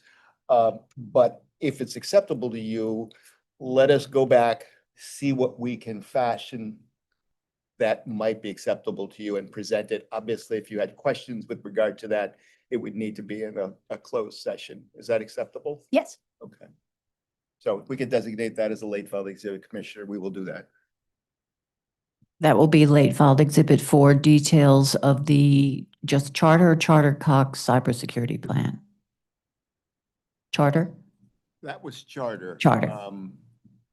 You were specifically requesting that of charter, am I correct, Yes. Attorney? Yes, Right. That will be late filed Exhibit 4. Is it a plan or a project? Or is it a Well, I think, policy or initiative? I think it's kind of all of the above. 'Cause Okay. what we're gonna have to do is to try to cobble together information that we think is going to be responsive to Attorney McCormick's Yeah. request without providing the actual plan. itself. Exactly. So whatever you want to call it, if you have a preferred name, that might be, okay. Security stuff. I've just put details is available of cybersecurity plan. Thank you. Thank you. Specific to risk management, correct? Specific to risk management and We asked for the risk management standard or policy is what you were asking. yes, if possible to include as relevant integration Right. in there as well. Thank you.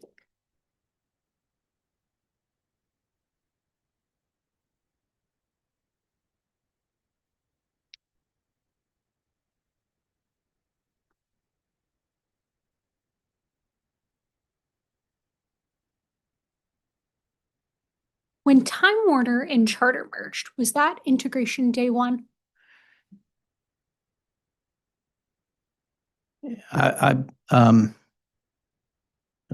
It wasn't in my portfolio. And I don't think Mr. Tem was here at that time. The person who hired Mr. Tem was here, but so I don't think there's anyone here that would know that specifically unless, let me confer with counsel, our cyber privacy counsel who may know more. Thank you.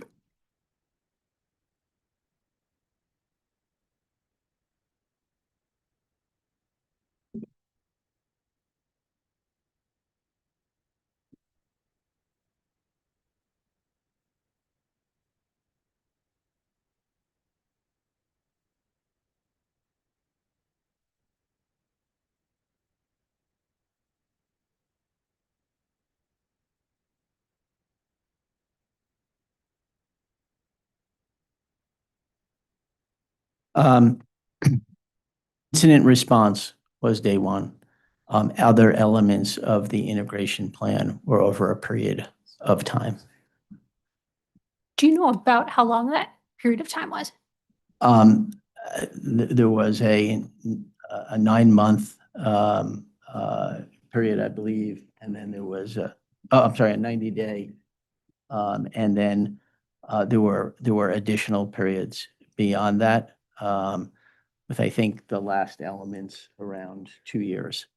So I don't know all of the steps in between there, but relying on my counsel, who's 90 to 8, and then at the outer end of 2 years. Thank you.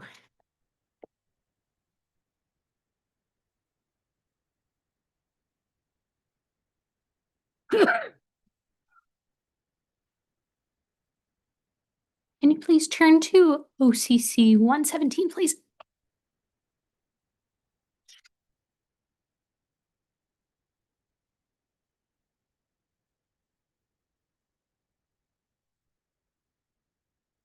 Sorry, you said 117? Yes, 117.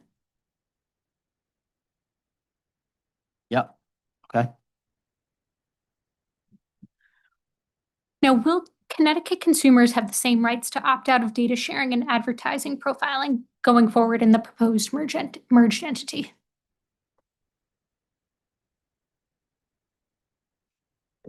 When you say the same rights, you mean the same rights under law or the same rights under practice? I mean, obviously, both Cox and Charter comply with the opt-out requirements of the Connecticut consumer privacy law. So are you saying if there were practices that were implemented beyond the requirements that were on a voluntary basis, would they continue to have those same rights? Yes.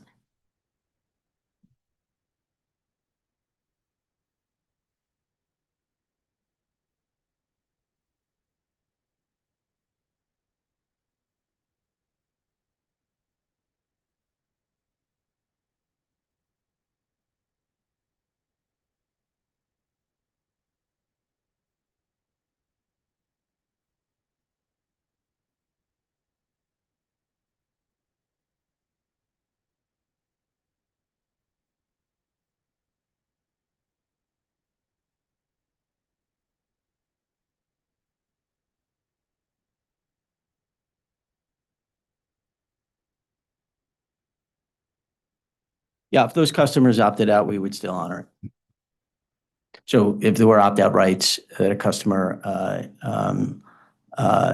chose that were different than the opt-out rights that were available from charter, I don't know that there are. But if there were and a customer made an opt-out request, at Cox, we would honor that request and continue to treat those opt-out rights despite a different policy implementation at charter. Would I be able to get a read-in of if there are any different opt-out rights that charter currently has that's different and goes beyond what Connecticut law has in place? Yeah, we could, as a read-in, we could probably answer that question more specifically for you on Friday. Okay. Yeah. So that would be read in A. So details of different opt-out rights between the two entities? Is that what we're If looking? any, yeah. Okay. Yeah. I think I have it as B. I had A as, Is A, I thought we were going to make, A was the syndication question, and we were going to make that a late filed, and no, I thought we were going to keep it as a reading. and then, all right. So this All would right, so this be read in B. So details of any different opt-out rights between Cox and Charter, is that what we're looking for? Yes, although I apologize, Commissioner, now that I'm realizing, or I'm thinking if I have any follow-up questions on it, I would not be able to ask them on Friday. So would I be able to No, you, set to a late filed? you would be able to ask them on Friday. Yes, yeah. Greg won't be here, but principally he's here for cybersecurity. Greta Kim, who's our Group Vice President for Customer Operations, will be here. And Greta can answer privacy questions. We also can just provide that information on Friday, and then you can ask additional questions about it on Friday. Obviously, if there's something that we still aren't able to provide, it could be moved to a late file exhibit, but I don't think that's necessary right now. Okay. Yeah.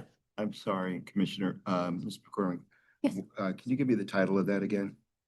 Yes, so that was going to be if Connecticut consumers will, or excuse me, if Opt-out rights of Opt-out Connecticut rights. consumers. opt-out rights of Connecticut consumers that charter currently has that go beyond Connecticut law. Was it We for would- Charter or for, I was going to ask subsequently for Cox as well. all right, so this is specific to Charter. We were, yeah, unless counsel for Cox objects, or Cox objects, we would provide as the read-in, the opt-out preferences available to Cox customers from Cox and Charter customers from Charter. And then you would be able to compare those and ask any questions that you would like. Yes. Okay. Thank you. So the opt-out preference is available for Cox and Charter customers. Yes. I think that's fine, and I just want to check to quickly with. Yes, please.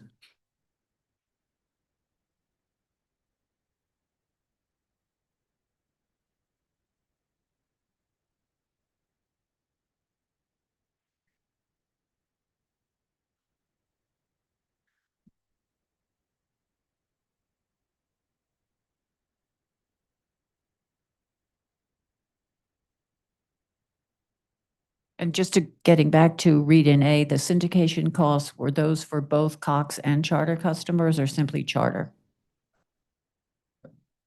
Let's check. I think that was just a charter question. Syndication question of ours. Syndication. A is yours. A is Yeah, just that's us, what I yes. thought. Okay, thank you. Way to hand it off. I'm trying to save Adam money by. And so, yes, Cox is fine with as Adam described it. We'll provide a description of ours. They'll provide a description of theirs. We'll each provide it as part of read in B, and then you can ask questions from there. Thank you. And that was the end of my questions.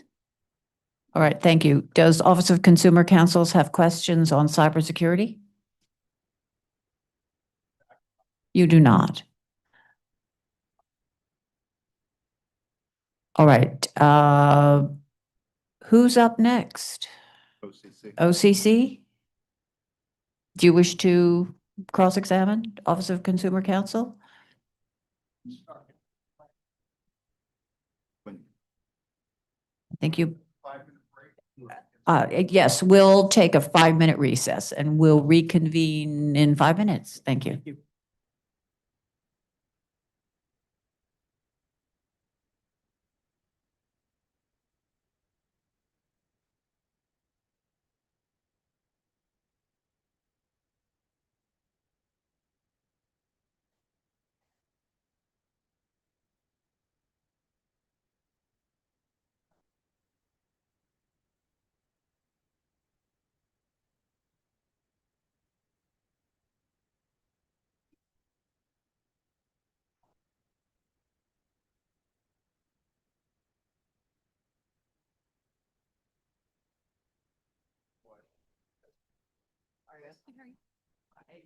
I apologize. I went a bit longer than I was anticipating. Yes.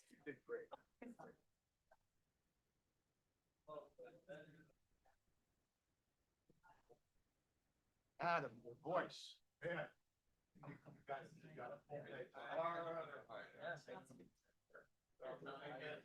gonna try to do one. Oh, yeah? Yeah. The essay question. Yes.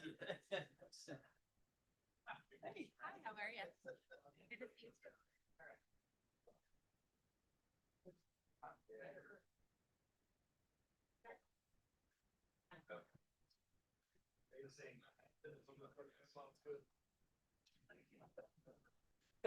Shoot up. You know I play football, right? I know I would have to.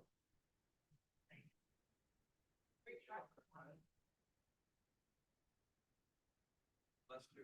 You're welcome. Go ahead.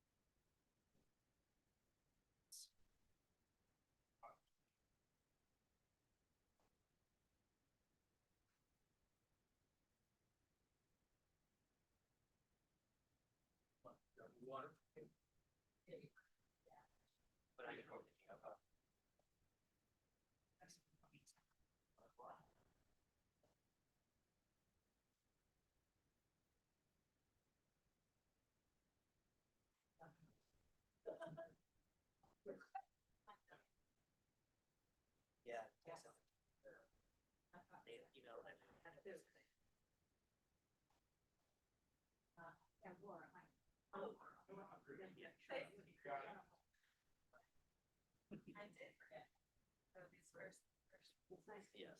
You as well. I got it bounced them up. Okay, thanks. Need my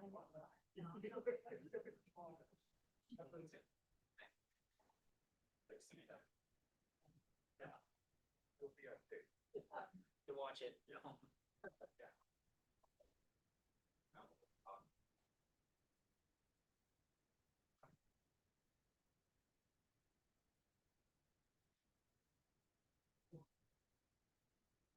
Gotta brace yourself to go. Something like that sounds familiar.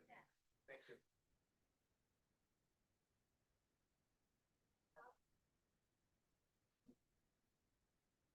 Oh, No, I can, yeah, go ahead. oh.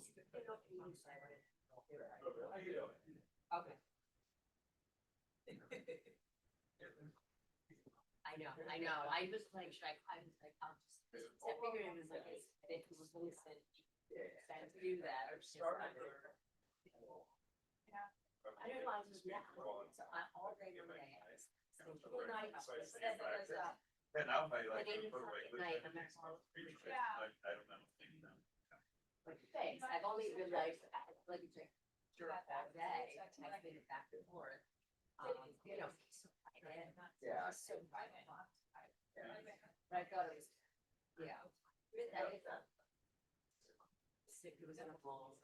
It was like. Yeah. Ginger snap cookies are your poison of choice? That's my poison of choice right now.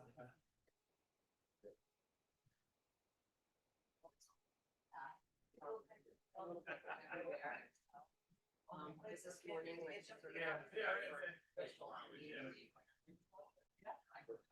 That's, yeah, I also.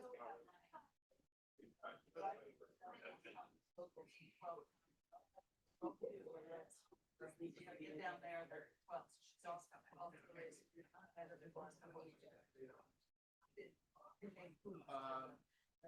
The best bread. Yeah, we're good. I mean, I make an argument.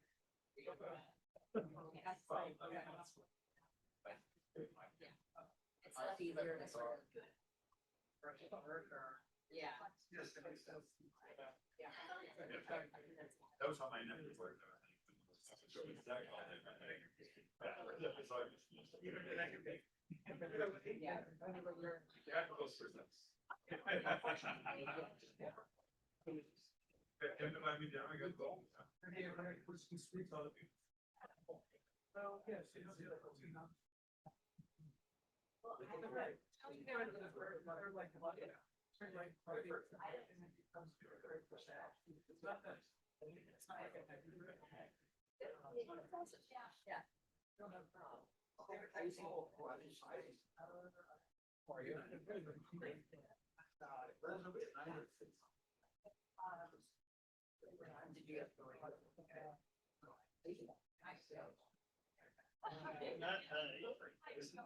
This is how seriously we take it.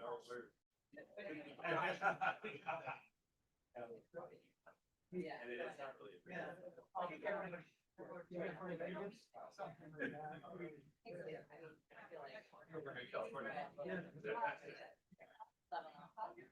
No,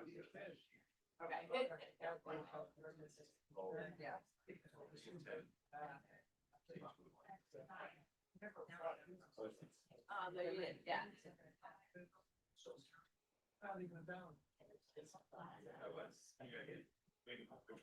Between exits 5 and 6.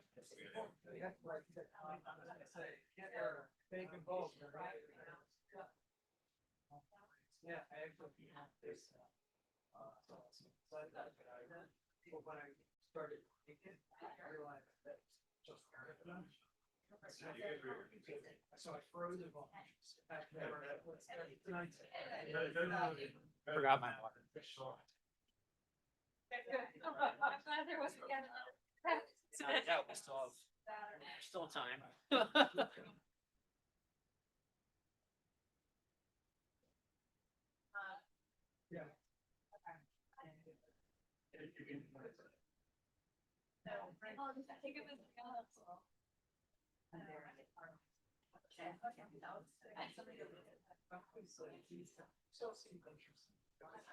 Yeah.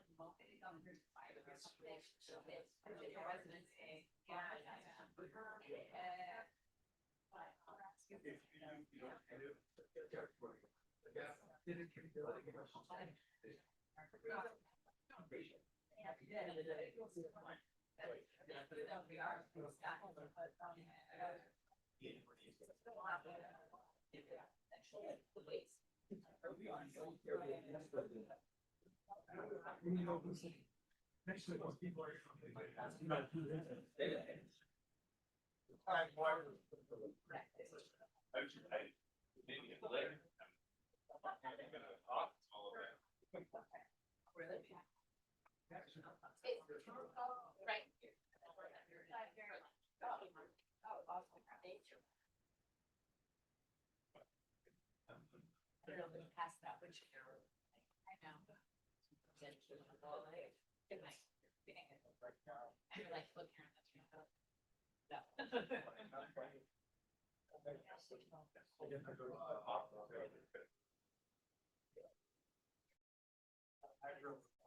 I I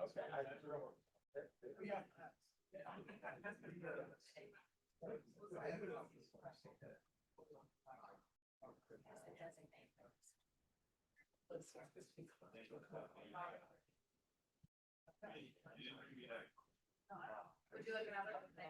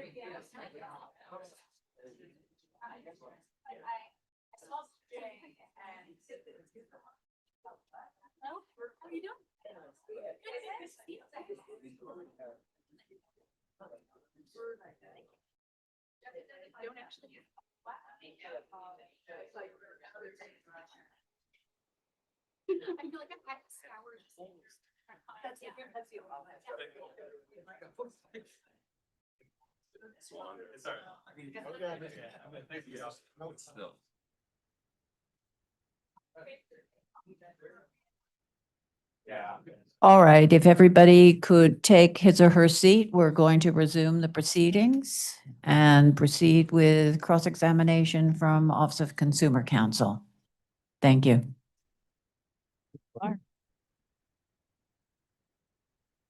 Good afternoon. I hope your stamina continues to be what it was, and I see you have your Dunkin' Donuts coffee. My name is Bert Cohen. I'm a staff attorney with the Office of Consumer Counsel. And with me is Rihanna Ash, our office's telecommunications policy advisor. For those of you who don't know us, the Office of Consumer Counsel represents the interests of consumers in utility matters and telecommunications and cable television in the state of Connecticut by statute. We also have within our office a statutory office of state broadband. We're not involved in grants or any of those things, but we are by statute very interested in accessibility and affordability, things of that nature, all things which I know you all are very well aware of. So with that, I know we're running late in the day. I'm going to try to keep my level across to be kind of what I'll call a lightning round, which I'm an attorney. A lightning round is kind of incongruous with what I do, but bear with me. I'm going to start with Mr. Stamp. Because Mr. Falk, you need a little break. No, thank you. I appreciate that. Mr. Stamp, welcome to Connecticut. Thank you. And I just wanted to ask you if you remember the letter the Office of Consumer Counsel submitted as correspondence in this docket on, I think it was dated August 18th, in which we pointed out to what we thought were flaws with the application, being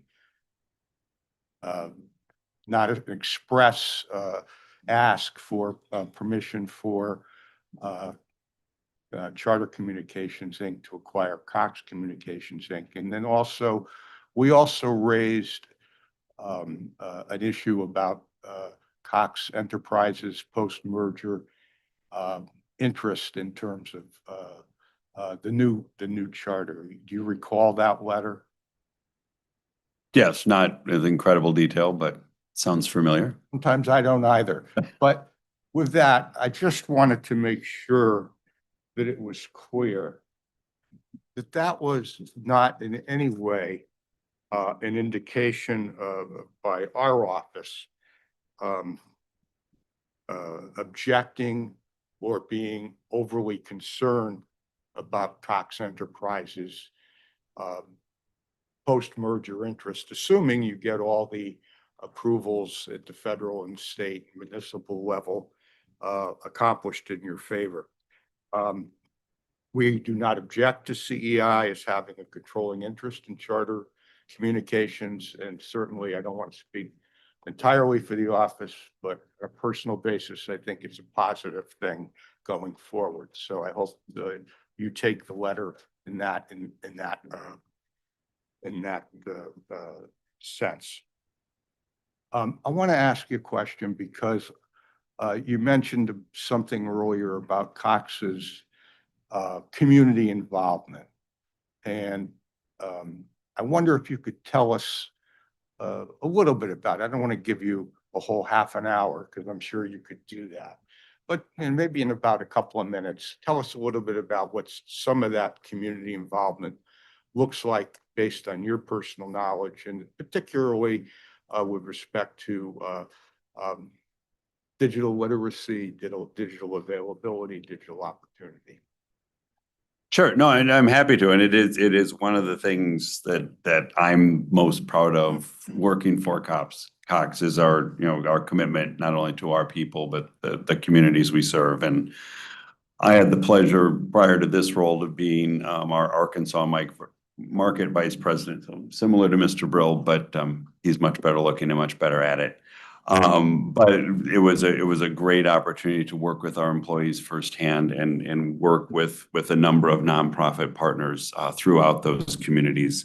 I will say just from a company-wide basis, just so folks are aware, we have a program known as Cox Charities, which is almost entirely employee funded, where the employees give their own money, and not only give their own money, but a local committee made up of supervisors and managers review the grant applications and decide who the recipients are in those various communities.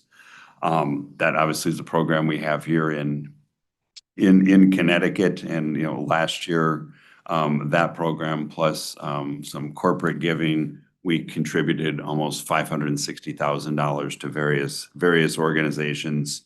And we're on track to do that again for 2025. In addition to that, our employees have volunteered almost 800 hours of their own time to support those various efforts. But a lot of the groups, so you talk specifically digital divide, a couple different buckets. So if continuing on the grant space and the charitable giving space, we have a nationwide partnership with the Boys and Girls Clubs, where we have what are known as Cox Innovation Centers that we build and staff and continue to upgrade in those various Boys and Girls Clubs. So they allow the kids and folks who participate in Boys and Girls Clubs programs to have access to technology so they can continue to bridge that digital divide. And beyond that, we also have had since 2011 a company-funded program called Connect to Compete, which is a $9.95 broadband connectivity program for families with children in K through 12 schools who participate in this free and reduced lunch program, and a number of other programs. And then in addition to that, we also have a broader available program known as Connect Assist, which is also targeted towards low-income customers for $30 a month. Okay. Thank you. I know you could have gone on a lot longer, but all the longer my notes were. So you got it all. So, okay. I want to ask a few, these are a few questions regarding the confirmation of statutory terms that are used or raised by the application, but aren't particularly clear in my opinion. And again, since you're warmed up, Mr. Stamp, I'll start with you. Is the certificate holder of the CVFA, the Certificate of Cable Franchise Authority, Cox.com LLC?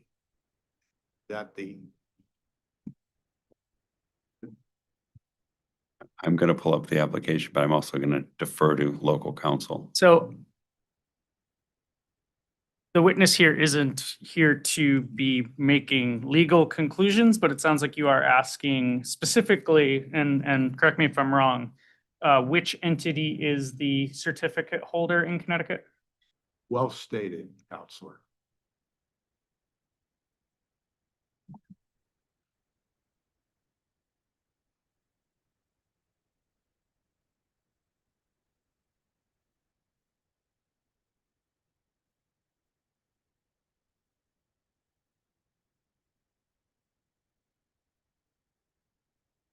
Should have told you to stay. There we go. Anyway. That's fine. Yes, that is my understanding. We have multiple entities and I can never remember which one has which license, so. But can you, so So Coxcom LLC has the video certificate in Connecticut. Yeah, I've been told that the microphone is not on, so I probably have it on, but I need to move closer. So I have your answer. Thank you. As for the CCFA, which is the Certificate of Cable Franchise Authority, would you agree that Coxcom has a legal right as a community antenna television company to own, maintain, operate, or control a community antenna television system in, under, or over any highway, and to offer cable service or CATV service to use public rights of way to offer video service in the designated service area? if that is calling for the witness to make a legal conclusion, and so we would object to that question. I would claim it. We are now in the process of looking at an application that has been scoped in this proceeding as relating solely to the operating entities that are certified by this department. It's very simple to ask, what are the legal, statutory authorizations that adhere to and are possessed by each of those entities. So it's a very simple yes or no question, yes or no answer. Well, I don't think that the witness is equipped with the ability to make that legal conclusion that you are asking about, but you can ask them specifically about, whether the Coxcom entity runs its services over the public roads. And then, due to the fact that they do have that certificate, you can draw the conclusions as you might as to whether that provides that legal right for them to do so. No, I claim this, Your Honor. I think we have a right to know exactly what the applicant believes its legal rights are. If it's not aware of it, I don't even know how they can stick to their position. I'd like to take a recess to consult with my attorneys before I make a ruling on this. Thank you.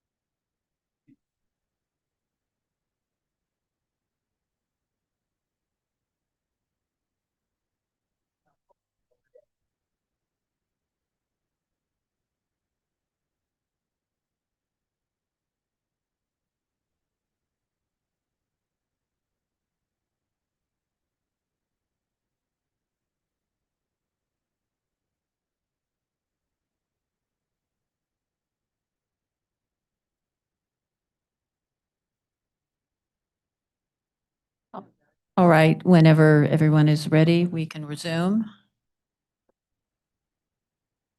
Thank you, Madam Chair. Sorry. All right, I'm going to sustain the objection. There is no reason to ask a non-legal person to make a legal decision. So if we could move on, please, Attorney Cohen. Thank you.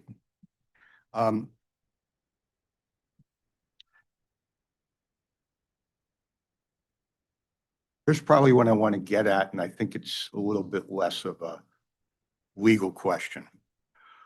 Are you aware? Yeah, if you can rephrase it in a way that doesn't require the witness to reach a legal conclusion, I think that would be acceptable, Attorney Cohen. Thank you. I'm going to move on a little bit.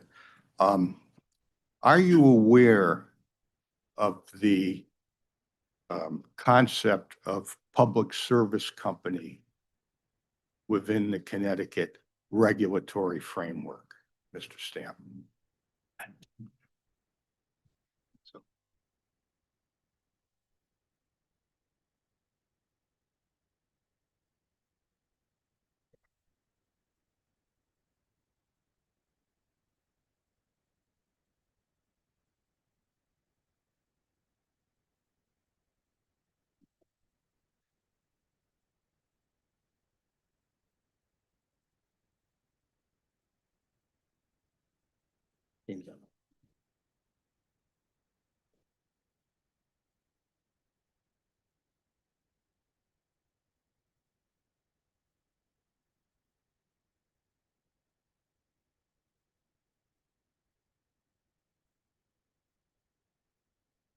This is the lightning round, right? Burnt? It's lightning rod. But no, I am not specifically aware of that as it relates to Connecticut law. Okay. Duly noted. Are you aware, Mr. Falk? I'm sorry, let me back up. What are your certificated entities? I think you've changed names. Spectrum Northeast LLC is the certificated entity that holds the CCFA, the Certificate of Cable Franchise Authority. Okay. Are you aware that Spectrum Northeast LLC is a public service company within the regulatory framework of Connecticut? The question is, are you aware? No, I'm not aware. You're not aware. Okay. So let the record show that neither entity are aware that their companies are public service companies under Connecticut law. I'll move on. I'm going to object to the characterization because first of all, that's not a question. But number two, I don't even think it's a correct assertion in as much as it relates to Cox. Well, again, I stand by. And if these are matters that require the discussion of specific legal rights and conclusions, that's a matter that is better addressed in a different forum. And so I would ask that, if there are issues that particularly need to be discussed, in order to reach a conclusion in this proceeding, those are better left for briefing or other forums. Well, not a fact testimony hearing. I can see the perspective they're coming at, Your Honor. However, these are two companies that operate here in Connecticut and don't appear to realize that they are both public service companies subject to those requirements that are set forth in law as public service companies. I did not ask them what those requirements are. I simply asked them, do they know that the entities that are certificate holders are public service companies? Well, if a certificate of cable franchise authority holder is a public service company under Connecticut law, then of course, but I'm just simply saying, I don't know whether or not under Connecticut law, a certificate of cable franchise authority holder meets the statutory definition of a public service company.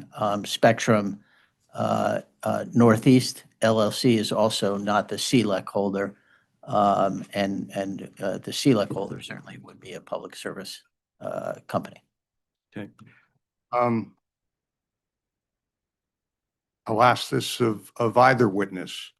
Cox Connecticut Telecom LLC, let me ask the question, is it a certified telecommunications provider?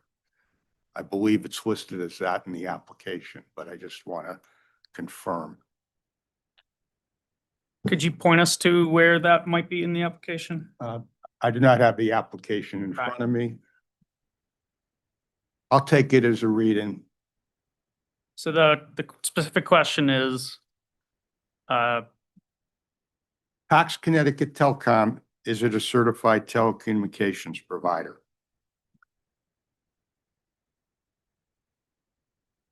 Pretty basic. and again, since that is a definition that appears in statute, to the extent that we could provide an answer, that the witness can provide an answer that doesn't require them to make a legal conclusion, we are happy to do that, but we might need to object at that point if this is going to require the witness to make a legal conclusion based on the fact that you're determining whether one thing provides them, meets the definition which is provided in statute. But we can take a look at it, and I think we could likely give you a read-in. Thank you. Am I to conclude we are classifying this as read-in C? I believe that's correct. So this is for Cox to provide a definition? Now, whether Cox is a The certified certified telecoms provider? communications provider.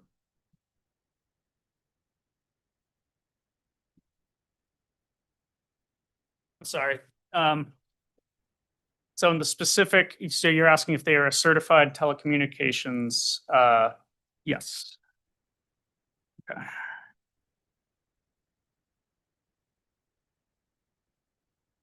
And sorry, this is read in C? Correct. Thank you.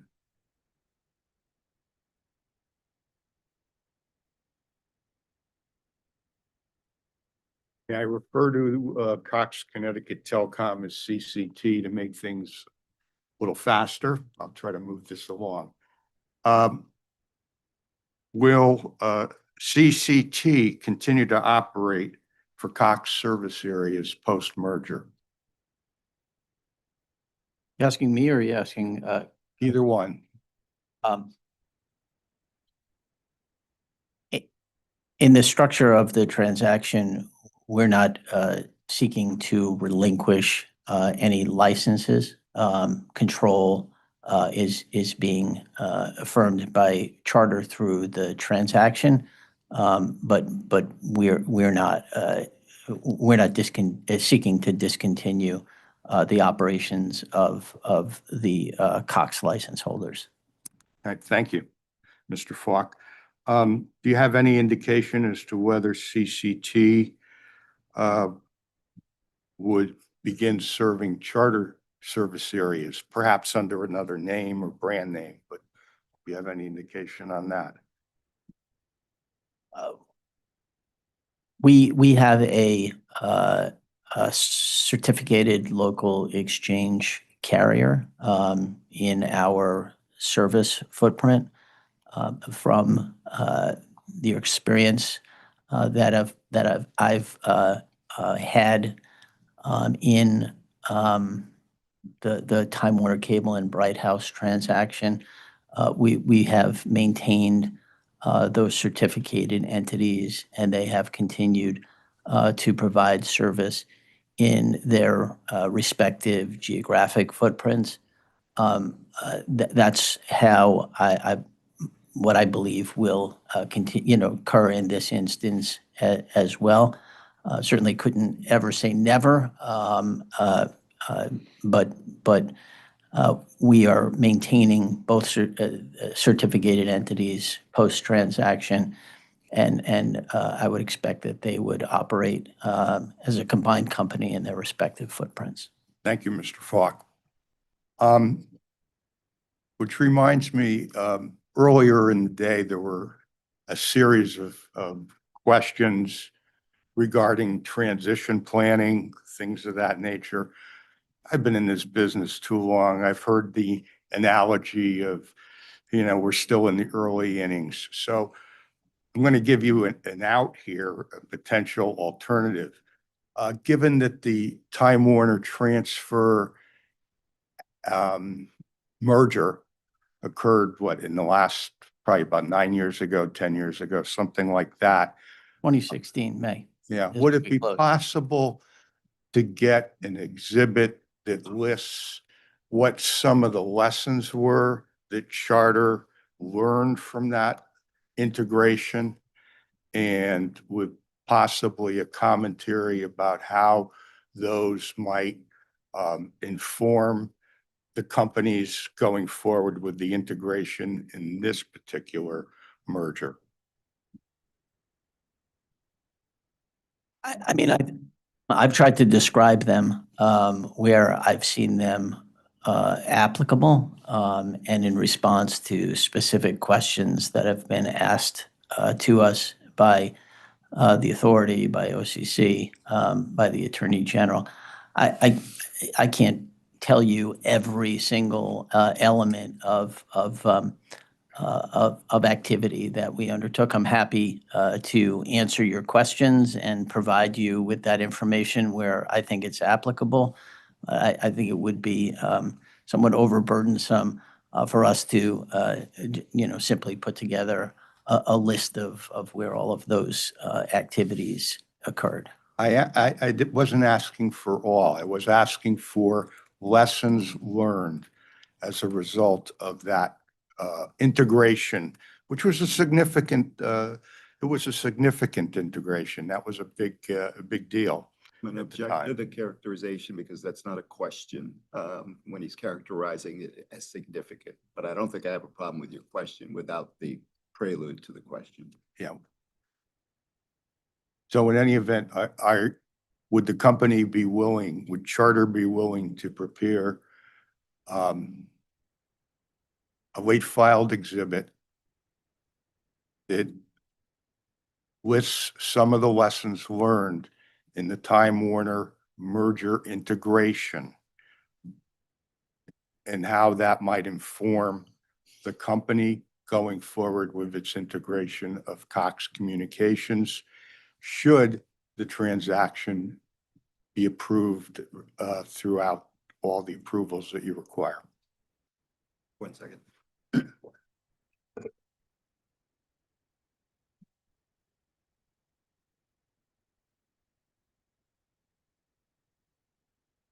Well,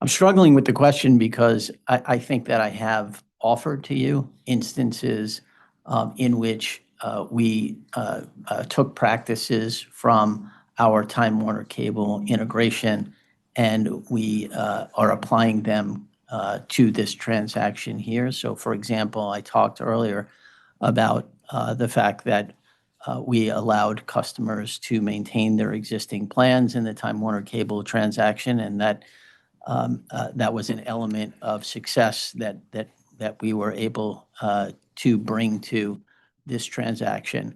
I described others. I don't know specifically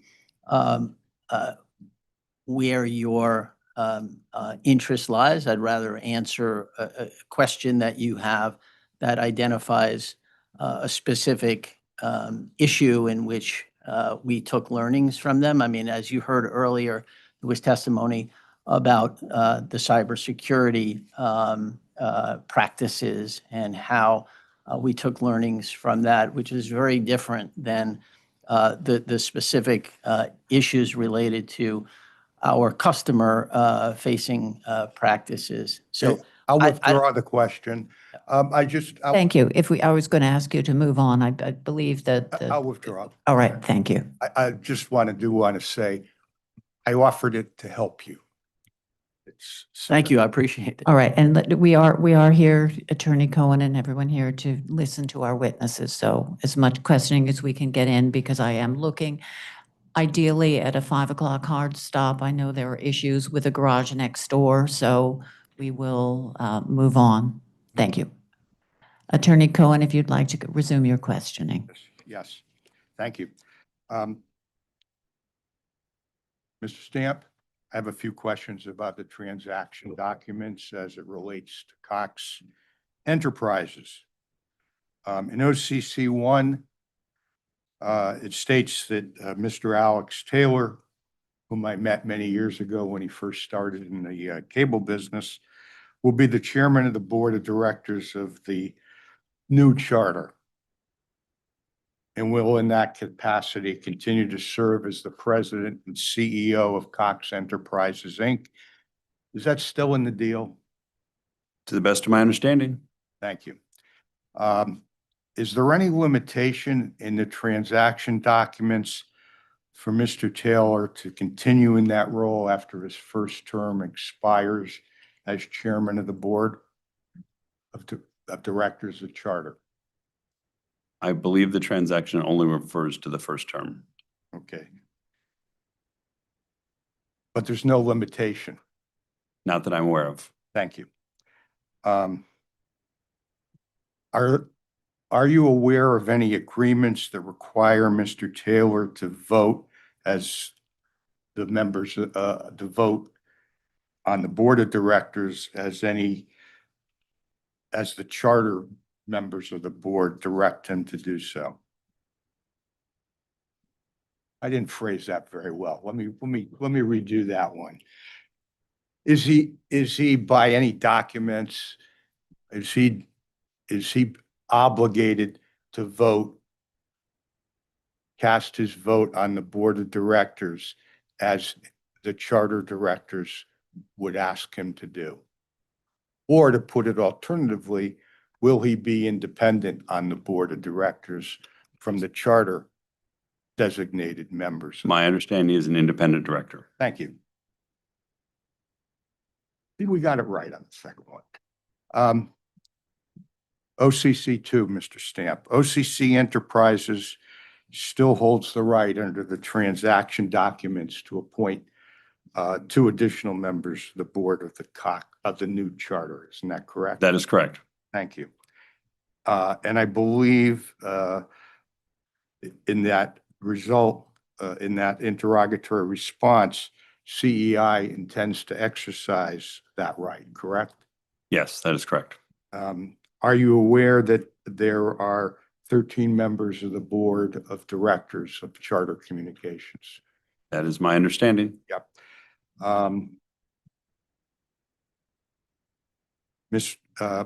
Mr. Falk, do you know how many of those 13 members post-merger will be charter appointees or nominees?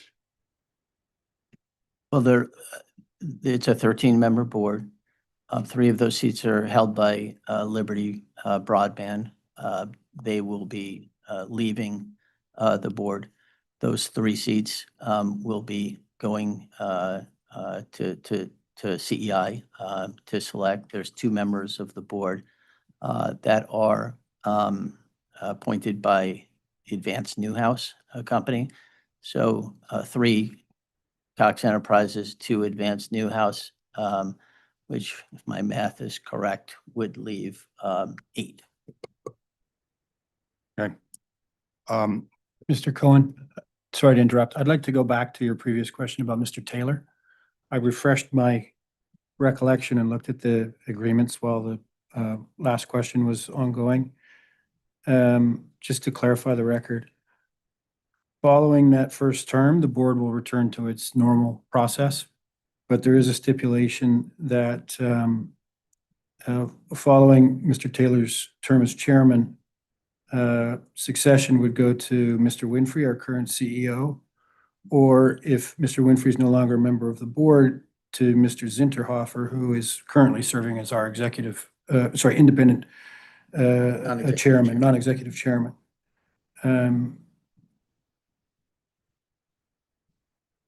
Based on my read of that, however, if Mr. Taylor wished to well, I'll leave it at that. Okay, well, what does that mean for the 3? Thank you, Mr. Murphy. Appreciate that. What does that mean to the 3 board seats that Cox Enterprises will have? They'll continue to have the right to appoint 3 seats to the board. And one of those could be Mr. Taylor, but not as chair. That's correct. Those documents are capable of being amended, rescinded, withdrawn between now and then, I assume? Modified, changed? Yes, that's true. The stockholders agreement can be changed. But that would also require agreement from the independent directors of the board in order to do that, based on my read of the documents. And of course, Advanced Newhouse in their position as a shareholder. Okay, thank you, sir. I appreciate it. We have an update on the timing of the renaming of Charter Communications, Inc. to Cox Communications, Inc. I mean, I believe there's a 1-year. Sorry, can you repeat the question? I was. Is there any update on the timing of when Charter Communications, Inc. will be renamed Cox Communications, Inc.? Not beyond what we've stated previously, which is that that'll occur within 1 year of completing the transaction. Thank you.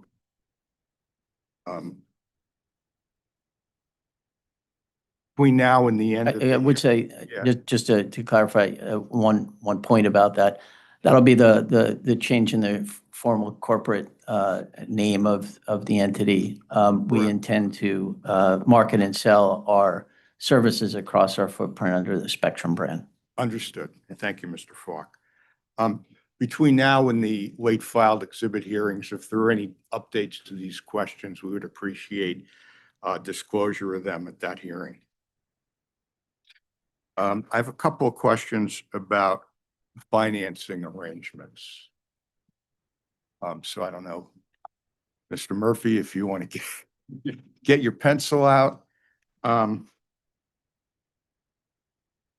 It's my understanding that under terms of various financing arrangements the Charter has previously agreed to, the assets of Coxcom LLC in Connecticut will be pledged under the terms of the financing arrangements upon the closing of this transaction.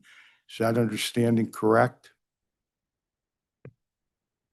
So our initial thoughts on how to bring the Cox assets in and the debt that comes with that will be to have that eventually, through a chain of transactions, move down under Charter Communications operating, which is where all of the rest of our operating assets are.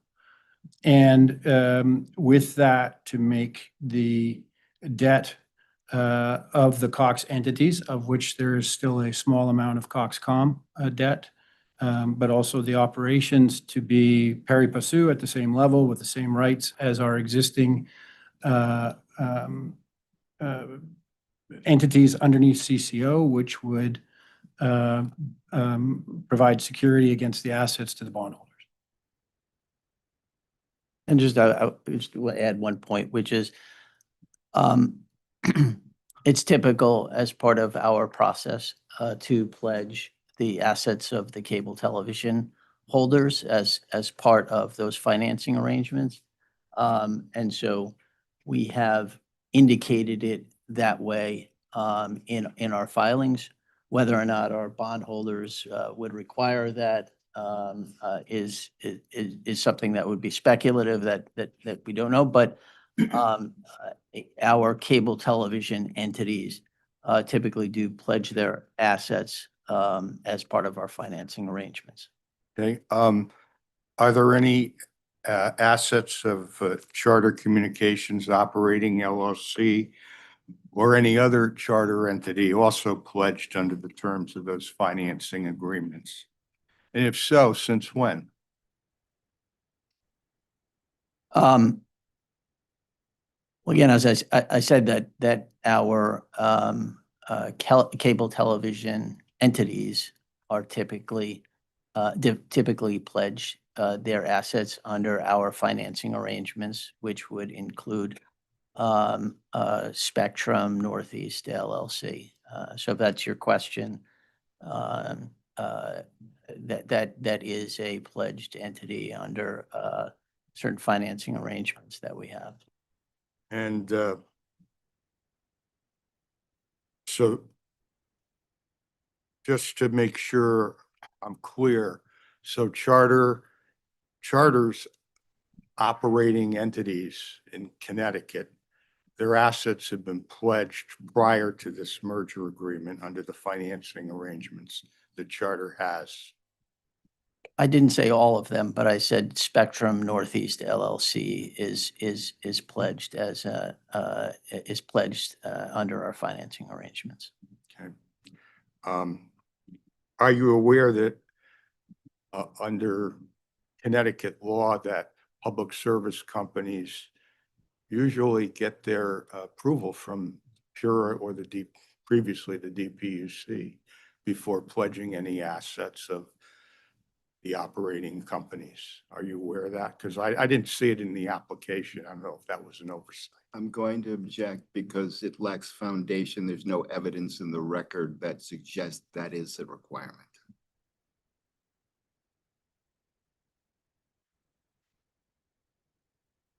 I'll sustain the objection. If you could move on. Thank Hold you. on. So I just want to clarify for the record, you are not asking for approval from this entity to encumber the assets of Coxcom LLC as a pledged assets of Coxcom LLC as it operates in Connecticut.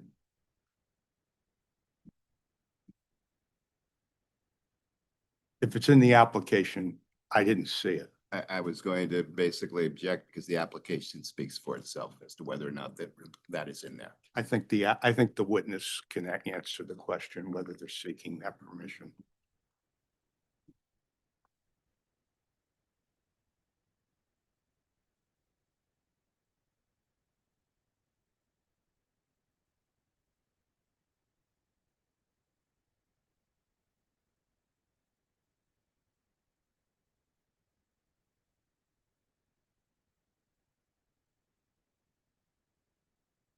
Mr. Cohen, the reasoning as to why would be a legal determination, but you're correct in your searching your question that request for approval of financing was not included in the application.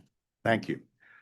Tomorrow you have a hearing in Rhode Island, I understand, before the Rhode Island PUC. Is that correct?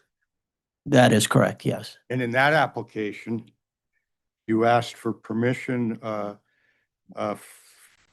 for I'll quote, for Coxcom LLC to participating in financing arrangements. Isn't that correct? Yes, that's correct. Okay. I thought it was correct. I just wanted to confer, but yes. Yes. So you asked, that was put into that application. You also. You're not suggesting that the statutes, though, that apply in Connecticut are the same as the statutes Oh, that apply? not at all. Okay, I just wanted to make sure. Yeah, Well aware of what the Yeah. statutes require in I- Connecticut. Thank you. yes. You also have an application pending in New York, for the New York PSC, right? We do, correct. Okay. The Mr. Platzer's name is on that behind you. In that application, it states, it's not paginated for some reason, so I apologize. I don't have the application in front of me anyway, so that's That's okay. okay, yeah. It does mention pledges of assets of Cox's regulated subsidiaries in connection with the financing of this transaction. So you've disclosed that to the New York PSC, correct? If it's in the application, yes. Yeah, okay.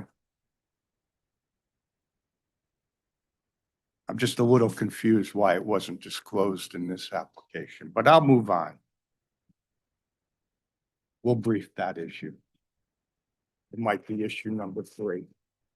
Mr. Cohen. So anyway. I'd appreciate it if you limit it to questions. I want to ask a little bit about debt and debt financing. Mr. Murphy, is it true that let me get the amount here. Well, what is the roughly the current overall debt that Charter Communications Inc. is carrying pre-merger? Pre-merger you're asking for. Okay. I have 97.5 billion, but I don't, that's just Yahoo Finance. So I don't know if that's correct. I'm going to make sure we have the same numbers. And if there's a difference, we can figure out why. Today, Charter has, as of 9:30, your numbers may be from an earlier period, but you did ask me about today, 95 billion. That's total debt. We carry some amount of cash that roughly 460 million that would reduce that number, of course, from a net debt perspective. Okay. What is the what will the debt obligation be roughly post-merger? Pro What is forma? that estimated to be? Yeah. So including both the debt that we would bring in with the closing of the Liberty broadband transaction at the same time, the 11.8 billion of debt that we would inherit from Cox, and the 4 billion of cash that would be delivered as part of the consideration in the transaction that we're assuming we will raise from debt, we would have 112.6 billion. That would then be net of close to 600 million of cash. Okay, thank you. What is the market capitalization of Charter right now? Oh, that's a good question. What's that? Yes, it does depend upon the day. Yeah. The market is closed, so if I had something handy, I could tell you what it is as of Mr. today. Murphy, we had to make your attendance worthwhile. Here, I'll give it to you as of September 30, if that's That's sufficient fine. purposes. It was approximately 40 billion. The shares have declined somewhat since then, so it's somewhat less than 40 billion. Okay.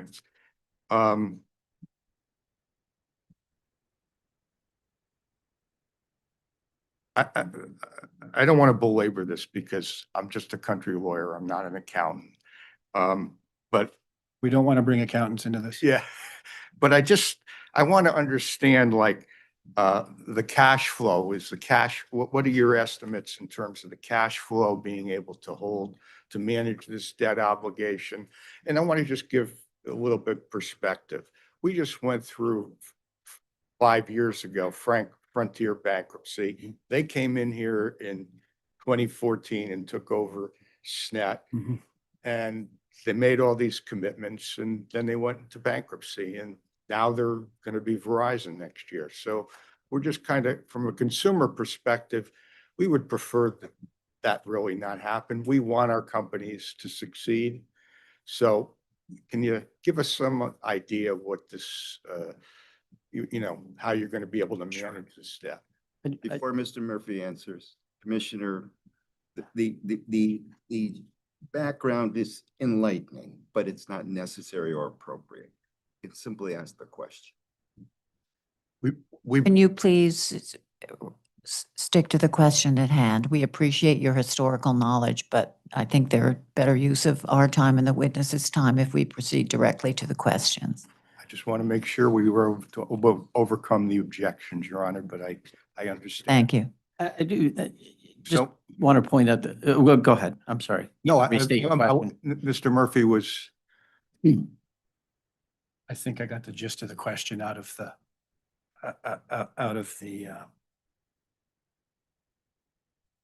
what Mr. Cohen's, Attorney Cohen said. Look,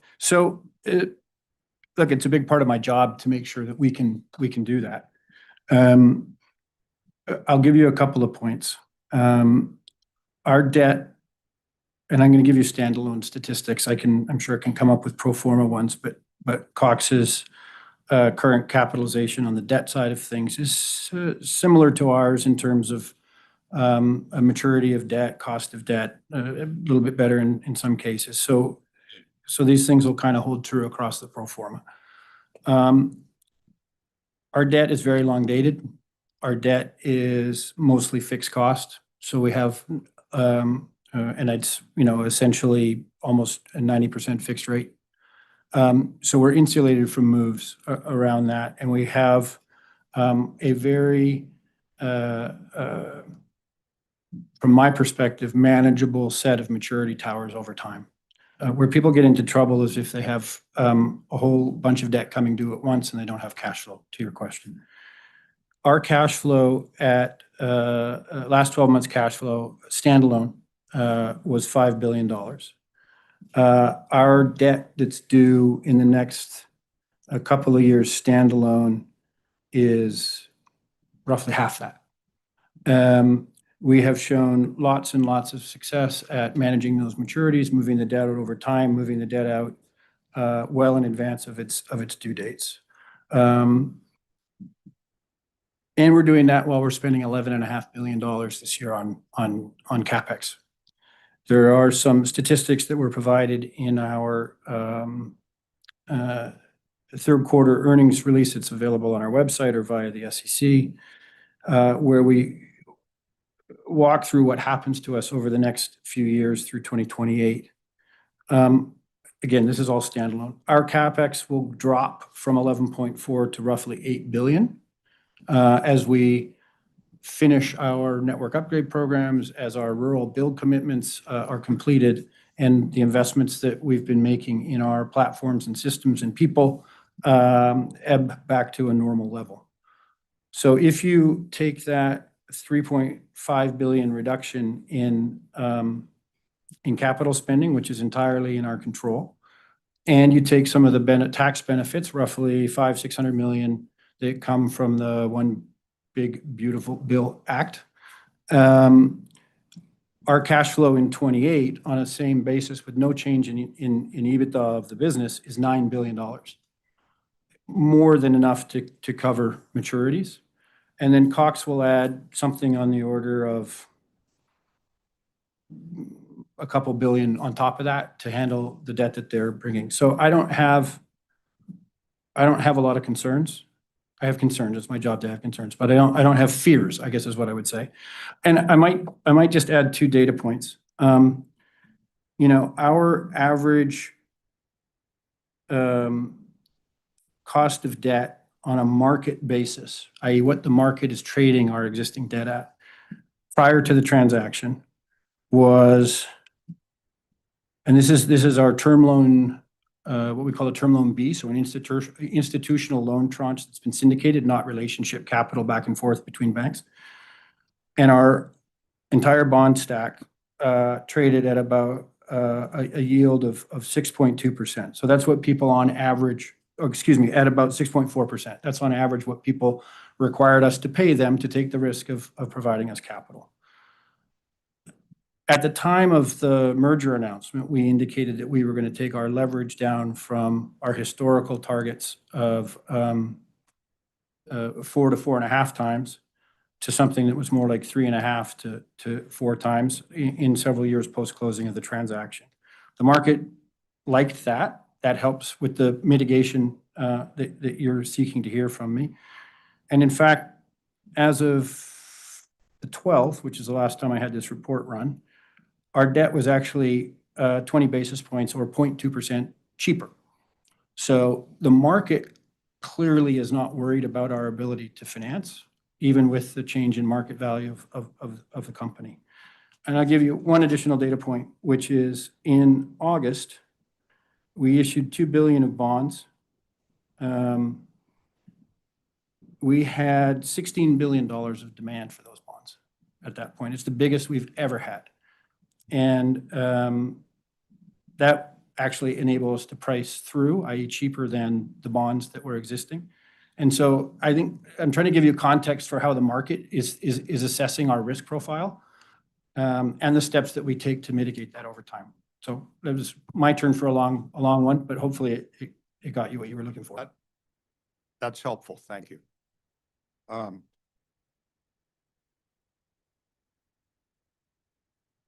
I think, in the interest of time, I'll take a break and I'll let Ms. Ash continue with some questions. And Ms. Ash, if you could just bear in mind that we want to wrap up around 5 o'clock, just so people don't get locked out of the garage. And obviously you will have the opportunity to continue on Friday.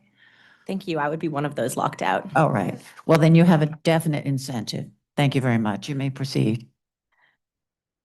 Thank you. This question is for both companies, so whoever would like to answer first. What is the title of the person currently responsible for ensuring compliance, specifically with Connecticut's billing and termination rules for the regulated services?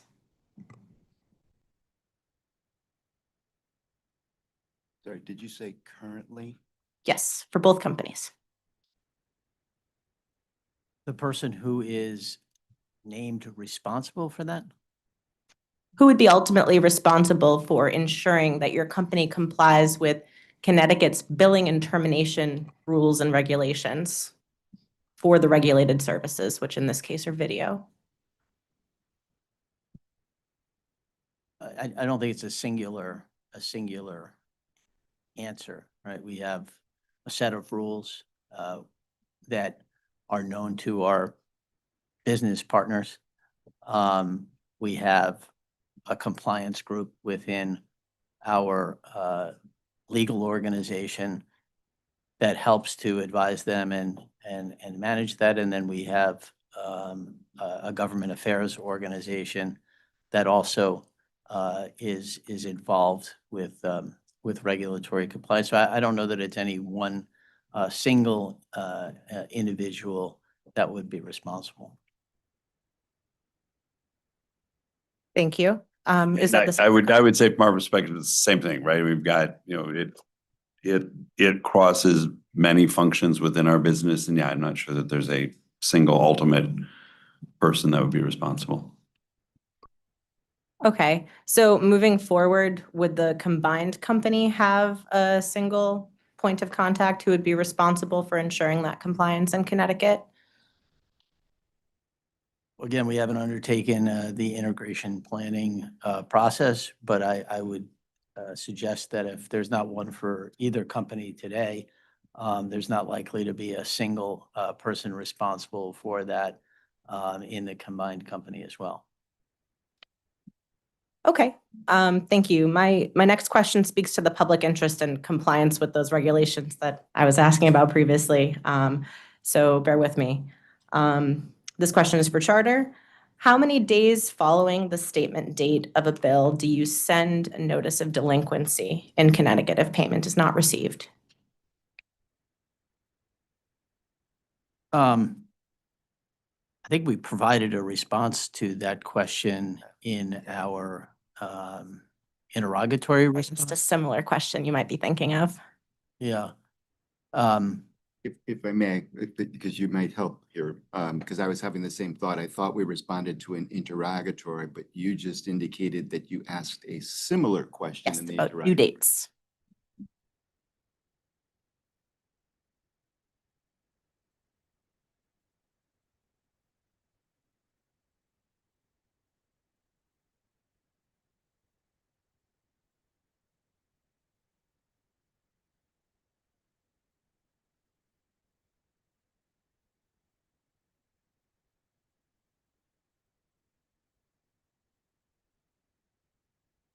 I don't know the necessarily the difference between the question that you're asking and the question that was posed to us in our interrogatory response. So if you can identify the difference, I'm happy to provide you with an answer either as a read-in or a late filed exhibit.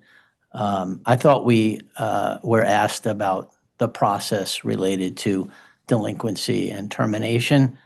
There were some questions along those lines, but the answers begged additional questions, so here they are. Yeah, that's fine, but I'm not appreciating yet the differences. So if you can explain to me. Get to the actual the rules themselves, I think they will be most helpful.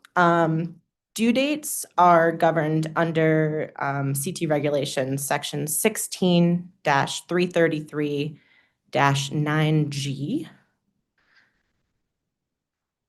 Whereas the statement date, which should be the date that the bill is sent, is under 16-333-9I. So having gone through this exercise painfully in the past, your question now is, help me again? The question is, how many days following the statement date of a bill do you send a notice of delinquency if payment is not received? If it's acceptable to you, I think it probably would be best if we could give this a late file exhibit designation because you do kind of have to walk through it, if that's okay. No objection here. Yes. So we will designate this as late filed exhibit 5. And the question is for both entities, how many days past the statement date Yes. is the delinquency notice sent? Yes, that's correct. All right. My next, when you're ready.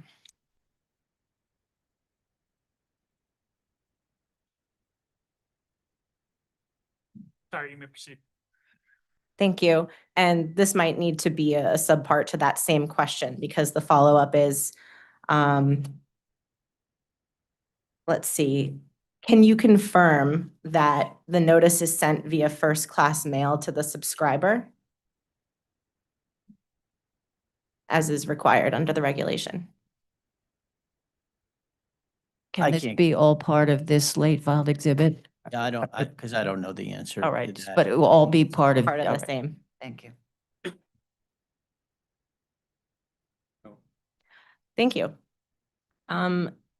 Please reference Connecticut regulations at 16-333-9K regarding return check charges, which requires that any return check charge imposed by a CATV company shall be reasonably related to the company's actual cost of processing return checks.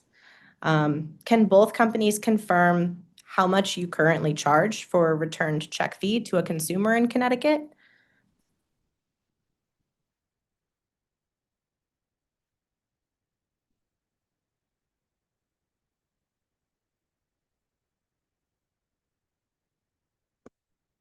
Again, I mean, you asked a lot of questions in your interrogatories about these issues. You didn't ask this one. I didn't come prepared with information specific to that question. We certainly could get that information and provide it as a read-in on Friday. But if there are other questions that you have that may be outside of the scope of the customer service or billing and collection processes that you didn't ask in your interrogatory questions, and you want to provide them to us, we can answer those questions as part of a read-in as well. We thought we covered the ground of the issues related to billing and delinquency and termination notices that you asked. So it's not something that I have specific information about today. I heard mention that there was a customer service expert that was coming on Friday. Is that still correct? Yeah. Yeah. Would that perhaps be the person I could direct these questions to? You can, you certainly can try, and maybe she would know them, but if you have other questions Sorry. related to our billing Ms. practices, Ash, it'd be helpful would you to like provide to them. direct these questions to the customer service agent on Friday? And then if we cannot get the answers, either as read-ins or late filed exhibits during the course of the hearing, would that be acceptable to you? Yes, thank you. So we will go with that no additional read-ins needed, correct? Or late filed exhibits, apart from the one with regard to the statement and due date. So that- I also think, Ms. Ash, if I might, we're just checking. I think in one of the responses, we were asked for our pricing schedule, and we provided a response in there. I'm checking to see whether the return check fee is contained within that exhibit, and if it is, we'll be able to answer the question momentarily. Thank you. Thank you.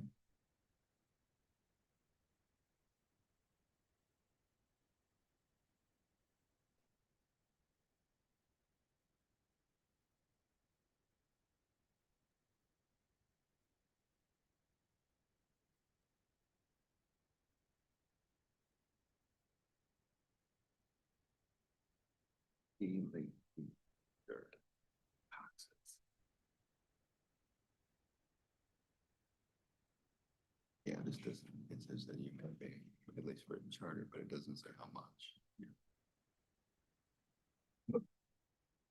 Here it is, we made.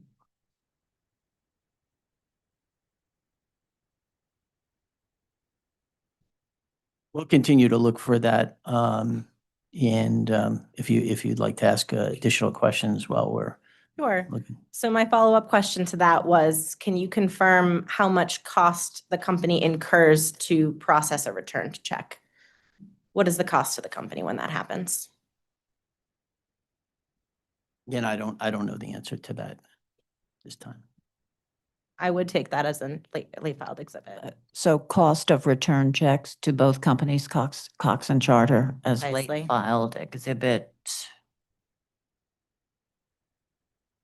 6. Thank you. If I may, Ms. Ash, just so that I'm clear.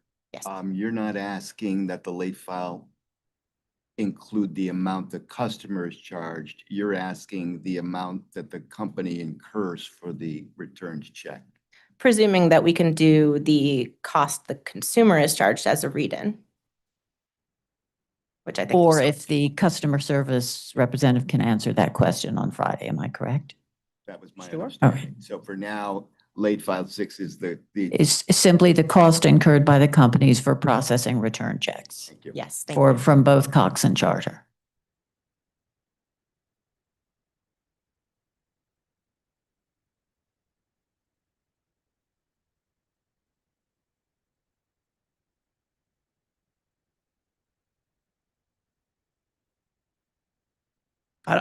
Also, I think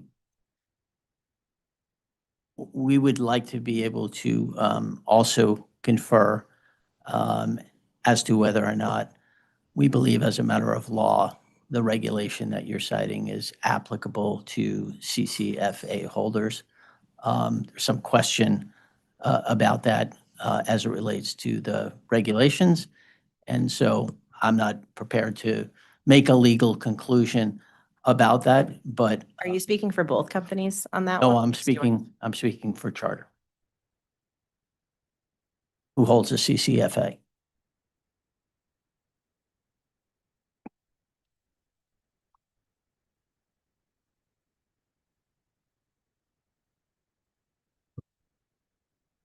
I just had, I presume that would be reflected in your replies, and then if there were further questions, the Office of Consumer Counsel could pursue this. Is this correct? Correct. All right. Do you wish to comment, Mr. Stamp? No, I'm good for now. All right. I would just like to say for the record that we asked the question, what does it cost you per check to send out for a return check? That's all. And then that's under the regulation, and then we can argue about afterwards whether that regulation applies. Well, you asked me a series of questions and you cited statutes. And all I was simply saying, Mr. Cohen, was that it's unclear whether, from my perspective, not drawing a legal conclusion that those statutes apply, and that we would offer our view about that in response to your questions. You didn't just ask me about the cost of a return check. There was a series of questions that Ms. Ash asked related to specific statutory references. So, And we can, as I say, further discussions can take place when the responses are received. And if there are issues, Office of Consumer Counsel can raise them at that time. sure. All right. Thank you. All right. And Ms. Ash, and we have about 10 minutes, so, and then we'll be happy to come back on Friday and pursue this. Okay.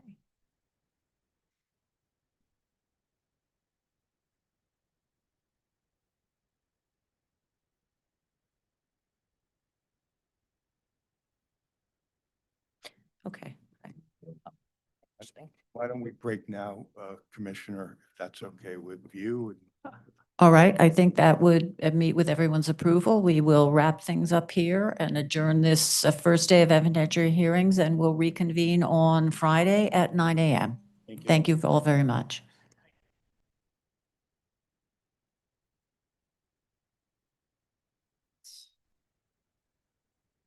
I would love to confirm that they're still regulated.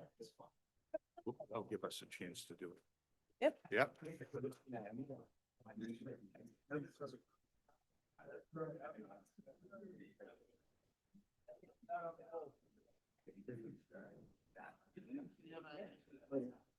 Commissioner Cheeseman, how much time do we have before we get locked out of the garage?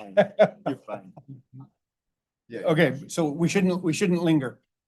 Okay. All right, because I drove up from the west part of the state and I'd like to go home because I don't have a hotel room. Yeah.